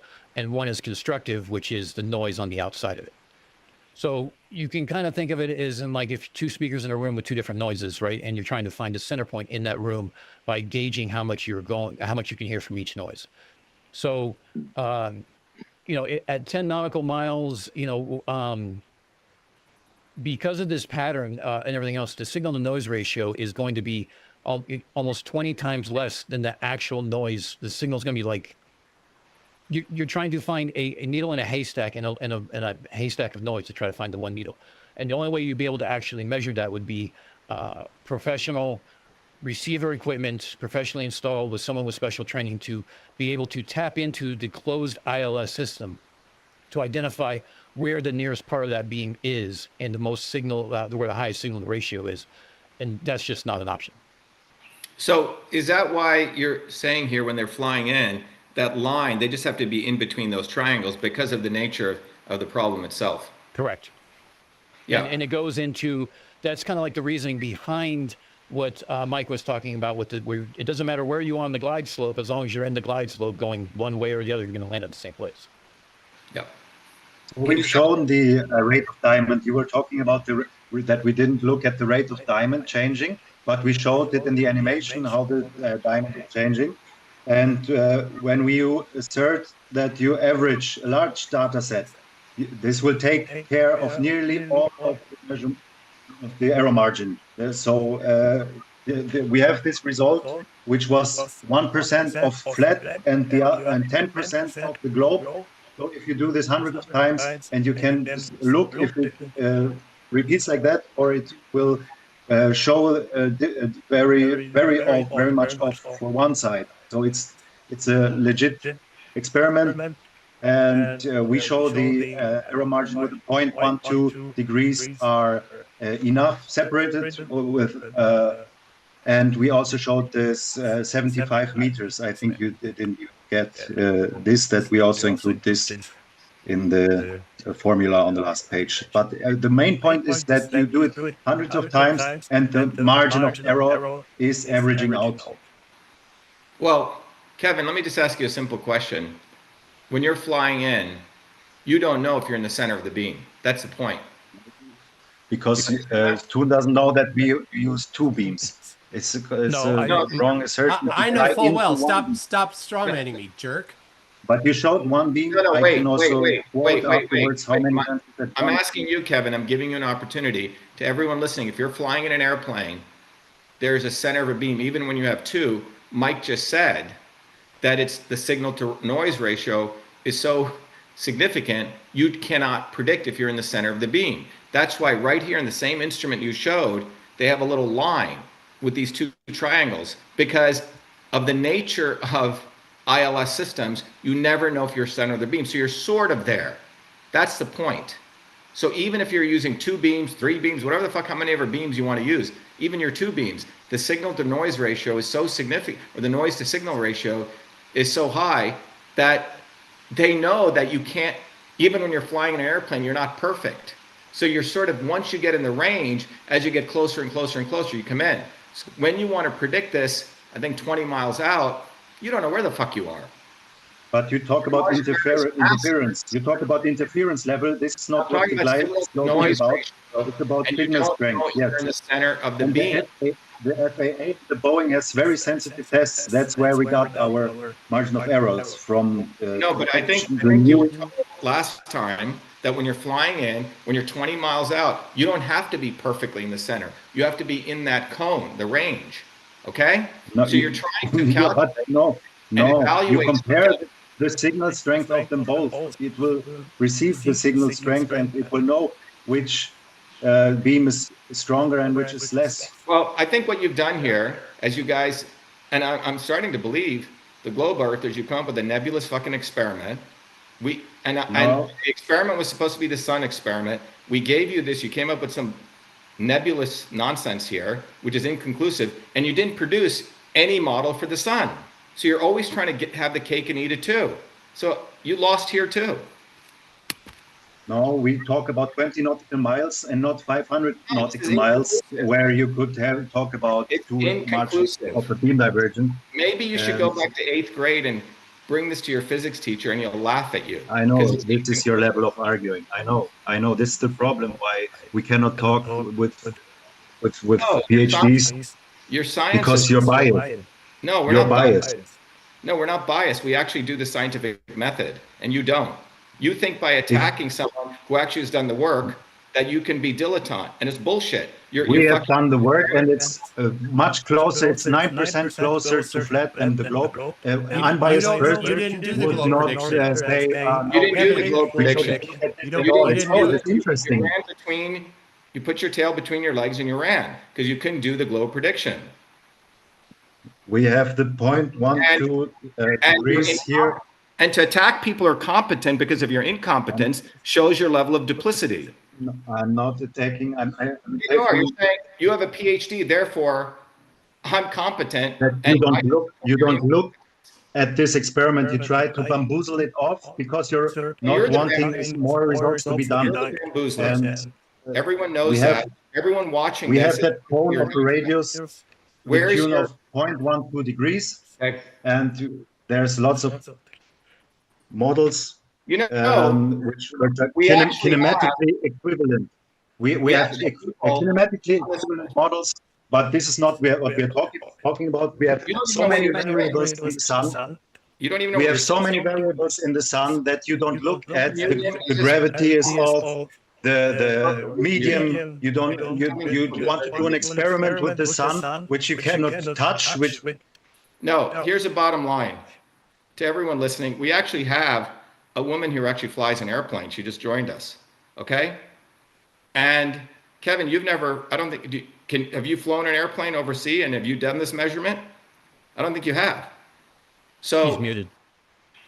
Yeah. Have you done this experiment yourself? We took the camera from the pilots. That's completely enough. And Stone flies the flight simulators since they are on. Flight simulators are very, very good. Talk with Stone about them. No, okay. No answers. Okay.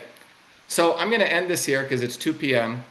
And my conclusion of this, as someone who's been a sincere scientist, is that the flat earthers, at least from what I've observed here, are fucking full of bullshit. They can't produce anything. And they're making money, and they're taking advantage of people who are ignorant. They're ignorant. It's like dumb versus dumber, dumb and dumber, that experiment. So that's what the reality is. Yeah, go do the experiment and see if it'll hold up. Okay? Go do it, Kevin. I dare you to go do it. And go do it. Okay? Because the sun experiment is out there on December 21st. We're going to confirm it. But flat earthers need to get the fuck out of the way because they're taking advantage of people. And we live in an environment where there are real things that government do. And it is my conclusion that flat earthers were brought into this equation to manipulate people. And they did this because there are real things that government is doing against people. And when you pollute it with this kind of nonsense, anything that government does that is real is not taken seriously because of these fucking idiots. Okay? Today we've seen that they could not produce a model, a mathematical model after a week to show, using their assumptions of flat Earth, where is the sun's position? Number one, failure. Number two, disastrous failure. Number two, for their experiment with the airplane, margin of error is significant, that it's a useless fucking experiment. So anything they do is always inconclusive so they can keep this grift going. And I suggest to anyone listening that they take these fucking flat earthers and put them in the dustbins of history. And let's move on to real issues that govern our lives, that are significant issues that government has done to us. And let's not let these flat earthers pollute it, because today you saw how they cannot answer a question, how they don't come with anything organized, and complete disorganization. Okay? That's all I have to say. We'll take any things from the audience. I want to let the audience participate in this.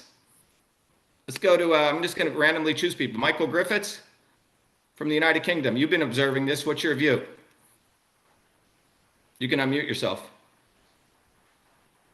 We're random people here. Michael?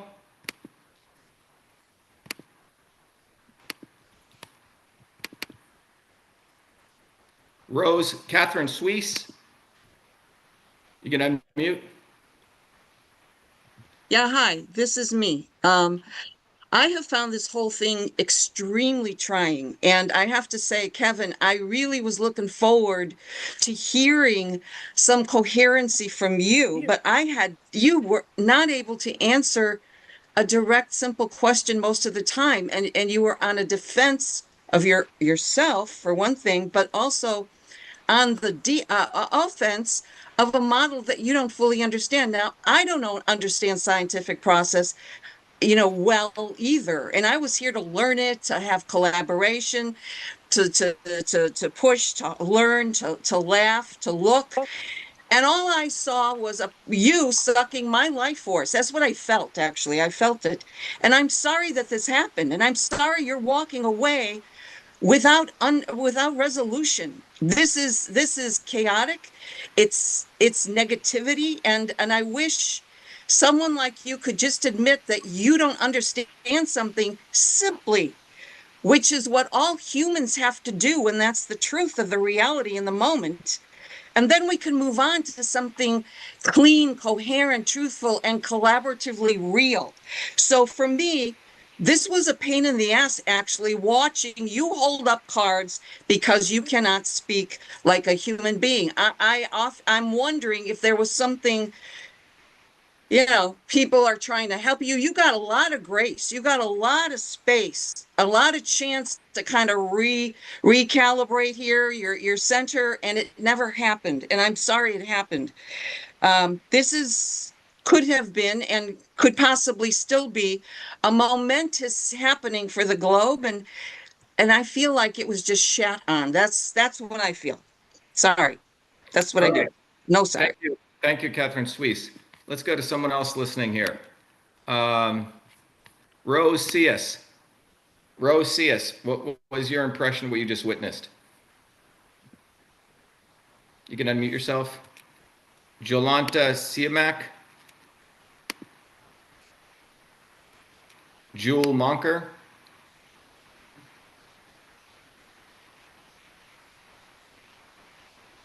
Yeah. Hello? Go ahead, Jewel. Yes, real briefly. Yeah, I'm one of those relatively You're fading in and out. Let's go to Anna H. Yeah, hi.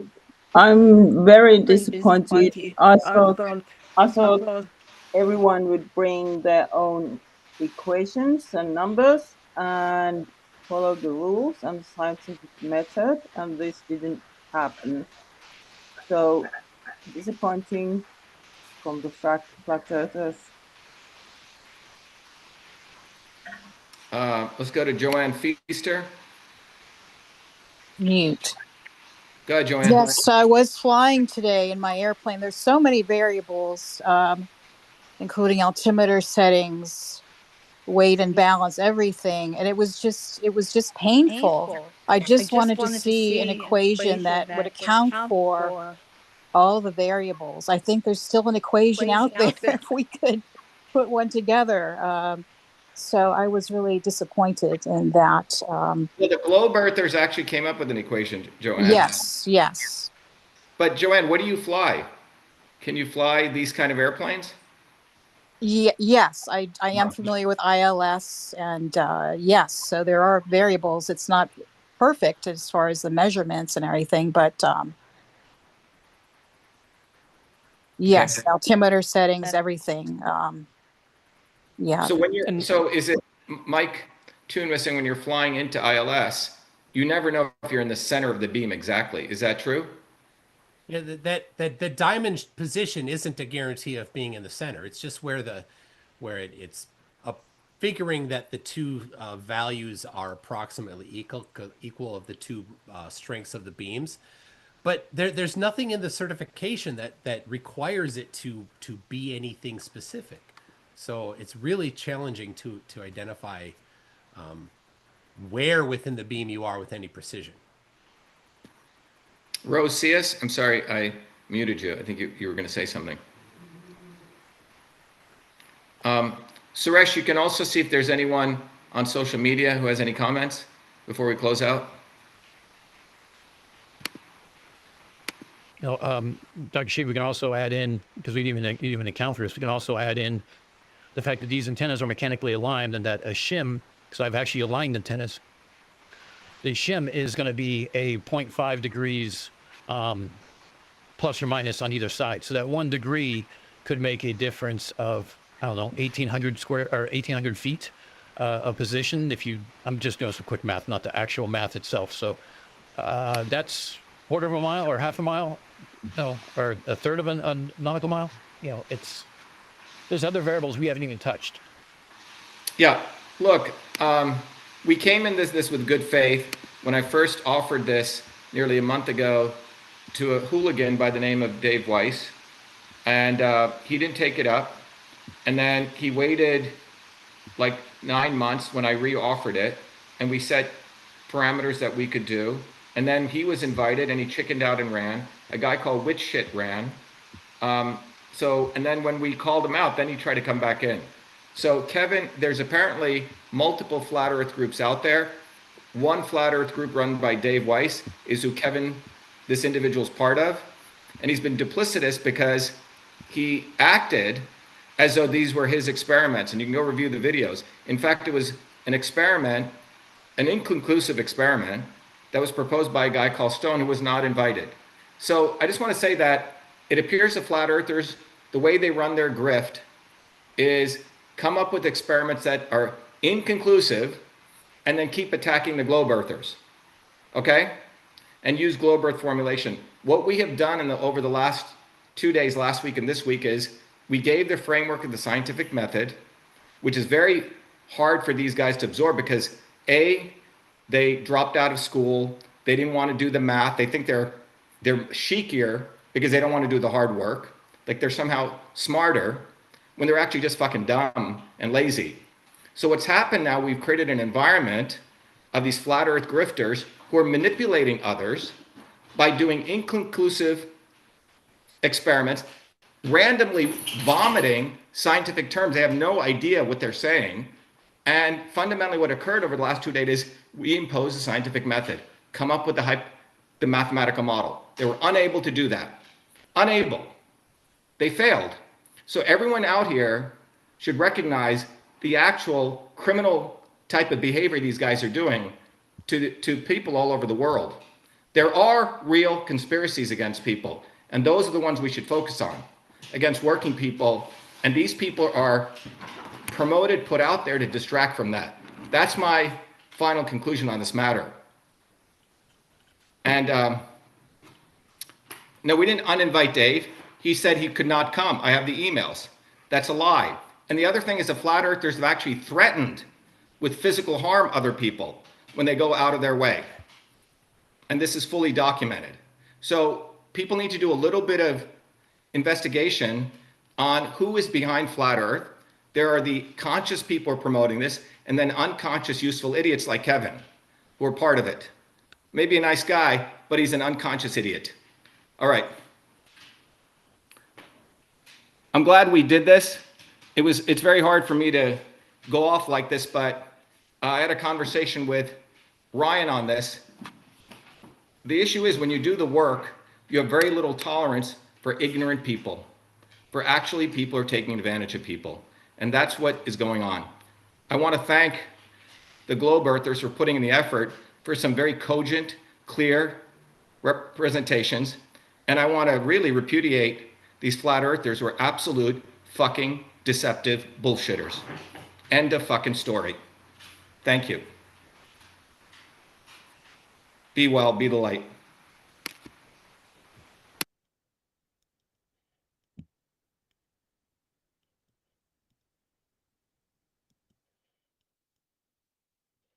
Well,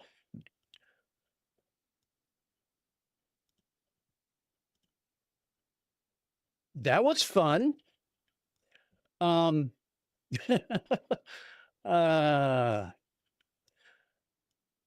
so Dave, Dave is self-aware to know that he shouldn't be in these sort of oops, I meant to go to this one. Oh, I am there. Okay. Dave, open admit, shouldn't be in any sort of scientific talk because he has no scientific basis for any of his claims.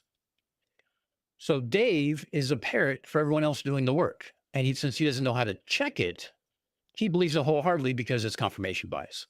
Pure and simple. Dave openly admitted that on Vika's channel. Dave has openly said he should not be on any of these panels talking science and math because he's incapable. Well, that part's inferred. But the idea is that there's other people who should be there besides him. So he hasn't checked any of his claims. He just parrots his claims because it sells his app.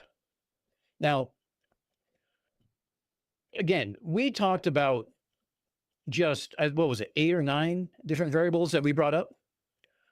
I have a list. Now, granted, some of these are very minute and negligible, but I have a list of 75 variables that need to be accounted for this ILS experiment. 75. So here's my output to the community. A, I'm looking for people who wants to do the sun calculator based off of the solar position calculator on December 21st. I need someone in Houston. I need Max. You're kind of stuck, bud, down in Uruguay. And the reason why I picked that day is specific because the sun's going to be south for everybody. That destroys the fucking desk lamp sun that circles between the two tropics. See if my calculator is right. I'm open to being wrong. I can check my math. Don't think I'm going to be. So, I was really looking forward to that flat earth model. Yeah, you and me both. That's why I said I want to do the sun model. I honestly think my experiment, which some flat earthers have actually sort of presented, although incorrectly because they don't know an error margin,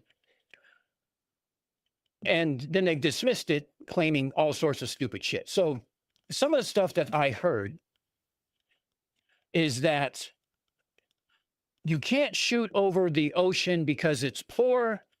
So, okay, let me phrase this. Let me go backtrack a little bit here. All right, let me pull up something. Since I already had some time that I was planning on doing this, I figured let's go over something real quick.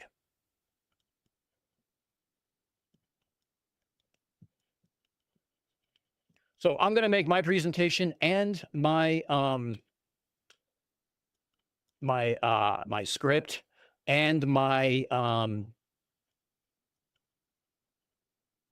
calculator with the reference meridians also as a tab to, and I'm going to post a link in the community tab that's going to go to a Google Drive for anyone to download it. And that way they can do this themselves.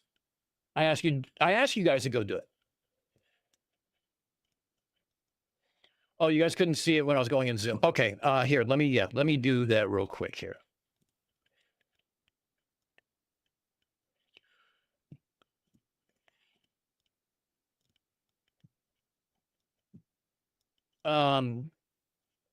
You talking about the sun experiment? Or you talking about the UHF experiment?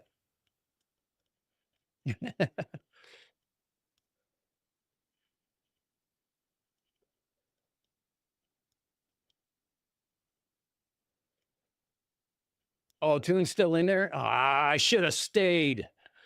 God damn it.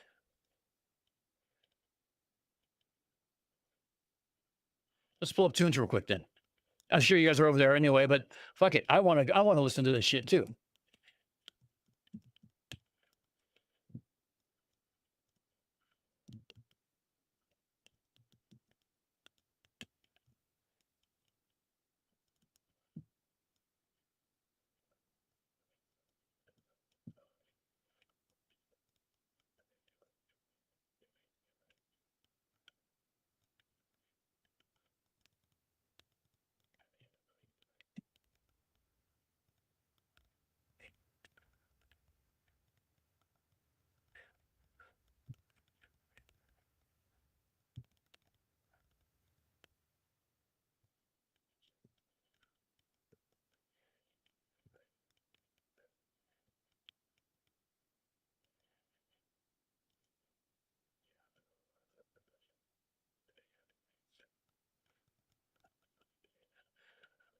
Oh, I'm sorry.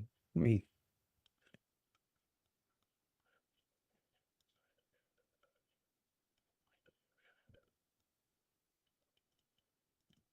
Sorry, wrong transition.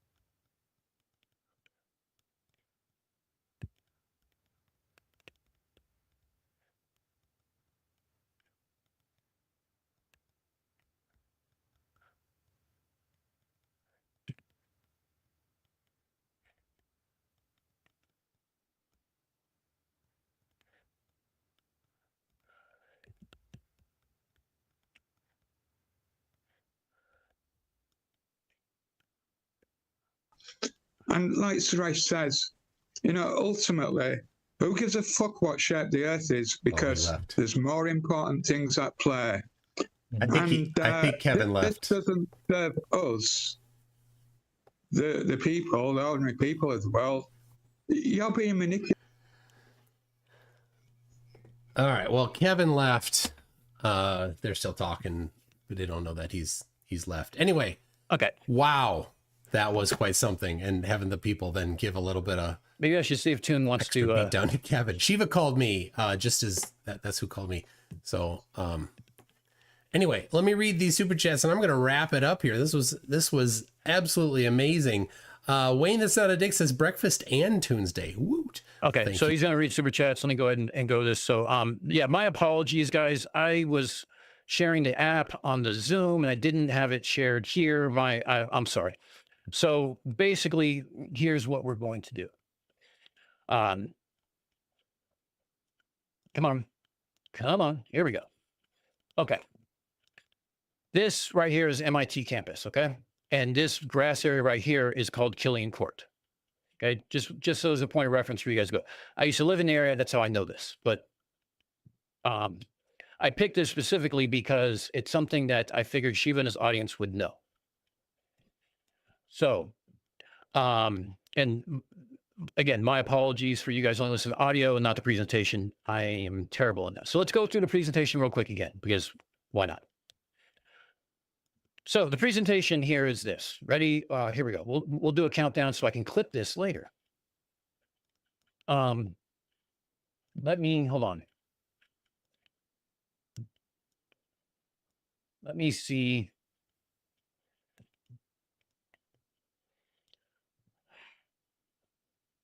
Hold on.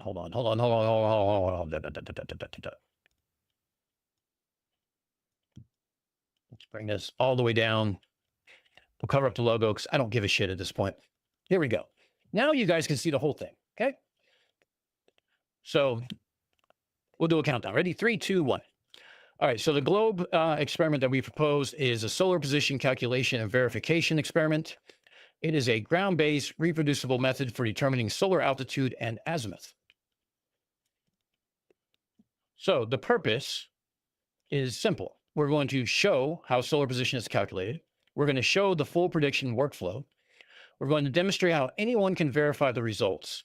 Going to present a real location example, MIT killing court, and we're going to provide a rigorous and repeatable measurement procedure. Hold on. Now you guys can see it all.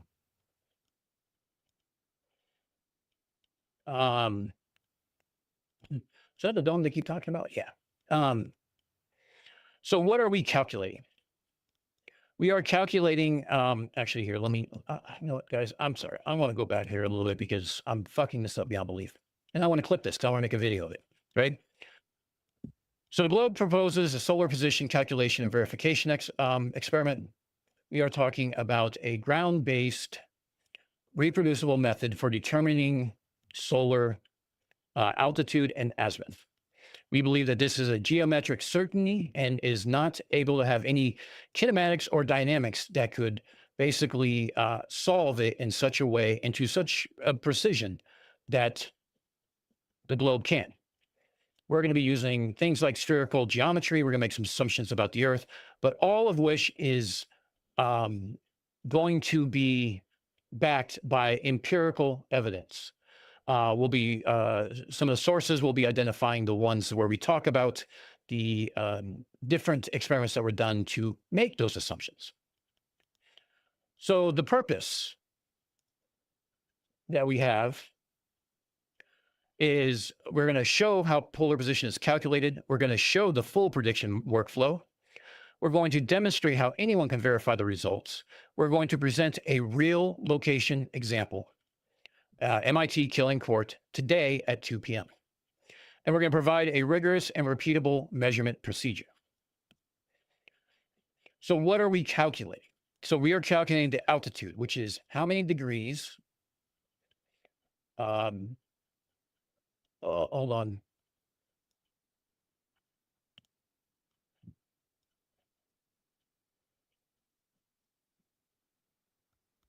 My apologies. Okay. So how many degrees above the horizon? And then we're also going to be calculating the azimuth, which is what compass direction. Now, this calculator is based off true north, not magnetic north, so you have to add your magnetic declination. Now, to predict these two numbers at any date, time, and location on Earth, we need to work through 5 different calculations. We need to have solar declination, equation of time, longitude correction, hour angle, and the solar altitude and azimuth. Now, we need these specifically so we can go to the end result. So there's certain equations we need to solve to be able to solve the end equation. So what information do we need to do this? Well, we need the date, what day of the year. In this case, it's going to be 3/19 because it's November 15th. The latitude, how far north or south are you? Well, we're using Cambridge, Massachusetts, which is at 42.36 degrees north. What's your longitude? We're at negative 71.09 degrees west. And what time is it? That's going to be 1400 or 2 p.m. local time. So throughout this guide, we'll be using this example for all of our example equations going forward. So what's going to be the end result when we're done? I'm going to give it away. The altitude is going to be 19.4 degrees, and the azimuth is going to be 217.7 degrees. So how do we come to that?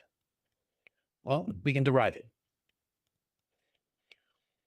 So we're going to go into that, but I also want to show how everyone else is able to verify these predictions themselves. So here's where margin of error comes in. These are the measurement requirements that we need for this experiment to work. GPS position has to be plus or minus 0.01 degrees or plus or minus 1 kilometer. The time has to be accurate to plus or minus 30 seconds. The altitude angle needs to be plus or minus 5 degrees minimum. However, smartphone apps are typically between 1 to 2 degrees. Now that's going to be our error margin for the entire experiment. The azimuth angle is plus or minus 1 degree after magnetic declination correction. That's if you're using a compass. So as I mentioned, all azimuth values reference true north, not magnetic north. Keep that in mind because that's important. So why does this matter? Well, we're using terrestrial instruments, no satellites, no spacecraft. We can verify this independently. In fact, I want all of you to verify it for me. No trusting authorities. The test is repeatable. Anyone, anywhere can do it. These predictions have masked observations consistently across centuries of measurements. We're talking about mariners, we're talking about pilots, we're talking about radio operators, we're talking about all these different things that actually add up to this. So what are the assumptions our model has? Well, simply put. Actually, hold on a second. Let me go back one.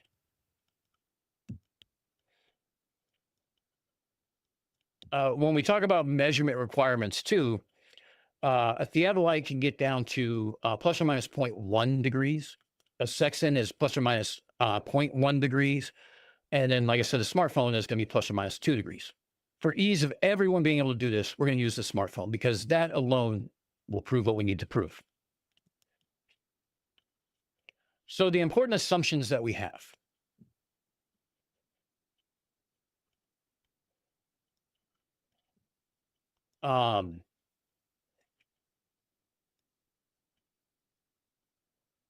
So all scientific models make simplifying assumptions. We know this. Remember the 1984 flight dynamics one where you blah, blah, blah, blah, rigid aircraft of solid mass, this make-believe world. These are the assumptions that they make, right, to simplify things.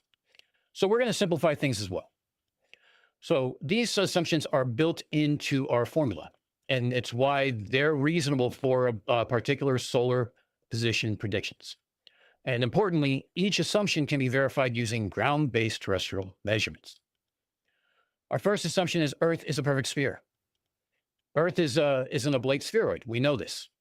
According to WGS 84, the geodetic standard, it defines the equatorial radius as 6,378.137 kilometers, and the polar radius as 6,356.752 kilometers, a difference of about 21 kilometers. So this causes errors of less than 0.01 degrees in most cases, much smaller than typical measurement precisions. Now, this shape has been measured using ground-based methods since the 1700s, including median arc surveys, measuring distances between latitudes along Earth's surface. The French geodesic mission to Peru in 1735 to 1744, the Lapland expedition 1736 to 1737, all proved Earth is flattened at the poles using only terrestrial surveying with theodolites and measuring chains. No satellites, no space. Modern GPS measurements simply confirmed what ground surveys already established hundreds of years ago. So we're going to use a simplified solar declination formula. This precise calculation requires accounting for Earth's orbital eccentricity, perihelion timing, and other orbital perturbations. Our simplified cosine formula is accurate to within 0.5 degrees throughout the year, sufficient for most practical applications. These declination formulas appear in the first nautical almanac and are used successfully by sailors worldwide for centuries, using only sextants to measure sun altitude at local noon.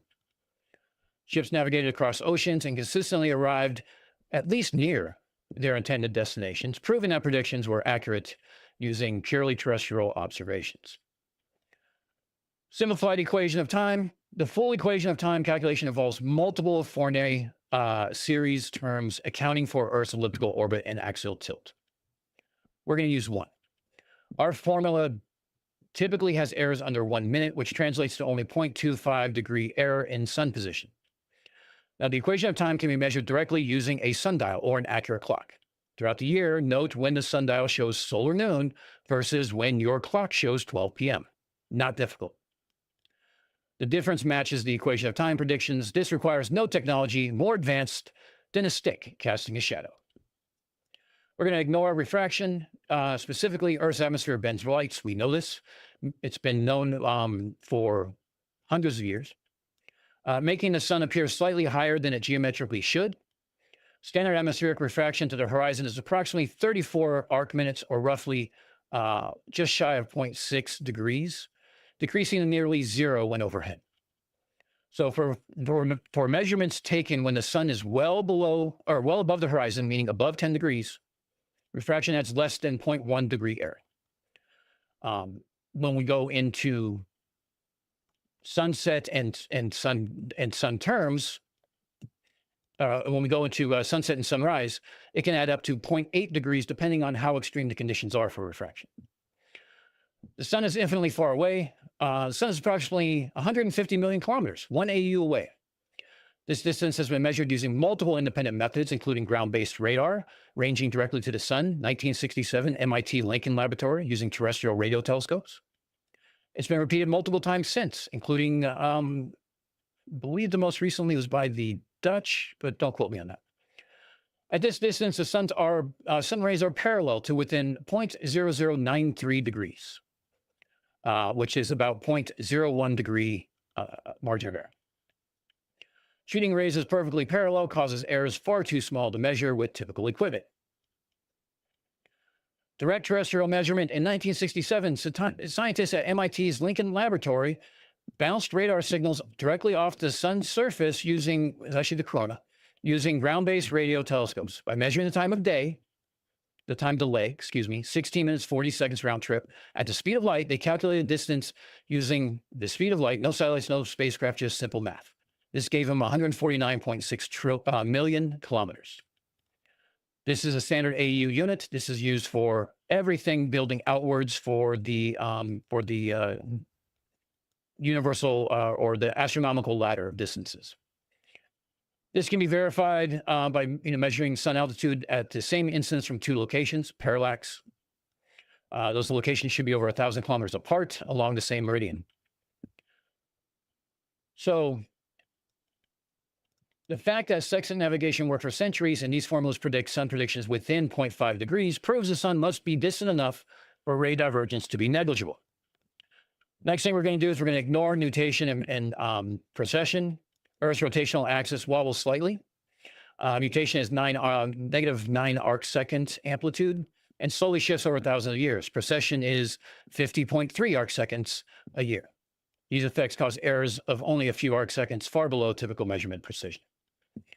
Precession was first discovered by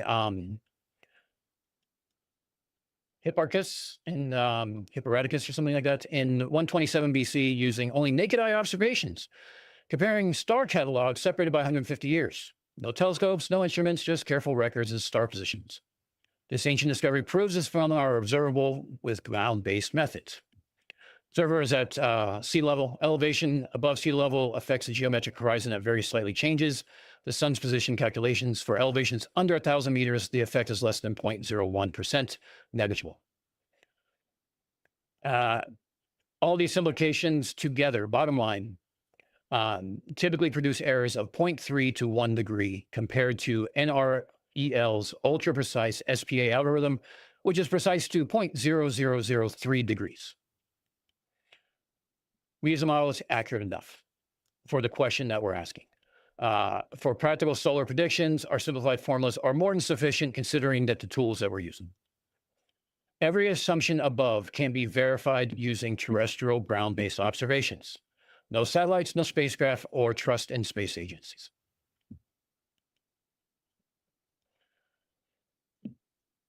So,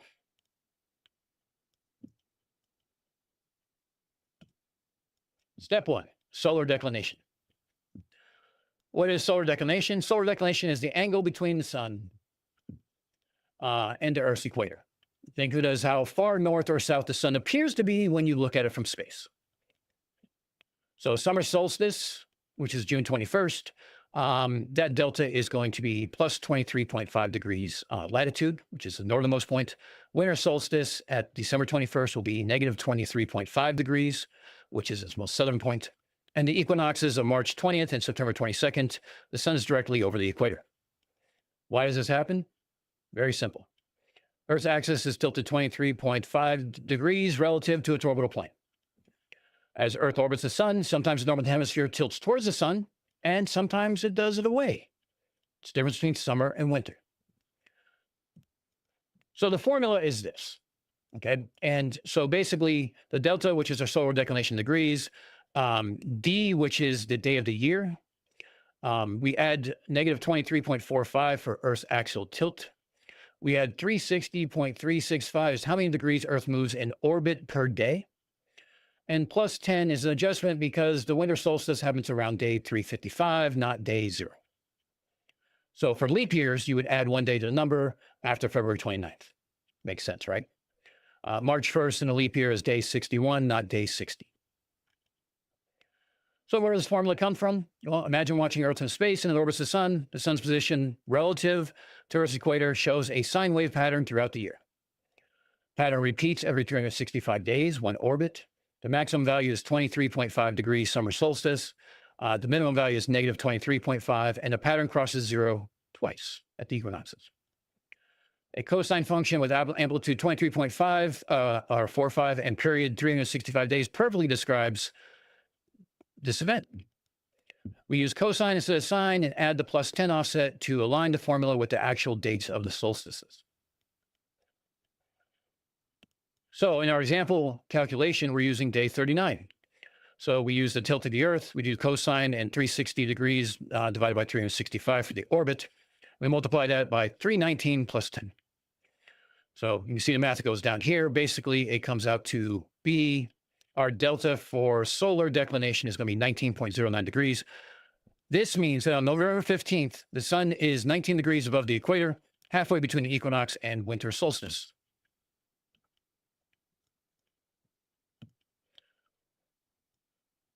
So the equation of time.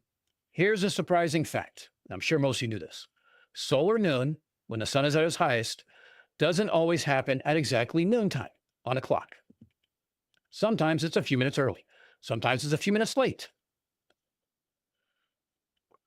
The equation of time tells us the difference between the solar time and the mean time, or the local time. Why does this difference exist? 2 reasons. Earth's orbit is elliptical, not circular. So it's closer to the sun in January by 3% than it is further out in July. It moves slower when it's further out. This causes the sun to appear to speed up and slow down throughout the year. Earth's axis is tilted at 23.5 degrees. This tilt means the sun's apparent motion across the sky isn't uniform. Sometimes it's moving more east-west, sometimes more south. Look at an lemma and you can see exactly what that's going to. So our simplified version of this, right, is going to be equation of time equals 9.87. You can see the equation here, okay? And then where B, which is our variable that we're putting into, equals 360 divided by 365, our orbit, and in our day minus 81. This is the helper angle. So the equation of time is a combination of 2 effects, which is why we have multiple sine and cosine terms. The 9.87 times sine 2b term captures the effect of Earth's axial tilt on the sun's apparent motion. The 7.53 times cosine b and the negative 1.5 times sine b, these terms capture the effect of Earth's elliptical orbit. So, oh, by the way, the 81 offset, it aligns the formula with the spring equinox, which is March 21st or day 80. This is essentially a Fourier series approximation. We're using sine and cosine ways to approximate a complex periodic function. The full calculation used by astronomers has many more times, but these 3 times get us within 1 minute of the true value. So the example calculation you see here, we're using day 319. We do the math. Our B value becomes 234.7 degrees. We insert that into our equation with our sines and cosines, work this all the way down, and our equation of time is about 14.88 minutes. This means that solar noon happens about 15 minutes after 12 p.m. The positive sign means solar time is behind the clock.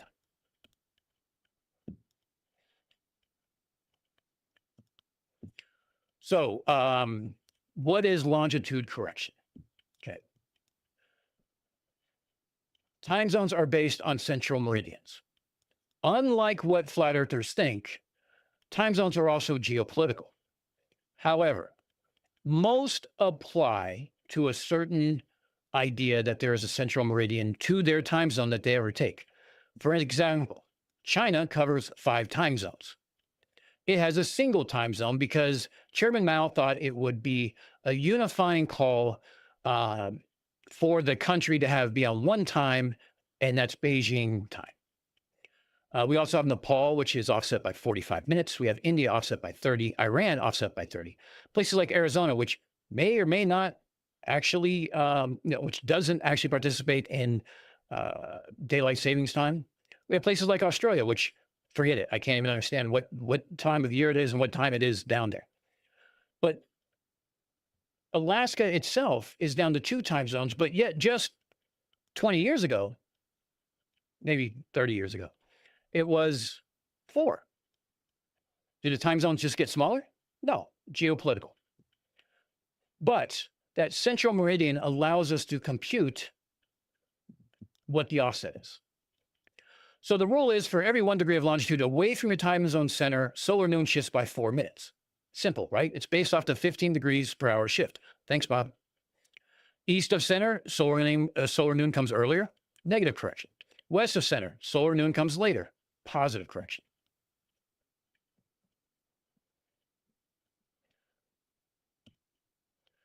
So our longitude correction is 4 times our local longitude minus the standard meridian. In our example math, we have 71.9 or 0.09 minus 75, which gives us a plus 3.9. Multiply it by 4, and we get 15.64 minutes. This means that MIT is about 4 degrees east of the Eastern time zone, center meridian, so solar noon happens about 16 minutes later than standard. Now let's talk about hour angle. You guys are purposely trying to bait me today. The hour angle tells us how far the Earth has rotated since solar noon, because they go together. It's never one thing. It's always multiple things happen at one time. Think of it as the sun's position along its daily arc across the sky. When the hour angle equals 0 degrees, that's solar noon. Sun is due south. When it's at negative 45, that's the morning. That's 3 hours before noon, 15 degrees, remember? Plus 45 is 3 hours after noon, and 90 is 6 hours after noon, roughly sunset.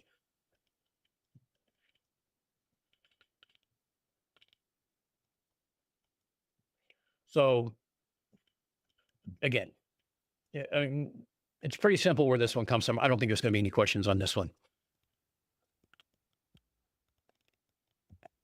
So it's basically H, which is our hour angle, equals 15 degrees times another equation, which is TST, which is local time, plus equation of time, plus longitude correction divided by 60. So for our example of MIT, 2 p.m. time local, Eastern time. We do the math, and TST comes out 14.509 hours, which is basically plus 30 and a half minutes. Then we calculate our hour angle, and it ends up being 37.63 degrees. This means that at 2 p.m. in Cambridge, the sun is 37.63 degrees past solar noon, or about 2 hours and 30 minutes past its highest point. Kind of self-explanatory. So what do we know? Well, we know the declination. It's negative 19.9 degrees. We know the hour angle. It's 37.63 degrees. We know our latitude, 42.36 degrees. Now we can finally calculate where to look in the sky. We need spherical trigonometry because we're working on the curved surface of a sphere. That is our assumption. It's not begging the question. It's not affirming the consequence. These are assumptions going in. Anyone else who wants to pick up a geometric alternative model can make their own assumptions. However, I make it a point of saying that my assumptions are based on scientific empirical evidence that has been repeated multiple times. I only give 1 or 2 references, but there's many more out there. I expect a citation for any other alternative geometric model. And using Shane's model uses globe math, not applicable. So the altitude formula is where we're going to start with. Now, we include the altitude and azimuth kind of in the same section because you're kind of doing both. So this is basically the law of cosines for spherical triangles. So we know our alpha is going to be our solar altitude, what we're solving for. Theta is our latitude, which is 42.6 degrees. Our delta solar declination is 19.09, and our hour angle is going to be 37.63 degrees. So where does this formula come from? Well, imagine 3 points. North Pole, 90 degrees latitude, right? Going over a curvature Earth to Boston at 42.36. Then the sun's position from there, declination and hour angle, up to the top. Now, these 3 points are a spherical triangle on Earth's surface.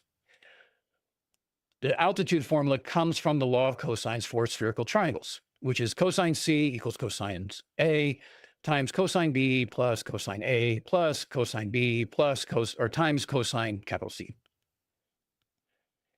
And we apply this to our specific problem. A is the colatitude, which is 90 degrees minus theta. And that's the distance you are from the North Pole. B is our polar distance to the sun, 90 degrees minus theta, which is the distance from the sun to the North Pole. Capital C is our hour angle. We already went over that. And C is our zenith distance, 90 degrees minus alpha, which is the angle from straight up to the sun. After substituting and using trig identities, we get our altitude formula. So I have to admit, right here, we need to add a special rule. If the hour angle H is greater than 0, which is noon, right? Meaning it's in the afternoon or evening. You have to make a correction of the azimuth equals 360 degrees minus your computation. If it's less than 0, then you can just use the azimuth. Again, it's because of the positive and negative, right? Depends on where you're going to be putting it. So we go through the example math here, blah, blah, go through it, sign, insert all our variables. Here we go. And we come with an azimuth of 19.4 degrees. So what this means is that the sun, altitude. Altitude is 19.43 degrees. This means the sun is 19.43 degrees above the horizon. Oh, I'm sorry. I jumped ahead to the azimuth. My apologies. There is no correction for altitude. So the azimuth formula, this is the law of sines. Okay. So basically what we're doing is we're going to insert all our various variables here. This is where we have the special rule. If your hour is greater than 0, which is solar noon, then the azimuth is 360 minus A. Otherwise, azimuth equals A. Same 3 points, right? And basically, using the same spherical triangles before, we solve for the angle of your location, which is azimuth. After rearranging and substituting, we get the azimuth formula. So the example calculation, we kind of go through here. We insert our variables that goes through here. Run down the individual, do your sequence order as far as math goes. And you get 142.3 degrees azimuth. But remember, our H angle is 37 degrees. Therefore, 360 minus 142 equals 217.7 degrees north. We talk about refraction. We understand that refraction bends the light sphere and stuff like that. We don't take consideration for refraction if there's anything above 10 degrees. When there's less than 10 degrees altitude above the horizon, we typically will add a 1 degree error margin using the Theodolite app on a smartphone. Here's the formula that we use to compute it. Again, since we're ignoring it for this point, it's no big deal. But if someone wants to check my math, they're welcome to do that. So let's put it all together. So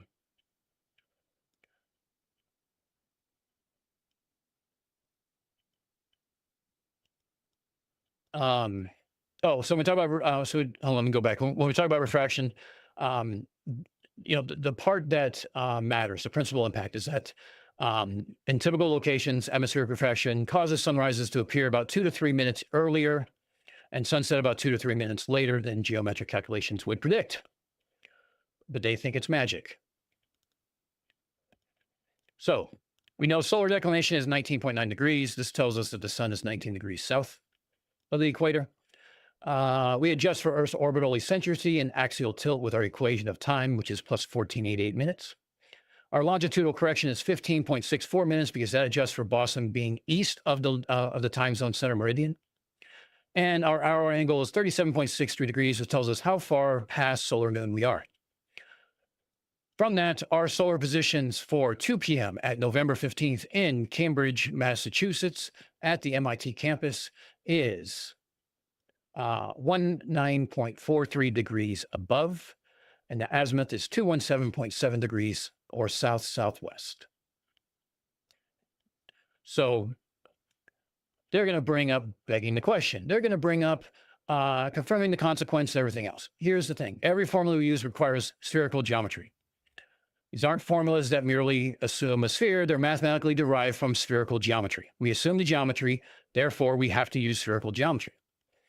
Solar declination varies because Earth's axis is tilted relative to its orbital plane. The equation of time exists because Earth's orbit is elliptical.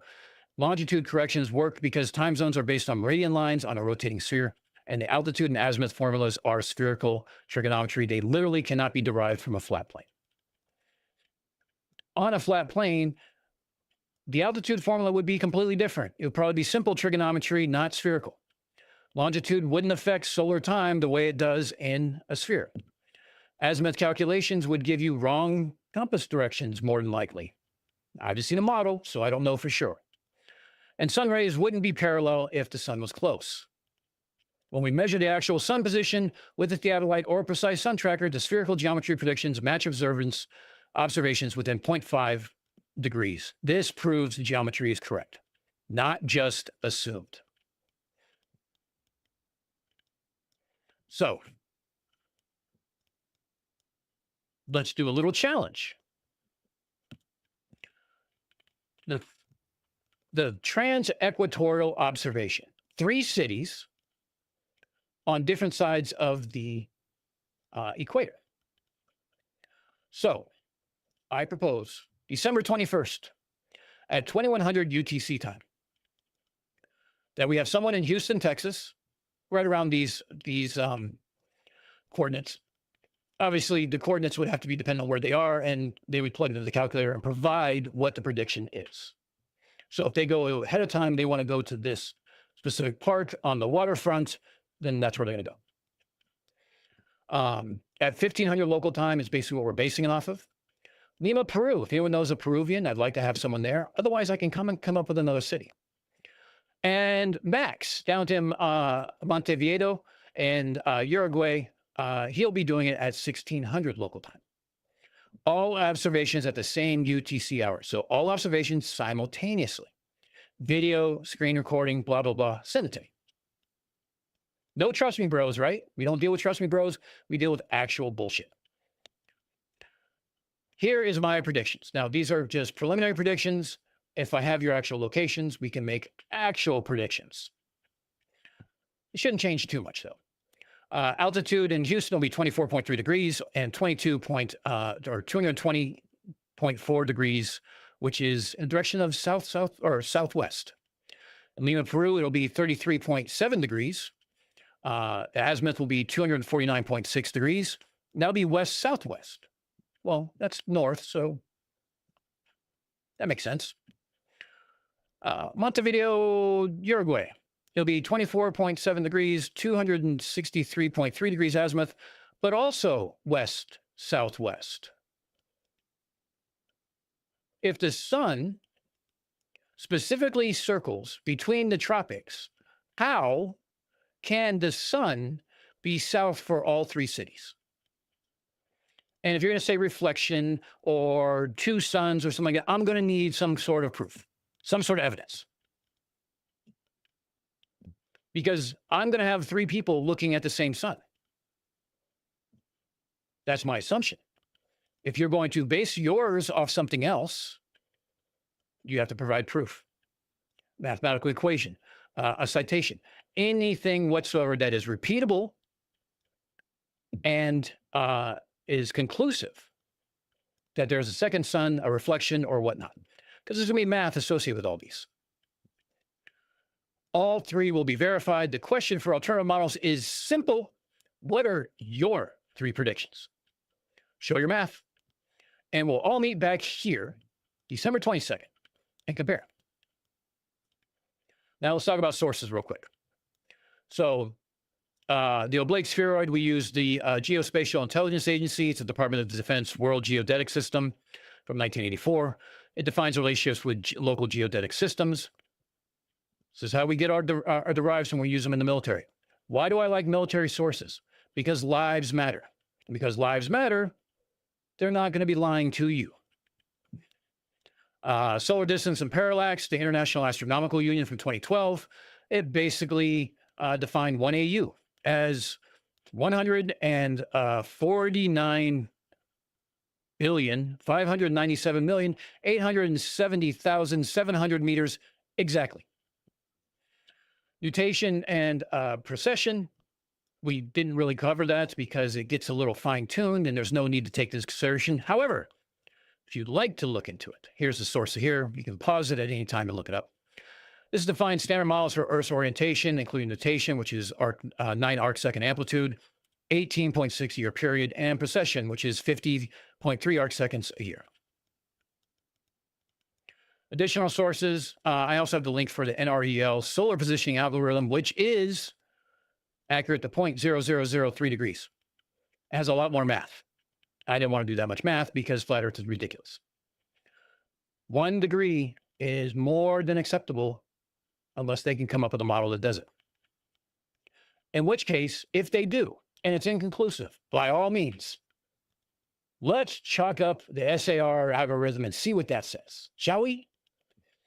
Naval Observatory Data Services, International Astronomical Union, Magnetic Declination Calculator, because remember, this is true bearing, not magnetic bearing, and the Julian Day Calculator, because if you want to go that much, you need to know what epoch you're in and Julian Gate and all this other stuff.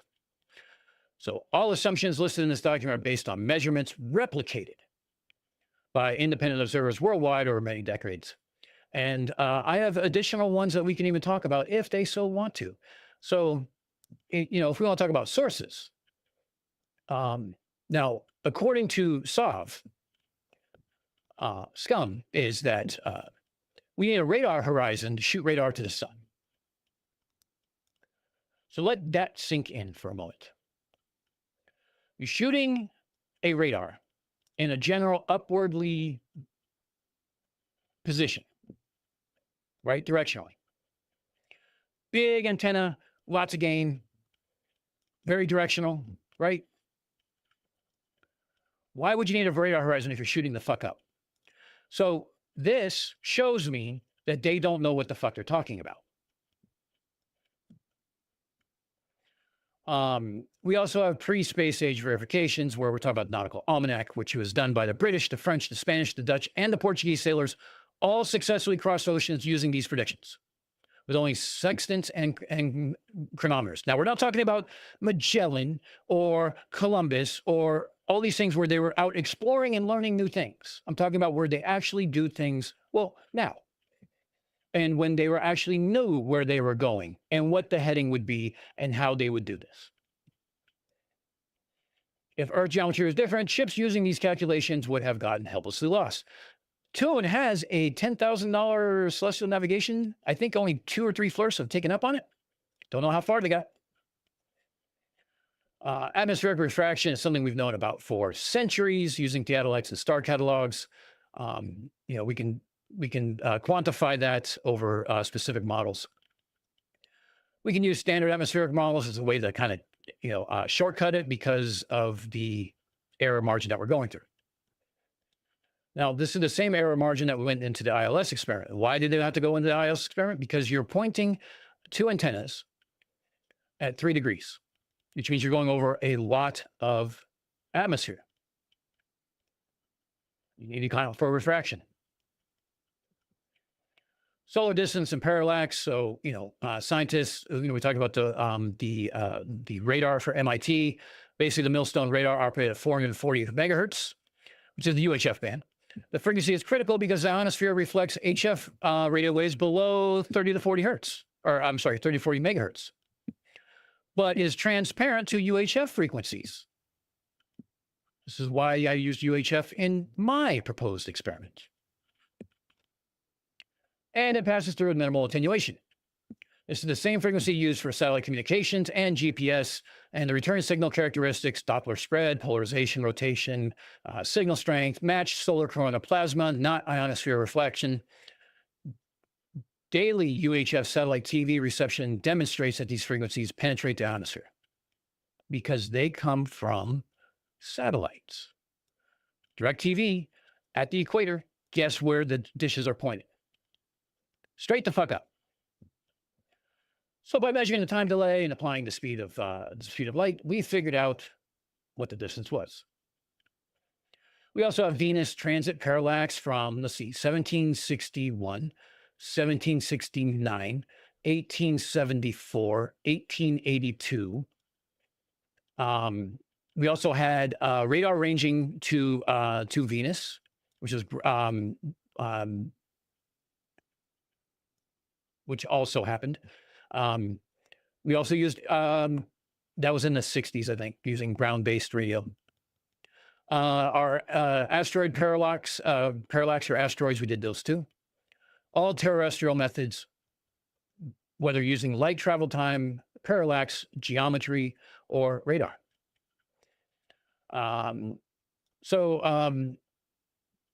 Let's talk quickly about observer elevation effects. Astronomy and the limits of vision, vistas in astronomy. This discusses the geometric horizon depression, the dip, and its effects on astronomical observations from elevated positions. So surveying and maritime navigation measurements confirm horizontal dip formulas daily. And, we have our additional resources here and stuff like that. So let's talk real quick because they brought up a few points that I saw before it was taken down, and you start holding up signs. So when we talk about I'm looking for my other window. I don't want to talk about the ILS experiment. We can talk about that later. I want to talk about video details. Don't care about that either.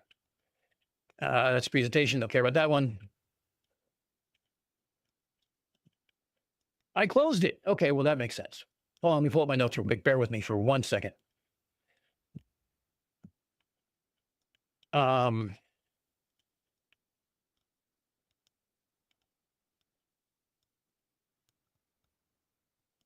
Shit. What did I call it? I'm sorry. I'm getting there. Trust me, I'm getting there.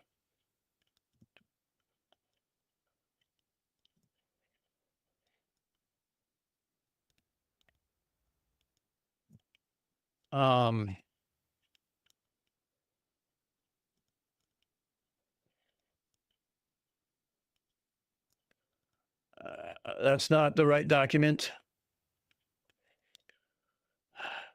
This one.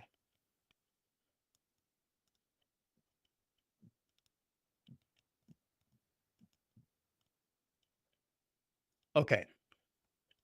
So one of the things that they tend to say, and they have been saying lately, is they were saying you can't look at the sky to find out the shape of the ground, but we make it geometrically exclusive until they provide a model that talks about the math equations for the azimuthal dome of vision, and not just for the 666 wavelength. I'm talking about for the entire EM spectrum field, because it has to apply to radio.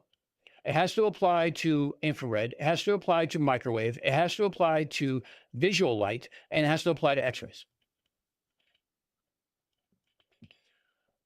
Not just one, all.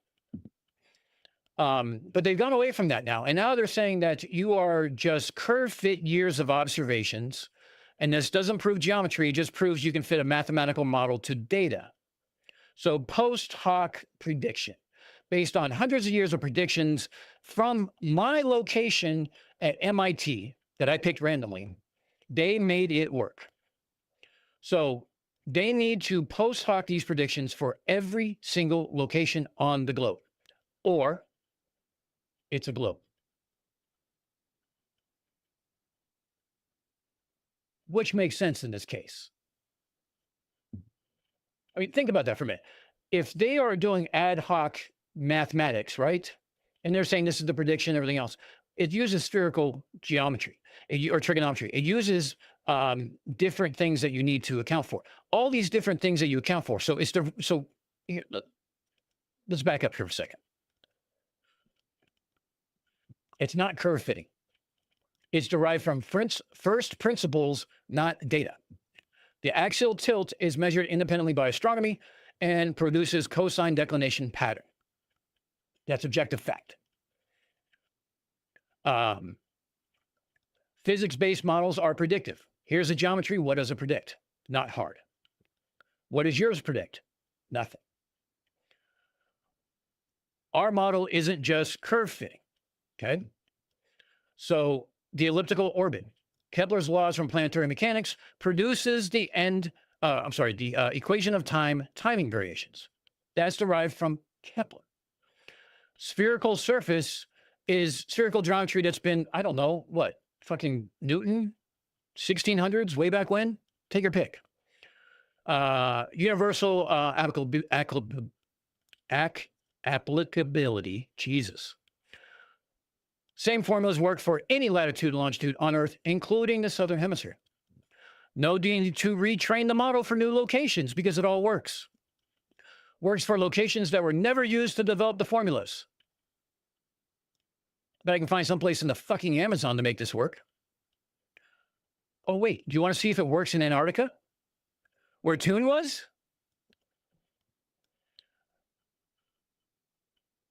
These aren't measurements and then built it. These are predictions that were being used years ago that had observations go with them. Were some of those equations maybe fine-tuned and stuff like that? Maybe, probably. As we started knowing more information, things like precession, things like, things that became valuable in the nautical almanac, how the stars move year to year. That's predicted year to year and then followed up year to year. And here's the thing, the parameters have physical meaning. Every number in the formula corresponds to measurable physical reality. Math is not arbitrary. It's not a descriptive language. The law of cosines of spherical triangles is mathematical necessity for curved surfaces. Any engineer will tell you that. If it was just curve fitting, we could use any mathematics form and get the same fit. We could make it simple. We could use basic geometry. We can use a right triangle and the Pythagorean theorem, just like Dave uses to measure curvature.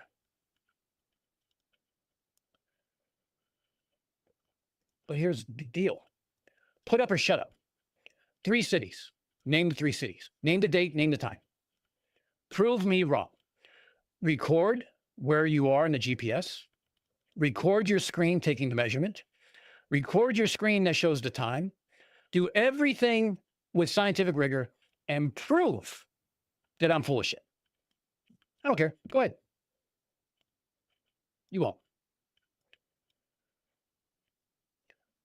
But they're not going to want to do this because first, don't do anything. They deny science. They deny all my assumptions, even though they have grounds to make their own assumptions. You can't make a globe model fit flat. They've tried. Yes, post-diction somehow. Roger Ledwell should test it when he gets to Antarctica. Yeah, maybe. So here's the thing, though. We showed from margin of error, and again, we didn't even get into all the variables. We just picked, 5, 6, 7 variables? There's still like 70 more. The margin of error was too far off. It was too close to call to begin with. It was 0.5 nautical miles at a minimum, up to 1.25 miles at a maximum. But their assumptions were inherently wrong based on 80 years of actual radio observation and application. that null position where the two frequencies cancel themselves out, that still has beam divergence. Because as both beams divert out, they overlap. That overlap keeps getting bigger and bigger and bigger.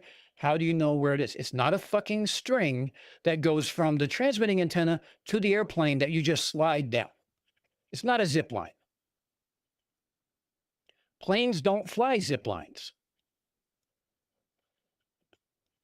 This is stuff we've known for 80 years to 100 years. And we've already talked about the fact that say like, oh, the ionosphere is post hoc and blah, blah, blah. And Marconi proved the world is flat. And how many times we just saw some idiot today sit there and tell us that that radar proves the world's flat, right?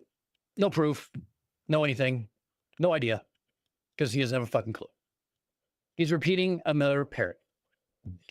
And it's like a game of telephone. I've started to sit there and try to think, how far wrong can they go? Like, where did Ledwell get his information?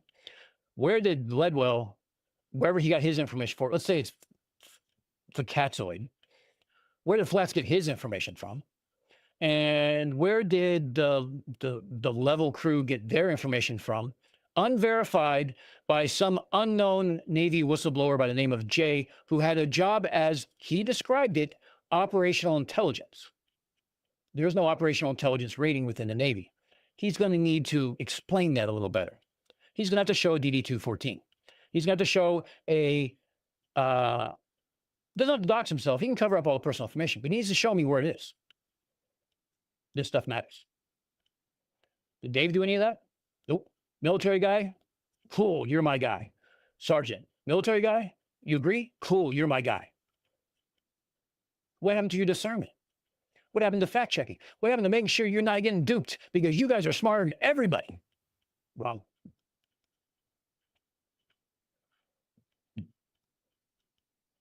So, real quick, here's what I did present. You don't want to do the sun because you can't come up with a model. You could have. Now, they could have sit there and said, we are unable to do this. And said it respectfully. Instead of trying to sit there and say, Shiva disavowed and disinvited all these people who know this thing better than me. Great. They know it better than you. Great. Then why didn't you come up with your own experiment?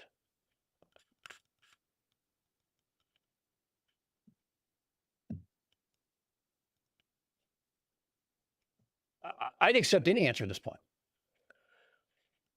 But if you came in and said, we're unable to make a model for this, and you were respectful, instead of trying to call Shiva out and blame Dave and confirm and attack the globe model about confirming the consequence or begging the question or whatever fucking fallacy machine you want to spit out, besides doing that, if you had come up and said, haven't had enough time, I can't actually do this, I'm going to need some more time, probably would have gave you more time.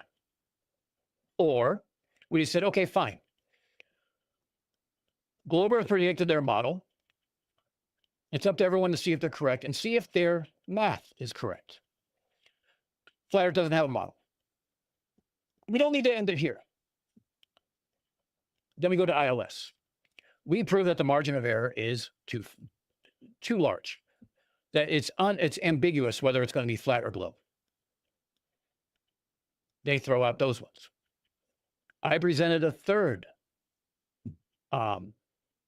experiment using UHF and a radio horizon. One that Flourish have talked about previously, ones that is basically bulletproof, and I account for almost all variables there is.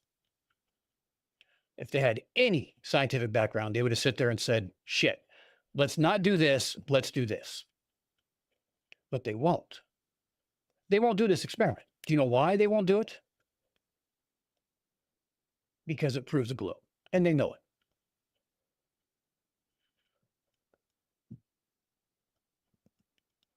The fact of the matter is that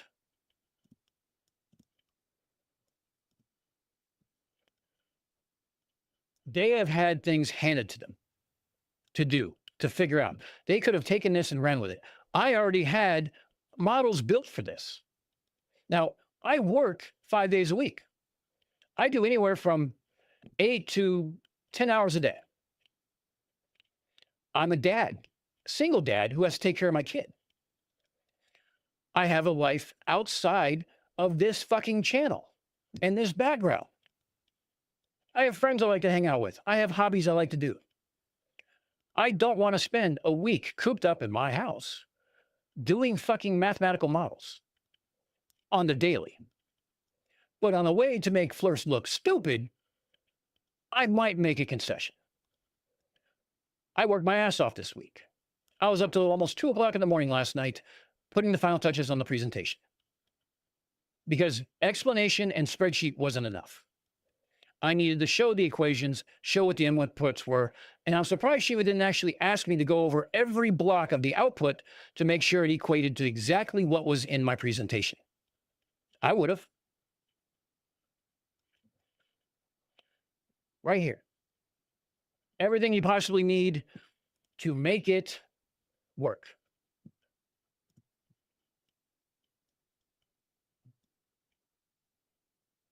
Whoops.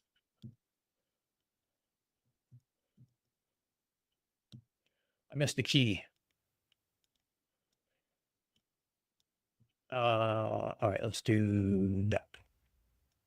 All right, so let's just shift it over a little bit so you guys can see it. We went over this on the last stream. I'm going to actually cut it from the last stream. I'm going to post it as a video. I'm going to be looking for people to do this. I thought maybe Tu and I can go up to Minnesota and try this out. Maybe we can get Marcus Leach to come down from Canada, depending. Maybe we can get some other content creators or people in the area who want to help out. Maybe we can contact a radio club to help us out. Because they love teaching what they know.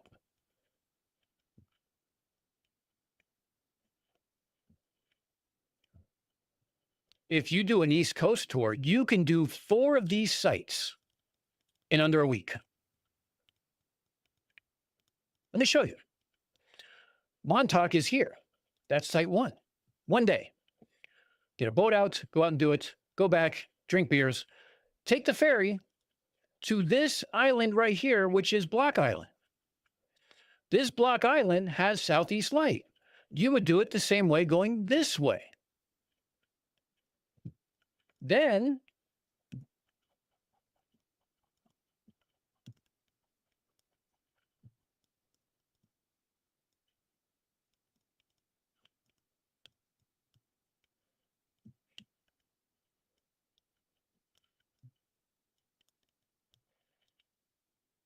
let's see. What was the other sites? Oh, Block Island. Okay, there's 2 sites, right next to each other. Oh, look, let's go up to Highland Light. So southeast, so Block Island's here. This is southeast light here.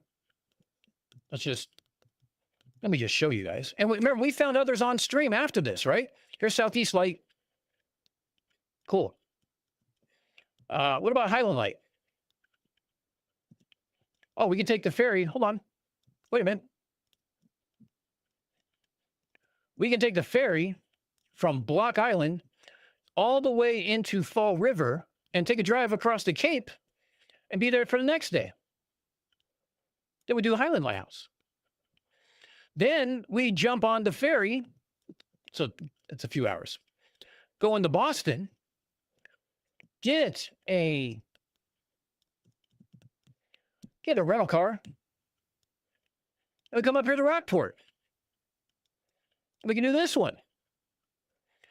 We found one in there's 2 of them in Newfoundland, right? There's one by CSA and there's another one, Louis Point or something like that.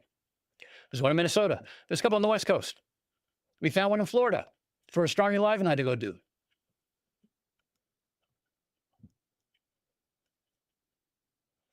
So it was, I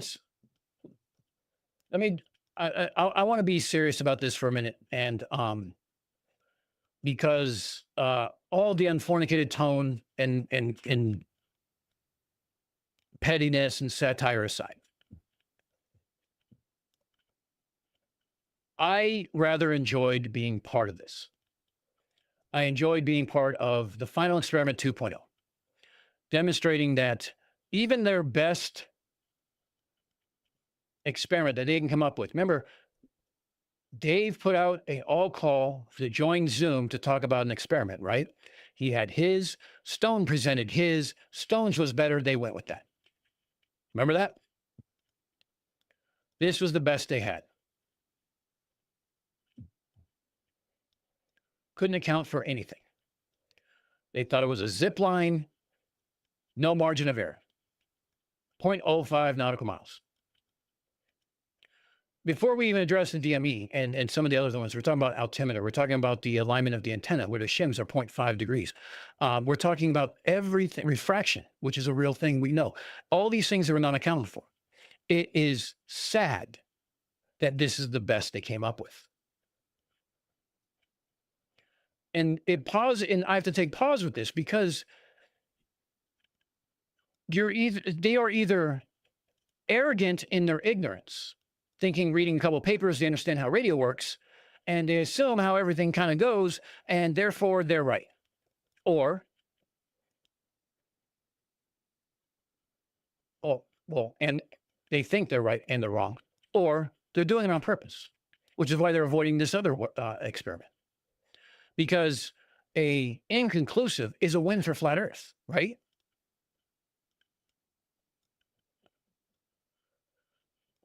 The truth of the matter is that ILS was never designed to be a scientific measurement device.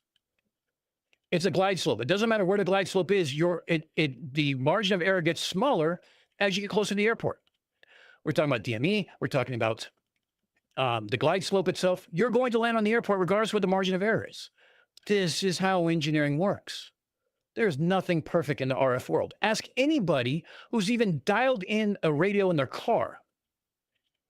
This is not pigeons delivering music to your car as you drive down the road.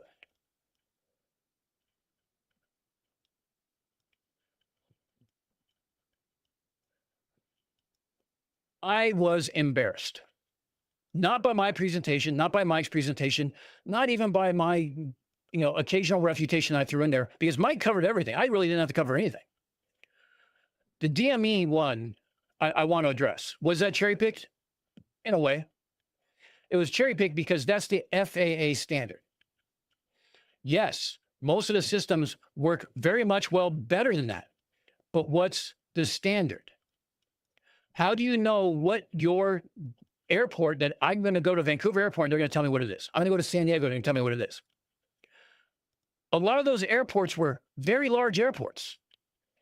Do you think they're going to take a Cessna 172 with an instrument-rated pilot to fly 6,000 feet when you don't know what the landing pattern is? Now, I know San Diego. I was stationed there. I lived there most of my life. Most of the landing patterns come from the other side. They come from the land. And when you're coming from the ocean side, Point Loma is kind of tall. It's not water all the way up. So that prominent feature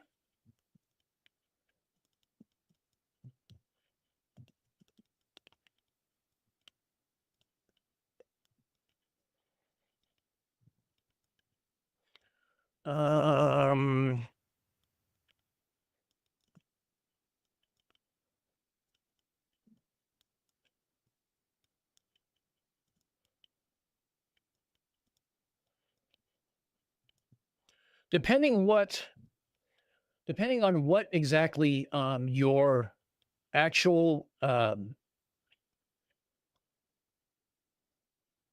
depending on what actual runway you're using, you're going to have two different approaches. One approach goes over mostly land and then eventually gets in the water. The other approaches come over land and you go over like a bay for just a small amount of time. And the bay in San Diego is shaped like a horseshoe. When you come out on the ocean, let me just...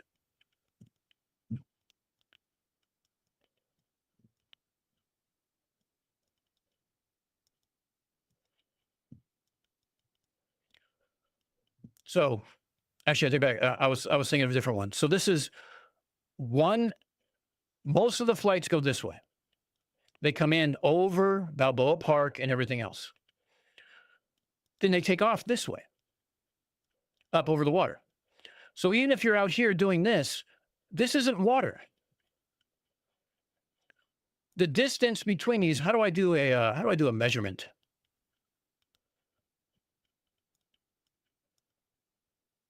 I don't fucking care at this point. I don't want hotels. But the measurement from here to here, 5-10 miles, that's at least a quarter to a half of your known water entry. This doesn't count.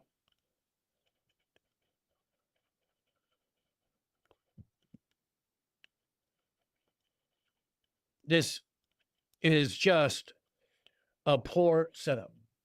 It was never meant to be used this way. You are,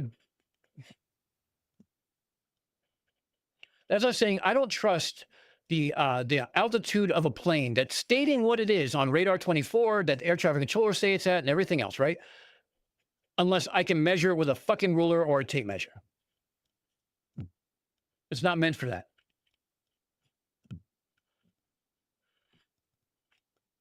It's ridiculous. It really is.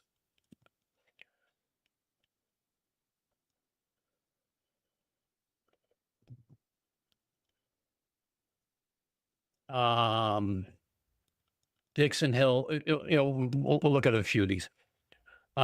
Space Audit's getting cooked live. Who's cooking Space Audits live?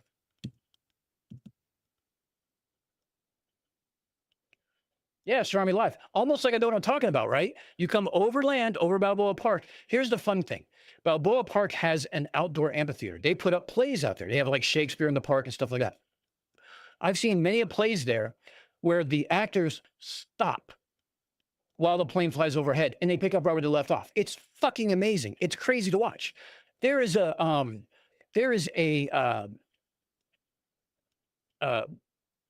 what do you call it? A parking garage that you can park at that it feels, it's not that low, but it feels like you can touch the underbellies of the planes as they go over. Right in downtown San Diego. When you take off the other direction and you're going to be doing it out there, you have all this land. You have all these other things that are causing these issues. You have tall buildings. You have knife edge diffraction. You have multipath things. All these propagation methods are going on because you're not over water. Pick another one.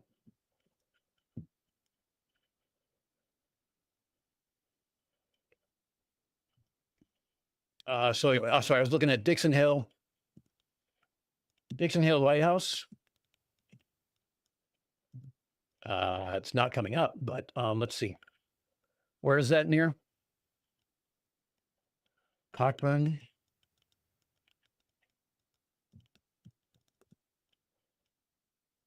I have Cockburn, Australia. I have Cockburn in Turks and Caicos. Maybe you're thinking about that, not Bahamas. I mean, it's one island or another, right?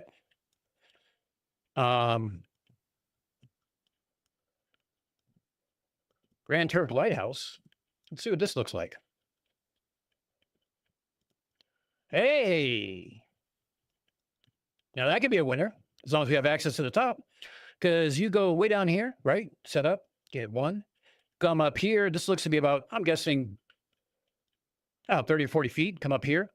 This looks like it's going to be 2, 3, 4, 5. This is another 50 feet. So we're going to be 100 feet to 10 feet. That's 10 times. That would work.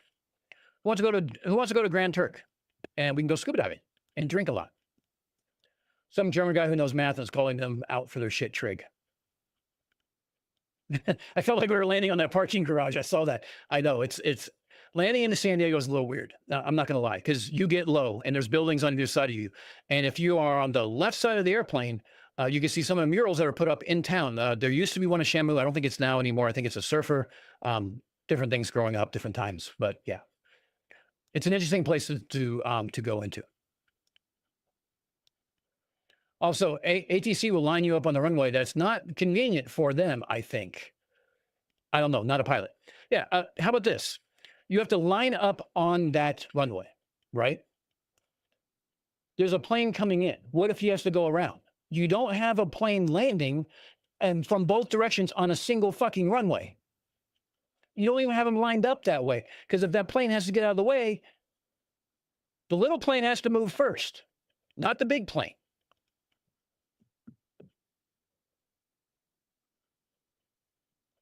We used sine. It was math. It was trigonometry.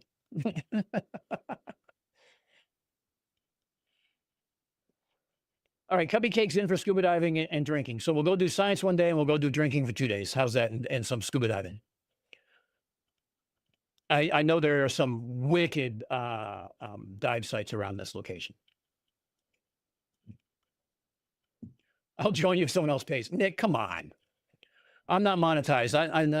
I can't float the bill, but I like your idea and I like where your head's at. Poor Kevin will be walking funny for weeks to come. You minster? Yeah, look, I could have waited and not said anything at the end and added to it. But at the same time, I wanted him to understand that I understand what the null position is, where the noise canceled, the two signals cancel themselves out. It still diverges. It still has an error margin. And the thing of it is when you're on that, it's not a laser pointer. It's like it's a differential comparison. Okay, so what you're doing is like, I'm trying to think the best like analogy. Like think of you're in the center of the room and you have speakers on in different corners. One's saying 90 hertz, one's 150 hertz. Now I'm deaf as fuck, so it won't really matter, but let's just say. Okay, and you walk around with a sound meter looking for where they exactly equal volume.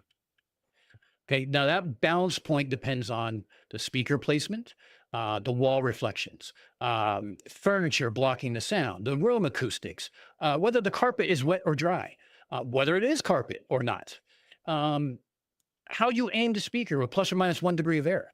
Like now it's saying that the null spot 50 feet from where I expected it. This proves the floor is curved. Or this proves it's flat. It doesn't do that. The amount of variables you have to account for in ILS are a lot. They had the chance to come up and show that they can do science. Show a simple, easily, accessible experiment for everyone on the globe to do. Was I being a little bit of a troll towards Kevin at the end? Abso-fucking-lutely. Because he was saying that Day would not let Stone on when it was his experiment. Great. Okay, where's your experiment, Kevin? You don't have one? Then maybe you shouldn't use somebody else's. He said we lied and that he did say it wasn't his, it wasn't his, he never said it was his experiment. Until he was asked 3 times. And the first 2 times he said yes. And the third time he didn't really answer at all. It wasn't until we saw Stone's ILS experiment on the header that we knew for sure where it came from. Now, there were other indications that if you paid attention, you didn't see the pre-meeting, but if you saw the pre-meeting, I'll probably release those. If you saw the pre-meeting, you could see that there are some indications that it wasn't from somebody in Austria. Feet, miles, nautical miles. Where's the meters? Where's the kilometers? Why is there nothing in metric? Why does the airport look a lot like Vancouver Airport, which is where Stone was from? I don't know. What kind of expert analysis does Kevin have for the Vancouver Airport? None. So was I trolling him at the end? Absolutely. But you guys are here for that, right? I mean, that's not a surprise. None of you are actually surprised, right? I mean, come on. Yeah, 20, 30 approaches at busy airports in an hour. Yeah, sounds totally attainable. Yeah, I don't think you understand what the mathematical equation is. Yeah, there's that one. I want to get dry suit certified. West Side Girl Reacts. Dry suit certifications are fun.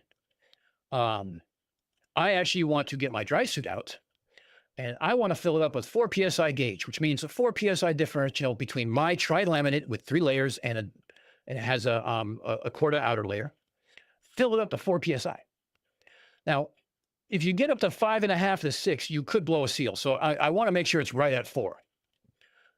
And show people I can walk around without looking like the fucking little kid from A Christmas Story with my arms and legs out like the Pillsbury Doughboy. something I got planned for this, for I think summer or spring. I don't want to get in a black dry suit in the summer. That sucks unless I have water nearby. And the other thing is I got to get the seals redone because I have not worn that thing in a few years, more than a few years, probably a decade. But West Side, just so you're aware, like the fun thing is like you get in the pool, you angle down so that way all the air that's in your suit goes up to your feet and starts pulling you up, and you have to do a somersault while hitting your relief valve. So you do a somersault and curl into a ball and push all the air out as you hit your relief valve. That's basically the test. Now you also learn about maintenance and blah blah, all this other stuff. I mean, scuba diving is kind of like one of those things where you learn too much than what you really need. But that's basically the test: is can you control your suit? And if your suit starts going, acting in ways that you aren't intending, namely feet up, skyrocketing up to the surface where you can get bent, can you roll it to stop the ascent? It's not difficult. Yeah, airports change approaches and passes. San Diego doesn't really approach theirs very often. Again, Turks would be nice. I'm currently putting the winter tires on my wife's car. Yeah, I know. We've already had snow here in New York. Thank you very much. Canada, you suck. Sounds like fun. Yeah. Yeah, I love dry suit. I purposely like, I'm a dive master, so I used to do some of the classes. I was a safety diver for the instructors. I didn't instruct any classes. I just sat I sat kind of above everybody else in the deep end, make sure nobody panicked. Yeah, anytime I could screw around in my dry suit, I did, because dry suit is just so much easier to in and out of in the pool, because wetsuits suck. They pull hair. Dry suits don't.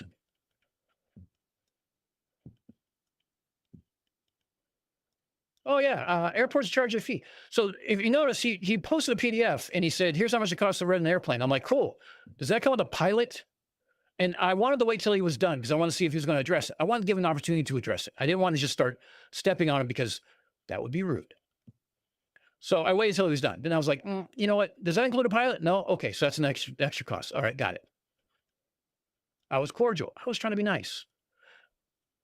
Kevin, reshare your screen and pick a different source. That'll work. I'm being helpful.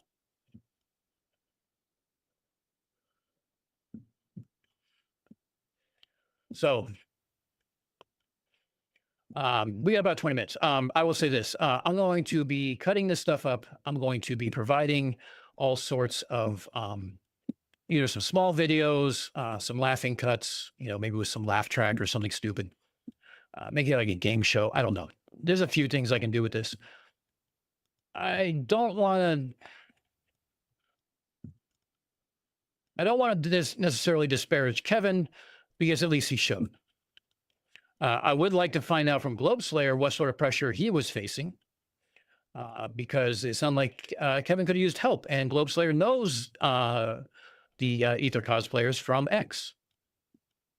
In fact, they had a space last night where they were telling the Globe Earther that Einstein shat the bed, and you need to worry about all these other things to open your eyes. Your typical slur speech, right? And spaces and X are like audio conference calls. I have a certain amount of speakers. Everyone goes up, speaks, and then you had all the better, people talking about, whatever their script is, going over it. Only one globies, or, one normal sane person is allowed up at a time, maybe two. Half of them have, Shane has so many people blocked because, we called out the Shane St. Plagiaire, and we pointed out the fact that the coding uses 93 million miles. Uses the distance of the sun, the size of the sun, the size of the moon, the distance of the moon. And he comes back and says it's kinematics. It'll only be 27,000 miles. Great. Why didn't you use that number then? Why did you use 93 million miles? Oh, because you tried to and it didn't work. Right. Look through it. I wanted to see a model. I really did. I want to have something to test. Now I'm stuck doing a sun calculator prediction, which I'm pretty sure of. A UHF model that I'm pretty sure of. Getting experience with that one. and an ILS one that I can't do because a fuck ton of reasons.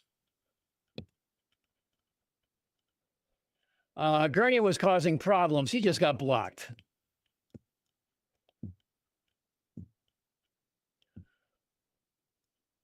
I looked at St. Anthony Airport that we spoke about last week, and they charge $25 for a landing and $7 for a pass. Wow. YVR is $55.70 for a landing. And sometimes they don't differentiate between landing and a pass. If you're on the ILS, you're taking up a time slot, you're paying. Roger that. How you doing, bud? So this giant shit show was amazing. So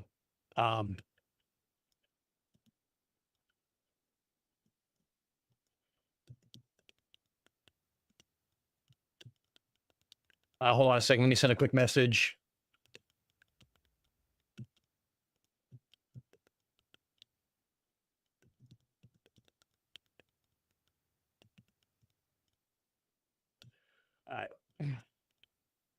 I sent a message to Toon because I didn't know he was getting off. I said, "Hey, do you want to review this on stream or do you want to do it later or something like that?" He's like, "Man, that took." He goes, "It took longer than I wanted to. I have stuff to do around the house." So I was like, "All right, we'll do it some other time."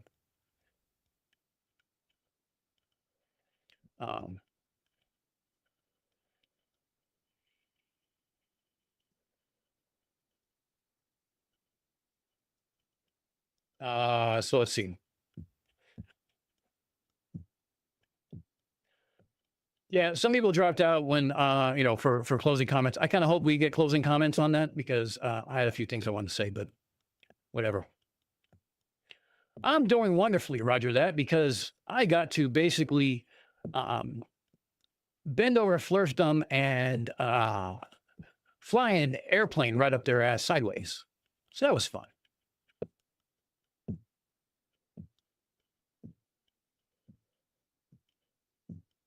So I do know I was bouncing quite a bit today. I apologize. I am medicated, believe it or not, but just the idea that I'm talking to 3,000 people was a little bit unnerving, as you can see, because I fucked up where I was presenting stuff. So my apologies. I appreciate you guys sticking around for me to go over it again. But yeah. But I am looking for people. The more people, the better. If you want to do one of these UHF and you're near one of those sites, I'll have this up on the website as also. So I'll put a post up with links, and everyone can download it and they can take a look for themselves. I'll have the presentation on the Sun calculator, which is so that'll be a PDF. The Sun calculator, it's an Excel spreadsheet. So please have Excel or Sheets to open that. I'm going to make it read only, but you can download it. I don't want anyone changing shit while it's on there because not that I don't trust you guys, I just don't trust Flirs. And I'm also going to have a reference sheet for your time zone and what your center meridian is to make it a little easier for you.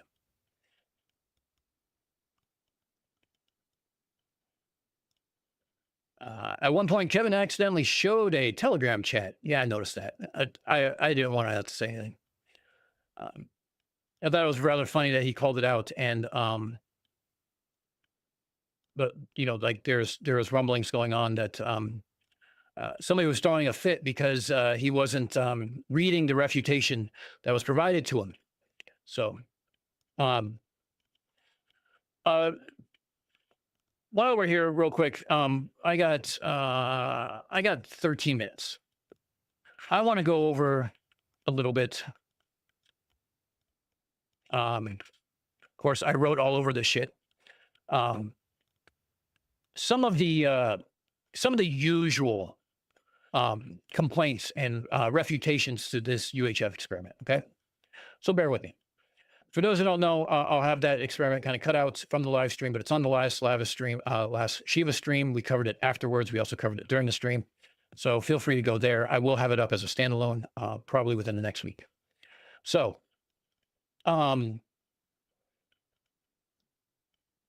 Kevin said it was the worst, seeing conditions. So shooting like entirely horizontally, you have refraction is the worst seeing conditions. Now we all know this, black swan, right? And you immediately said in the ILS that we want to get off the ocean because you guys keep saying refraction. So they're basically applying an optical telescope terminology to UHF radio. The wavelength at 446 megahertz is 67 centimeters. That's 1 million times larger than visible light. I'm sorry, that's did I say this right? 1 million times larger wavelength than visible light. Let that sink in for a minute. Molecular turbulence that ruins optical seeing is completely invisible to UHF. Because UHF, water vapor and stuff like that, that's like up in the 55 gigahertz range, and we're only in the 44 megahertz. Let's see. What was the other thing as Kevin said? Oh, humidity. Humidity creates unreliable conditions, right? So we talked about this on TuneStream. Humidity affects the K factor, which is the atmospheric refraction coefficient. We measure the K factor and calculate it from weather data. K factor affects magnitude, not the scaling relationship. Meaning if I predict that it's going to be 2.55 times difference in distance between stop 1 to stop 3, if we have a more humidity and it refracts more, it doesn't change that scale. The scale still stays the same. I'll just have to have different numbers based on what the atmospheric conditions are. That discrimination between those two is alone enough to prove what this does as far as, like what it proves. So that discrimination persists across all different spans. Not a big deal. Basically, humidity doesn't save you for having to do a measurement. Now, I take a consideration of saying that the first kilometer, called a Fresnel zone, I take it as in like, fine. I'll give you a little uptick on that. Maybe you got a little, little scattering or something like that. I'll give you 1.2 times from when you lose the loss of service or loss of signal at the beach level and the next level. I'll give you 1.2 times. Give you an extra 20%. What was some of the other ones? It's like, oh yeah, over water is like the worst possible case, right? Because seeing conditions. Over water propagation is the gold fucking standard. Over salt water is the gold fucking standard. Why? Because the conductivity of it. That's it. Enough said.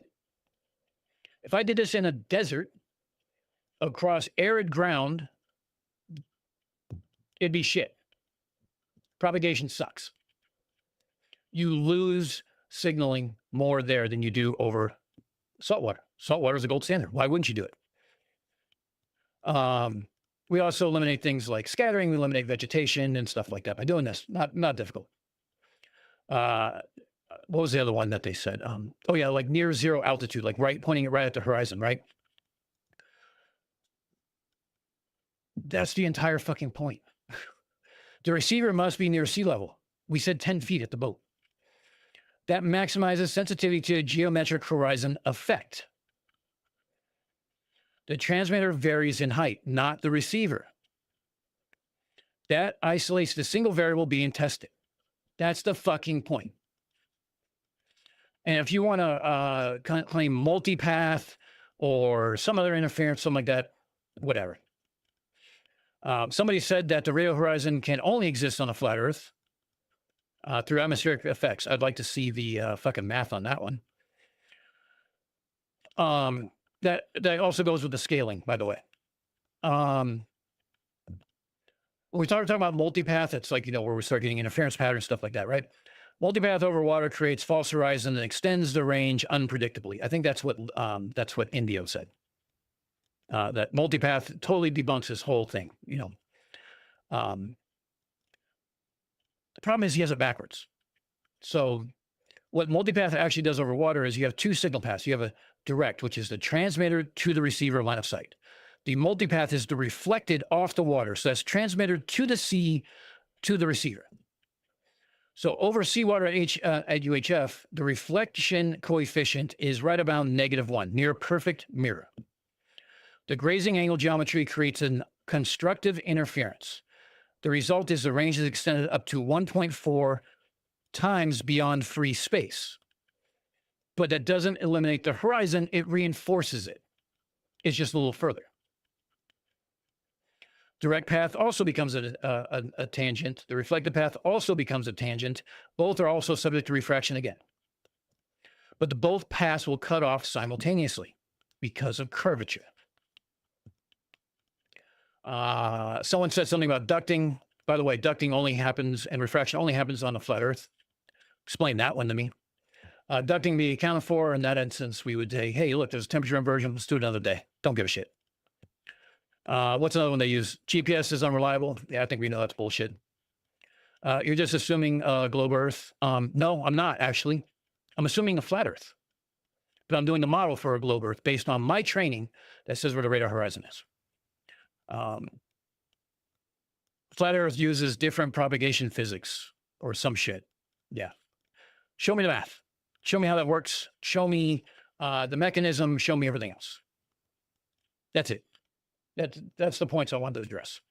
Address those points, and you can, I'm open to criticism. I'll have it up. By all means, send me an email. I'll make sure my email's on the title sheet and on the last page.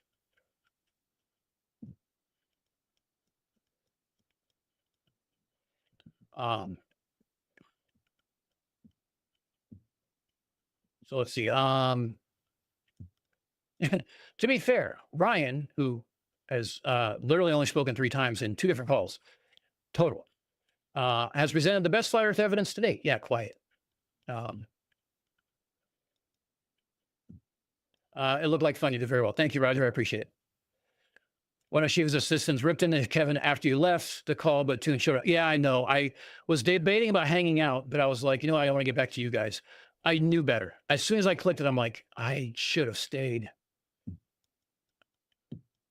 He did show a Telegram chat. Yep. Nothing to be sorry for. You did a fantastic job. Thank you.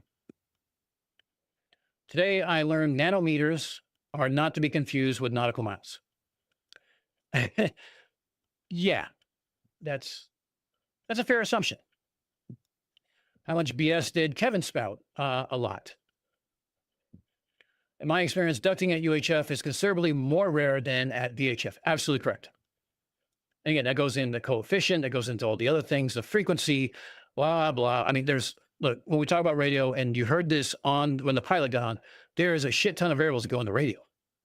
It's not just point and shoot like it's your remote control to the fucking TV. There's entire engineering. Like, there are some people who spend time engineering links, never install an antenna. There are some people who just install antennas, don't engineer links, because each are very specialized. What was the point of the other flirt, not Kevin, in being there? He said nothing to bring other than take up space. Yeah, he was luggage. But on the first call, he has a master's in leadership, and he demonstrated that leadership by being on the call for a call that's been scheduled for over 2 months, or at least 6 weeks, as he drove from Dallas to Houston. So that is what I call leadership. Dan, you're savage holding up cards. Why didn't Kevin bring his own experiment then? Look, if he's going to be a douche, I'm going to be a douche. Did you guys, if you guys saw that, how many of you were actually sitting there waiting like, oh shit, what's Dan going to do? Like, did you not expect me to do something? I mean, come on. You guys know me by now. To be fair, I didn't know he was going to do that. If the flirts didn't show, I was going to ask Shiva if we could have a moment of silence before we start the presentation. For Flat Earth, for the Flat Earth model that just died today. I kind of wanted to do it at the end too, but I figured, you know what? Let's not. I've been mostly professional at this point. Let's not let's not take it too far. Yes, you did call him witch shit. I'm going to have to watch the Shiva call so I can watch the chat. I heard Vladdy Daddy made an appearance. We had a Flurf appearance here today. Al something who apparently was a radar expert, but couldn't provide anything. Chat took care of him. I don't know if you guys eventually timed them out for what, but I did give permission to whack a Flurf. So by all means, you guys know that how it goes. To be fair, you know, like Witcher says he didn't check his email for 4 days. When you're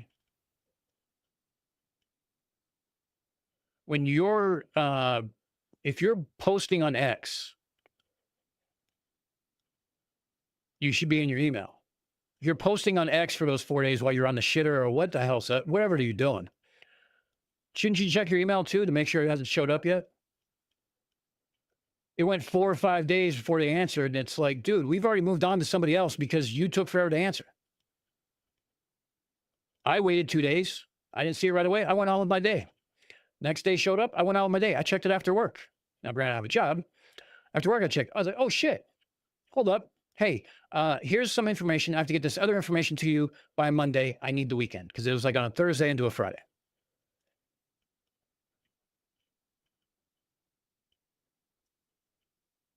Oh, okay. Oh, he ran? Okay. Well, I figured he ran. I figured he either got ran or you guys banned him.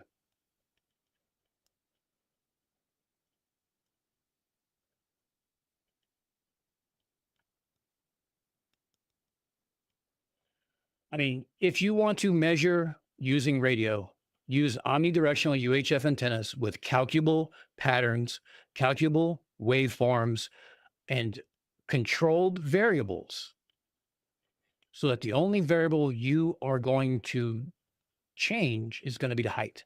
That's how you measure with RF. Not using a fucking plane that has up to 130, was it 126 feet plus or minus for barometric pressure. A DME that, again, may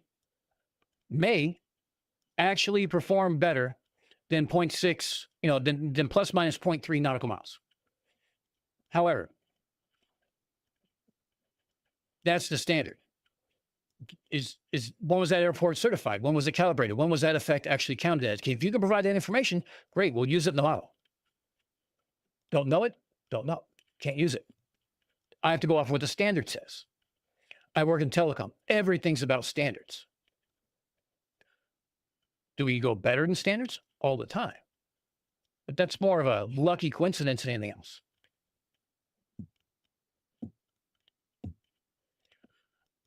But yeah, the margin of error was completely fucking ridiculous. I was just dying. You know, you guys, I'm sure saw me like this a couple of times trying to cover my mouth because I'm trying not to be disrespectful. A couple of times I lost it. I just started laughing. And I was unmuted, unfortunately, so whatever. But it was just like the attack, their model for the sun predictor was an attack. It's a fallacy. Do you have a model or not? If you don't have a model, say you don't have a model and say why you don't have a model. But you have to provide proof. You can't just say a fallacy without something to back it up. Who is that guy? There's a guy who does debates on YouTube. What was his name? I forget his name. He does, as soon as I see it, I'll know it. Something Logic. I think he's an English guy.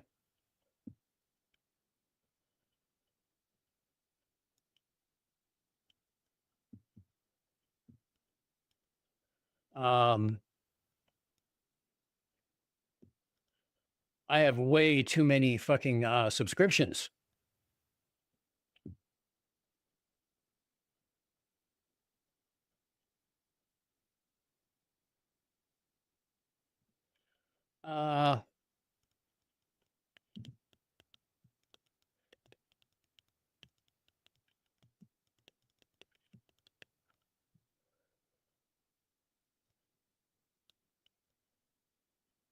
Um, um, um, um, um, um.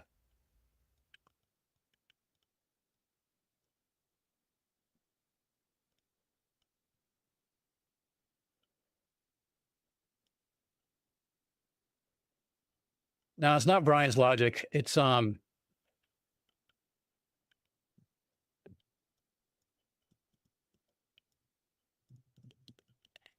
I'm so annoyed now because I know this. Um,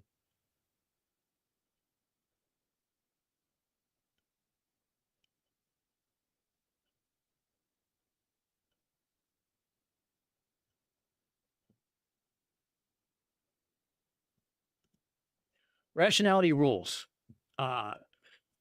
He does a great review of things and he shows like fallacy cards, stuff like I'd love for him to go through what I presented and tell me if I had any fallacies that they were claiming to, because that would have been fun. But he's got like over 500,000 subscribers, so I don't think that's going to happen anytime soon.